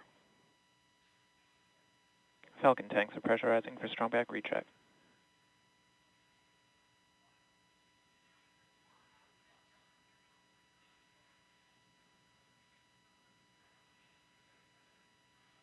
So there we heard the call out that we are preparing for strong back retract. And as Leah just mentioned, the strong back is that white truss structure that you see on the left side of Falcon 9. Got a better shot of it right there. Strong back is retracting. Just before lift. There we heard the call out from Mission Control that we are retracting the strong back now.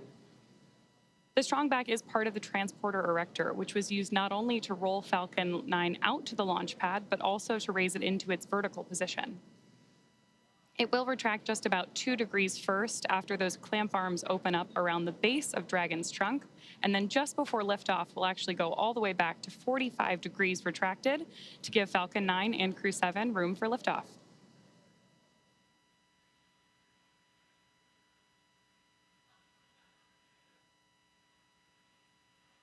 Now under 4 minutes until launch. Next up, we're looking for the first stage liquid oxygen loading to finish at T-minus 3 minutes. You're starting to see some white clouds on your screen. That is vapor, it's normal. We'll continue to see that build up as we get closer to launch. Obviously, this liquid oxygen that we're loading is super chilled, so a little bit of that will boil off in the hot Florida air.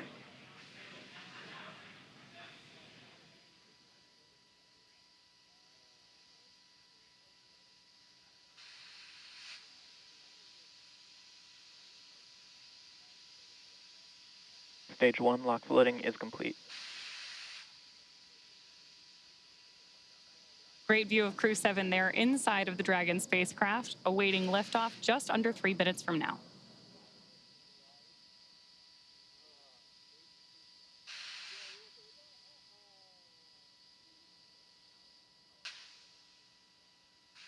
Dragon is in terminal count.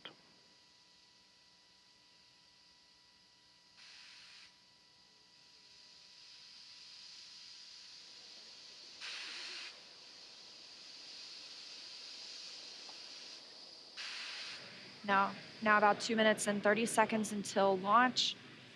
Next milestone, we're looking up for stage 2 LOX load to complete.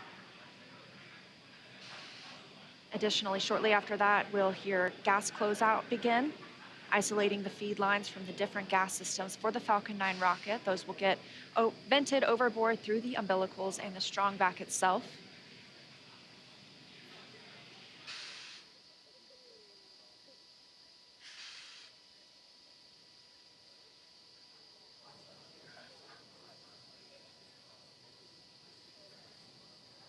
Stage 2 LOX loading is complete.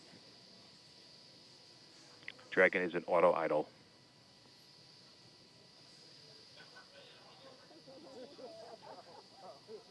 Confirmation that stage 2 LOX load is complete. Dragon and Falcon 9 fully fueled. Gas closeout has started. Expect loud venting. There's the gas closeout call that we expected. Additionally, we will be in auto idle. This puts the rocket in a state the flight computers understand before it takes over, making sure the transition to final countdown is smooth. Coming up at T-minus 1 minute, we'll hear that Dragon is in countdown. Its computer will switch to countdown mode. We'll also hear that the flight termination system on Falcon 9 is armed. Falcon 9 is in startup. Dragon's in terminal count.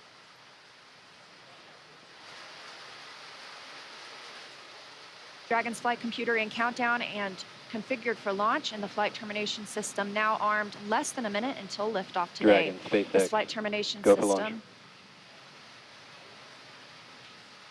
Dragon copies, go for launch. You heard it, Crew-7 getting the go for launch, just T-minus 30 seconds away for an on-time launch. At the time of liftoff today, the space station will be flying 260 miles over southeastern Iraq. T-minus 15. T-minus 10, 9, 8, 7, 6, 5, 4, 3, 2, 1. Engine full power. And liftoff. Go Falcon, go Dragon, go Crew-7. Endurance ascends, an international Copy, crew 1 Alpha. destined for the International Space Station. Stage 1 That's propulsion is 1.7 nominal. million. Good calls from the propulsion officers here. Propulsion's nominal. 1.7 million pounds of thrust on Falcon 9, taking Crew-7 to the International Space Station, now traveling almost 300 miles per hour.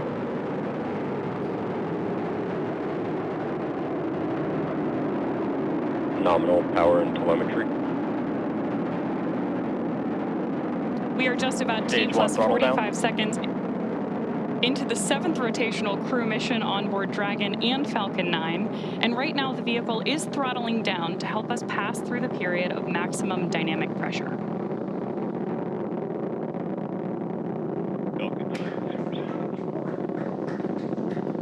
There's the call out that Crew-7 is now moving faster than the speed of sound. Max Q. Stage 1 throttle up. Confirmation we have moved through max Q and are throttling back up. Copy, 1 Bravo. Heard that call from Jasmine on Crew-7, as well as confirmation from the ground. The call out for 1 Bravo means we are in the second and final abort mode for the first MVAC stage, chill is continuing to underway. get good performance. We've got engine chill on the second stage MVAC engine. We will then be looking for MECO, or main engine cutoff, where the 9 engines on the first stage will cut off ahead of the first and second stages, separating. Then the single Merlin vacuum engine on the second stage will ignite. We are now coming up on 2 minutes into the flight, the spacecraft traveling over 2,000 miles per hour. Really incredible nighttime views of Falcon 9 and Crew-7 on your screen right now. So as Leah just mentioned, we are keeping an eye on a couple of critical flight milestones coming up back to back here. Stage 1 throttle Those down. are going to be MECO, so main engine cutoff now that we're throttling down stage 1, followed by stage separation and second stage ignition. Main engine cutoff. Stage separation confirmed. Copy, 2 Alpha. MVAC ignition.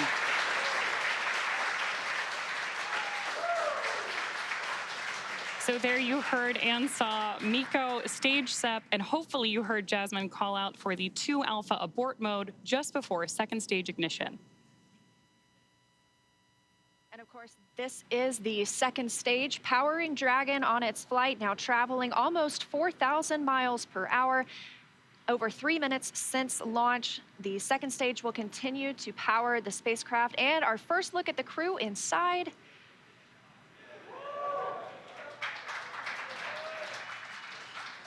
We'll be standing by for SECO. That's the next major milestone for this second stage engine. That comes shortly before 9 minutes into the flight, so we've still got some time on this engine. So right now, while Crew-7 makes its way to orbit, our first stage booster is making its way back to land. So you may hear the call-outs here on the net shortly that we are in the middle of our boost back burn.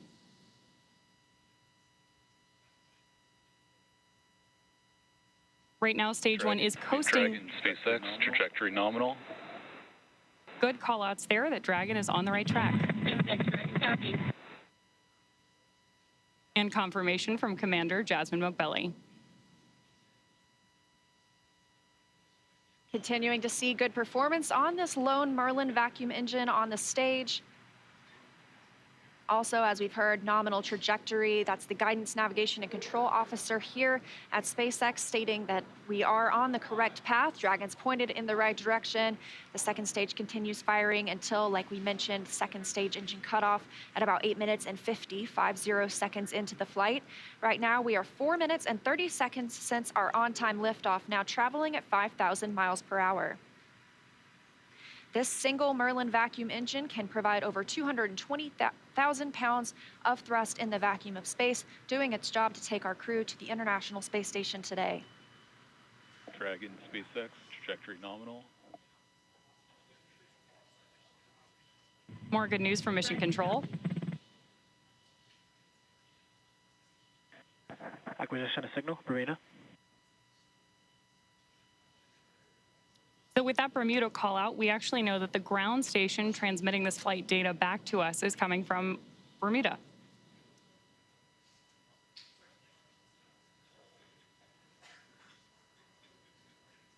The crew is currently pulling a little more than 1 G as the second stage engine continues to propel their flight.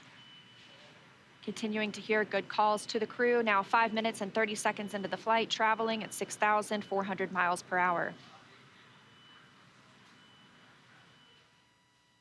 Again, we will continue to see this second stage fire for about 3 more minutes. Shortly after second stage engine cutoff, we will see it separate from Dragon, which will continue its journey.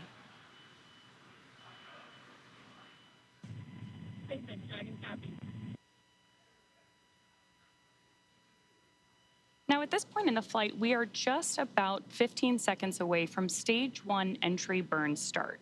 At this point, the center engine on Falcon 9 will be lit for just about 10 seconds to help us slow the vehicle down as it re-enters the Earth's atmosphere.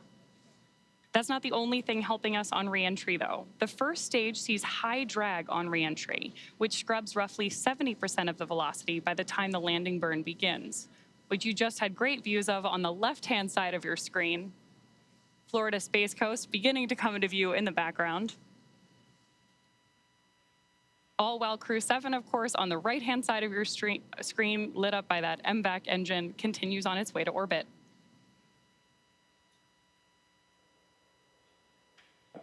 And we are now coming up on continuing to get good calls as we reach almost 7 minutes into the flight. Crew traveling at 9,400 miles per hour. Again, we still have about 1 minute, 45 seconds left with the second stage propelling the crew. And of course, we are also expecting that landing burn start from Falcon 9 any second now. Great views.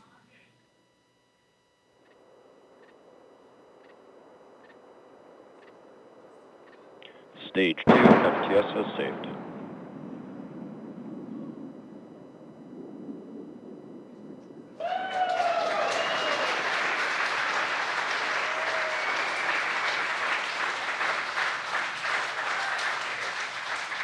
Great news there that Stage 1 has successfully landed back at Landing Zone 1 in Florida. And Stage 2 continues to propel Dragon and our Crew-7 crew members. We now are coming up on SECO, second stage engine cutoff. Again, looking at that about 8 minutes and 50 seconds into the flight. Everything continues as planned today, now traveling over 13,000 miles per hour. Again, we're looking for eventually a good orbital insertion at which we'll be traveling. Good calls here at Mission Control in Hawthorne.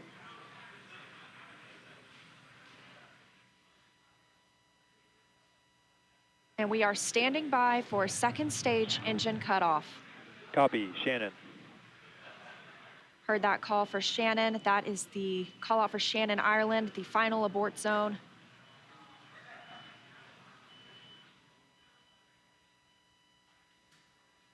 MVAC shutdown.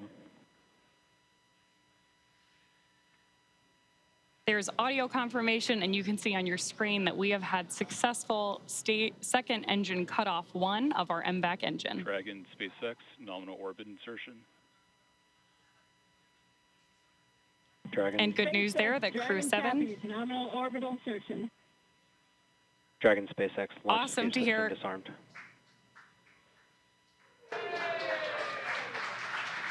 Fantastic.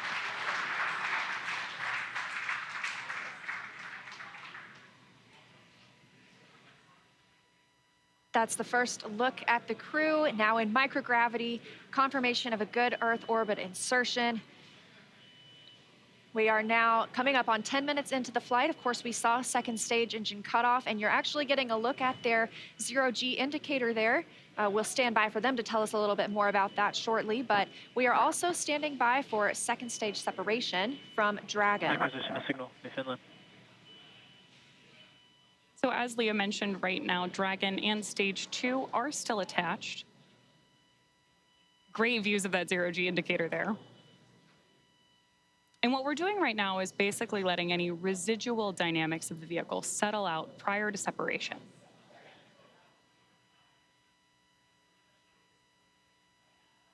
We are expecting that separation event in probably about 90 seconds.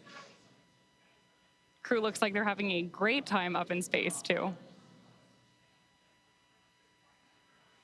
And as we stand by for that separation, shortly thereafter, we'll be looking for the nose cone to begin deploying. That command will be sent, and we'll see it open shortly after.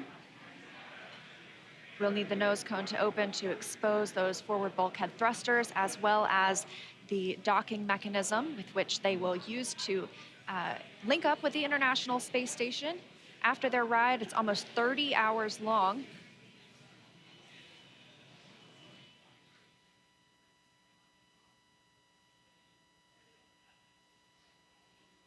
Again, we had liftoff right on time today at 3:27 a.m. Eastern Time. The crew making a smooth journey into orbit. It's now been 11 minutes, 20 seconds since that liftoff. We had confirmation of good orbital insertion, and we are standing by for second stage separation from Dragon.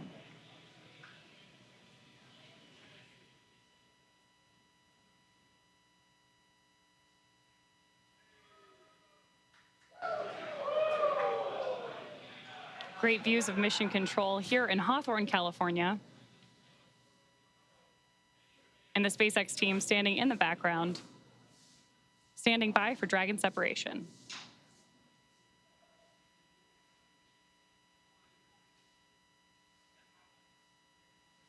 Of course, you also have continued telemetry readouts from Dragon and Stage 2 in the bottom left-hand corner of your screen.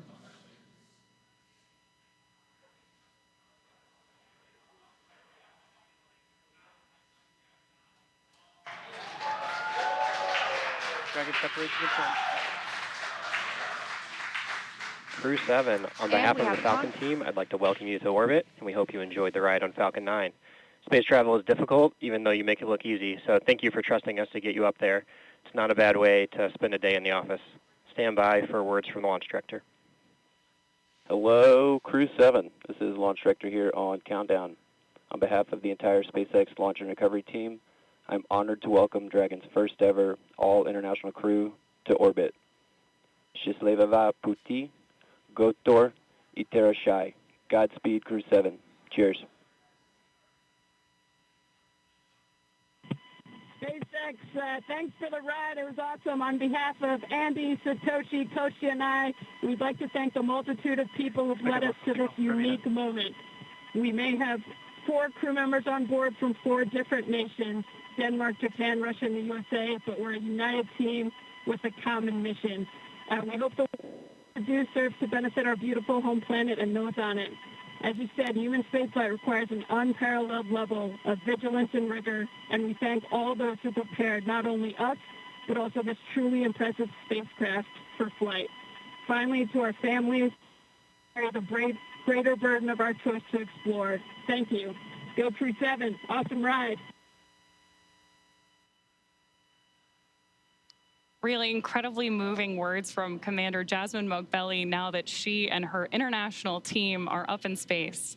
That is going to end our coverage from Hawthorne until we pick back up with our docking coverage, like Leah mentioned, just about 30 hours from now. But for now, I'm going to hand it back over to Daryl and Jessica at Kennedy Space Center to wrap up our launch coverage tonight. All right, thank you very much, and great job. And Jessica, what a launch. It was spectacular. Like we said, those night launches are something to see. You see all those bright lights. You see those little nitrogen pulses when that first stage is coming back down. Spectacular. Phenomenal roar, the thunder, you could feel it in your chest. And then, of course, the booster came back and landed, and that was some extra pop. Pretty impressive all around. Sights, sounds, and even those feelings. That's new, of course, to Crew, to NASA. Crew is bringing the booster back. NASA decided they have a lot of prop margin, propellant that is, and so they burn the first stage a little less and the second stage a little more. It allows them to bring the first stage back and back to land, which is good to see. And so you saw the zero-G indicator floating around. Tell us what it was. I did. Well, that, Daryl, was a 3-toed sloth. Important distinction, not a 2-toed sloth. Oh, really? Yeah, so apparently this is one of Andy's kids' favorite animals. And as a family, they were even fortunate enough to see one in the wild in Costa Rica last Christmas when they were on vacation. So it was all kind of fate leading up to this, I think. How about that? This is Andy Mogensen. Andy Mogensen, the pilot. That's correct. That's right. And I guess his family calls him the slowest person in the world. So another reason why this 3-toed sloth had such meaning for all of them. Well, that actual sloth in the capsule looked like it was moving slow as well, but he's got an excuse. You know, we have a saying in space, and it's often true. Yeah. Slow is smooth, smooth is fast. And when you rush too much, especially in space, doing a spacewalk or anything that you're doing, you get in trouble. So slow is smooth, and smooth is fast. Wise words from our veteran space flyer, Jessica Meir, sorry. It's early. Hey, we got some social questions. Let's take a few. You do mind? Absolutely. All right. Well, let's look on our screen here, and here we've got one that says, come Sunday morning. Beautiful shot right there, though, of the spacecraft looking out the back. Boy, that is high-resolution image. Come Sunday morning, Earth Eastern Time, what are the first few tasks the crew will do, and how will they best acclimate and get dialed into their mission? Well, when we wake up in the morning on board the space station, we open up our computer and we have a plan that lays out our entire schedule for the day, whether it's scientific experiments, hardware, maintenance, whatever it is that you need to get done. I know what this crew will be doing. One of the first things they do, of course, is a safety briefing. So we want to make sure that they have all of the information they need in case they had any kind of situation on the space station where maybe they needed an emergency breathing mask or a fire extinguisher, anything like that. Safety first at NASA, and that's the first thing that we do when you arrive on board the space station as well. The veteran crew that is up there will take them through that, show them where everything is, talk through some of the main messages, and then they'll have a longer session usually the next day or later that week. They'll get into their crew quarters. Usually your crewmates will do a favor for you and unpack some of your things so you don't have to do all that when you get there. You arrive to your crew quarters and already have some of the things that you need out, maybe even some pictures from home. When I arrived, my crewmates had really taken great care of me. They had decorated my crew quarters. I had pictures of my friends and family. Everything was all laid out, and that really made it a nice, smooth transition, because those first few moments in space, especially when you've never been there before as a rookie, you're not quite that graceful yet. You know, you don't have your space wings quite yet, and you're getting used to just moving around and being in that three-dimensional microgravity environment. And so you're talking about, you know, getting used to the environment up there, and having a little something from home is important too. You took up a flight kit. These astronauts all have a flight kit.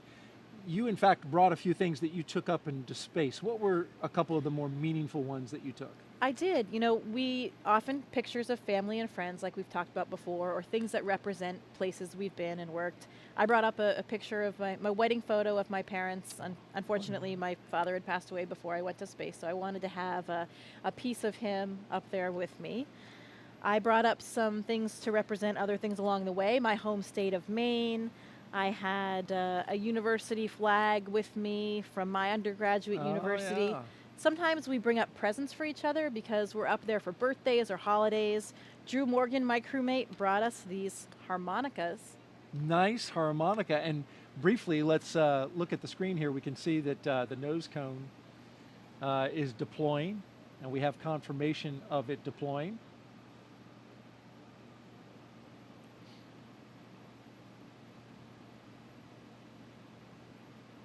Beautiful shot there.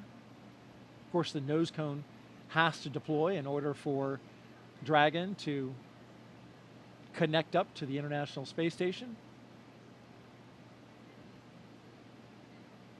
And once this clears out of the way, it is quite a view. Depending on where Earth is in relation.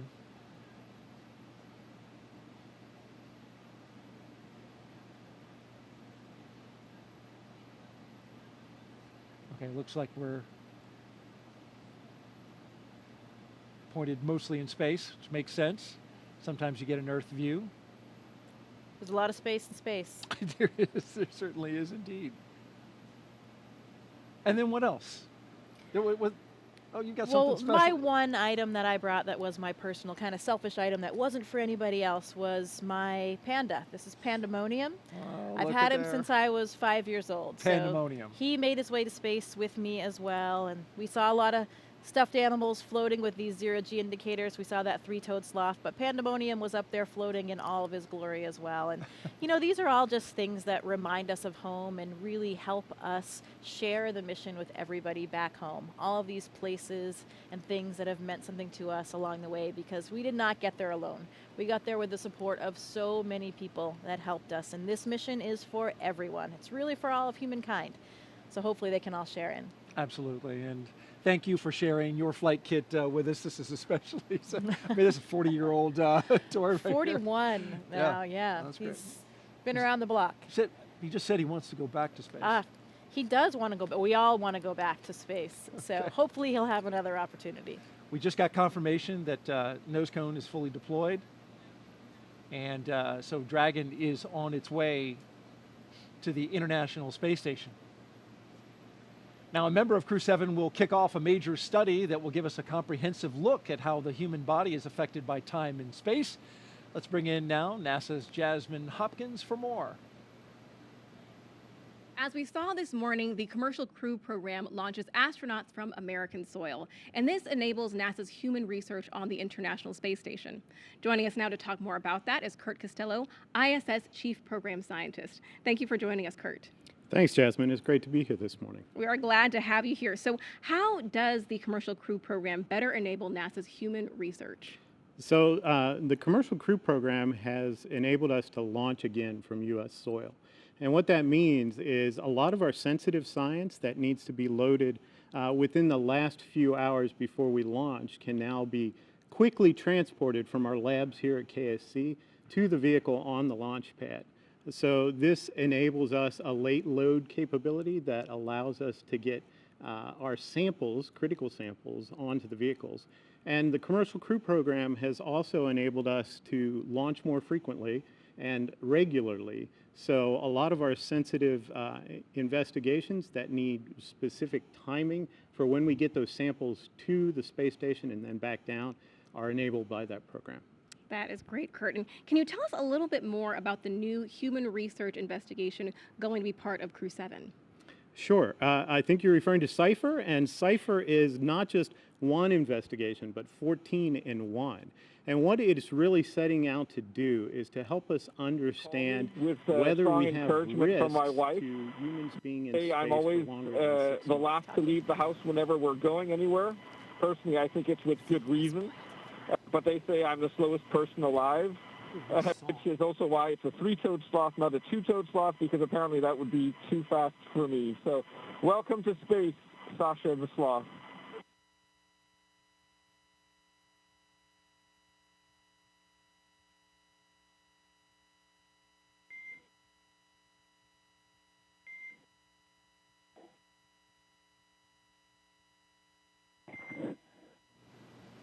And Dragon, we appreciate the introduction to your zero-G indicator and noting that that is probably officially now the fastest sloth ever.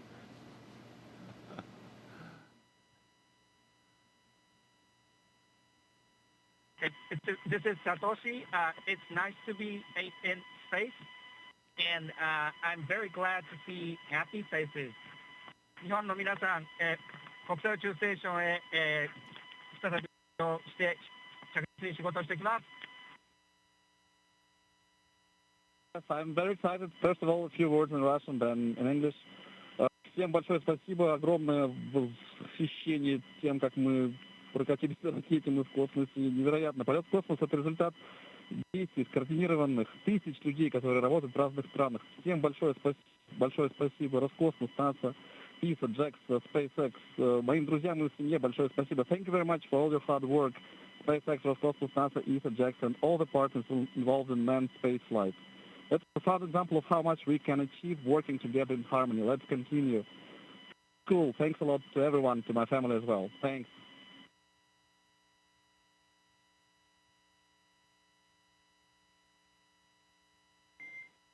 SpaceX copies all. Thank you for the kind words. And Jaws, if you are ready to copy, I do have some upcoming words on the phase burn.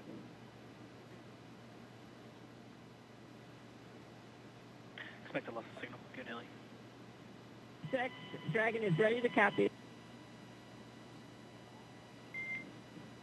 Okay, wanted to give you an update that we are going to be losing TDRS for voice comms for about 15, that's approximately 15 minutes, which is going to include that upcoming phase burn per your displays.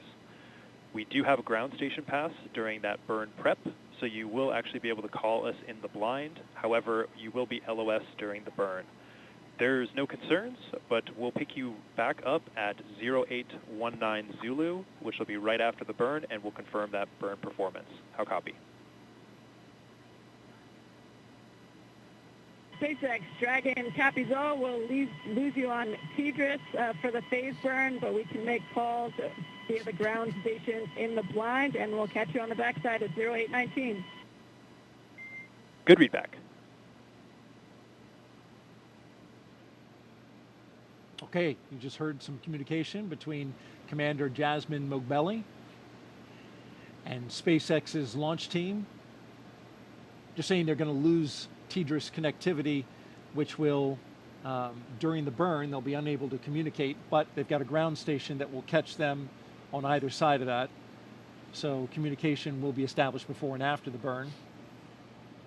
Earlier, we heard some words from Andy Mogensen. Of course, you told us that that was a sloth. Wasn't sure that we were going to be able to, get some words from him, but it was good to hear from him and the other crew members about, now that they're in space and sharing a message with the world. Absolutely, and we got a name, Sasha the sloth. Sasha the sloth. The fastest moving sloth ever to be a sloth. Yeah, among the legendary, famous stuffed animals in space. That's now right. It's a thing. Joins the long list of them, and so Jasmine, Andreas, Satoshi, and Konstantin are on course to arrive at the International Space Station around 8:39 Eastern Time tomorrow. NASA TV, well, we will be wrapping up our coverage, but you can follow along with Crew-7's entire ride to the station and hear real-time audio from that space to ground, which we were listening to just then, on our mission audio stream on YouTube. Make sure you look for the link on our NASA social media accounts and in the description of the NASA YouTube launch broadcast. And though our coverage here at Kennedy Space Center is concluding, Crew-7's mission has only just begun. They'll get to the International Space Station in about 30 hours. It's going to be a long ride. But then they'll be able to meet and join, I should say, Crew-7 to Crew-6, and that'll be quite a ceremony. Absolutely. You know, these first missions, these first moments in space are absolutely unforgettable. I'll never forget that. Feeling weightlessness for the first time. You're still strapped in your seat, but everything starts lifting up, your arms, your pencils, anything that was on the floor, the zero-G indicator, everything. And I remember looking across at my crewmate, just sharing those moments and those smiles. I know how happy that crew is right now. I am so excited for them and their mission. It will take a little while, 30 hours, like you said, to get to space station, but they are in space right now, and I know they're enjoying every minute. Congratulations, Crew-7. We are so excited for you. This is going to be an incredible mission on the International Space Station. Great words, Jessica. Appreciate those. And Crew-6 will be coming back down in about a week. They'll have a roughly 5-day handover, and then they'll return. Next up for us is our post-launch news conference scheduled at 5 a.m. Eastern Time on NASA TV. And of course, we'll have live joint coverage of docking and the Crew-7 welcome ceremony starting tomorrow at 6:45 a.m. Eastern Time on NASA TV, as well as SpaceX's YouTube channel. You can find mission updates on X, at NASA, at SpaceX, and on the web at nasa.gov, including, again, the link to that mission audio stream if you want to stick around with Crew-7 and be with them on their entire journey. Well, before we sign off from Kennedy, I want to thank Jessica Meir for being here on the launch broadcast and sharing your incredible experiences and all your insight, answering the questions, bringing pandemonium and showing them off. Thank you so much. We really appreciate having an astronaut, and especially you today on Crew-7 to share this with us. Well, it is absolutely my pleasure. Any good day when a rocket ignites is a great day for astronauts all around the planet. So we wouldn't miss out on it for the world. Very happy to be here and excited to share this moment with all of you. Thanks so much. And a huge thanks as well to all of our guests for joining us today, but most importantly, thank all of you for watching. For everyone here at NASA and SpaceX, have a great morning and keep looking up. We leave you now with a look back at highlights from suit up to liftoff. So we've got Crew-7, and they are doing their suit checkouts. And here they come, the astronauts walking down the hallway at astronaut crew quarters. And here they come, Crew-7, taking their first steps outside before their journey to space. Here they go, doors are closing. This begins the drive across NASA's Kennedy Space Center to Launch Pad 39A. And there's Jasmine Mobelli, the commander, and Andreas Mogensen, our pilot. There go our pilot and commander carefully getting in. And here come our mission specialists, Konstantin Borisov, and on the right, Satoshi Furukawa. Technicians working to close that side hatch. 1, engines full power, and liftoff. Go Falcon, go Dragon, go Crew-7. Endurance ascends, an international crew destined for the International Space Station. Stage 1 That's propulsion is 1.7 nominal. million. Good calls from the propulsion officers here. Propulsion's nominal.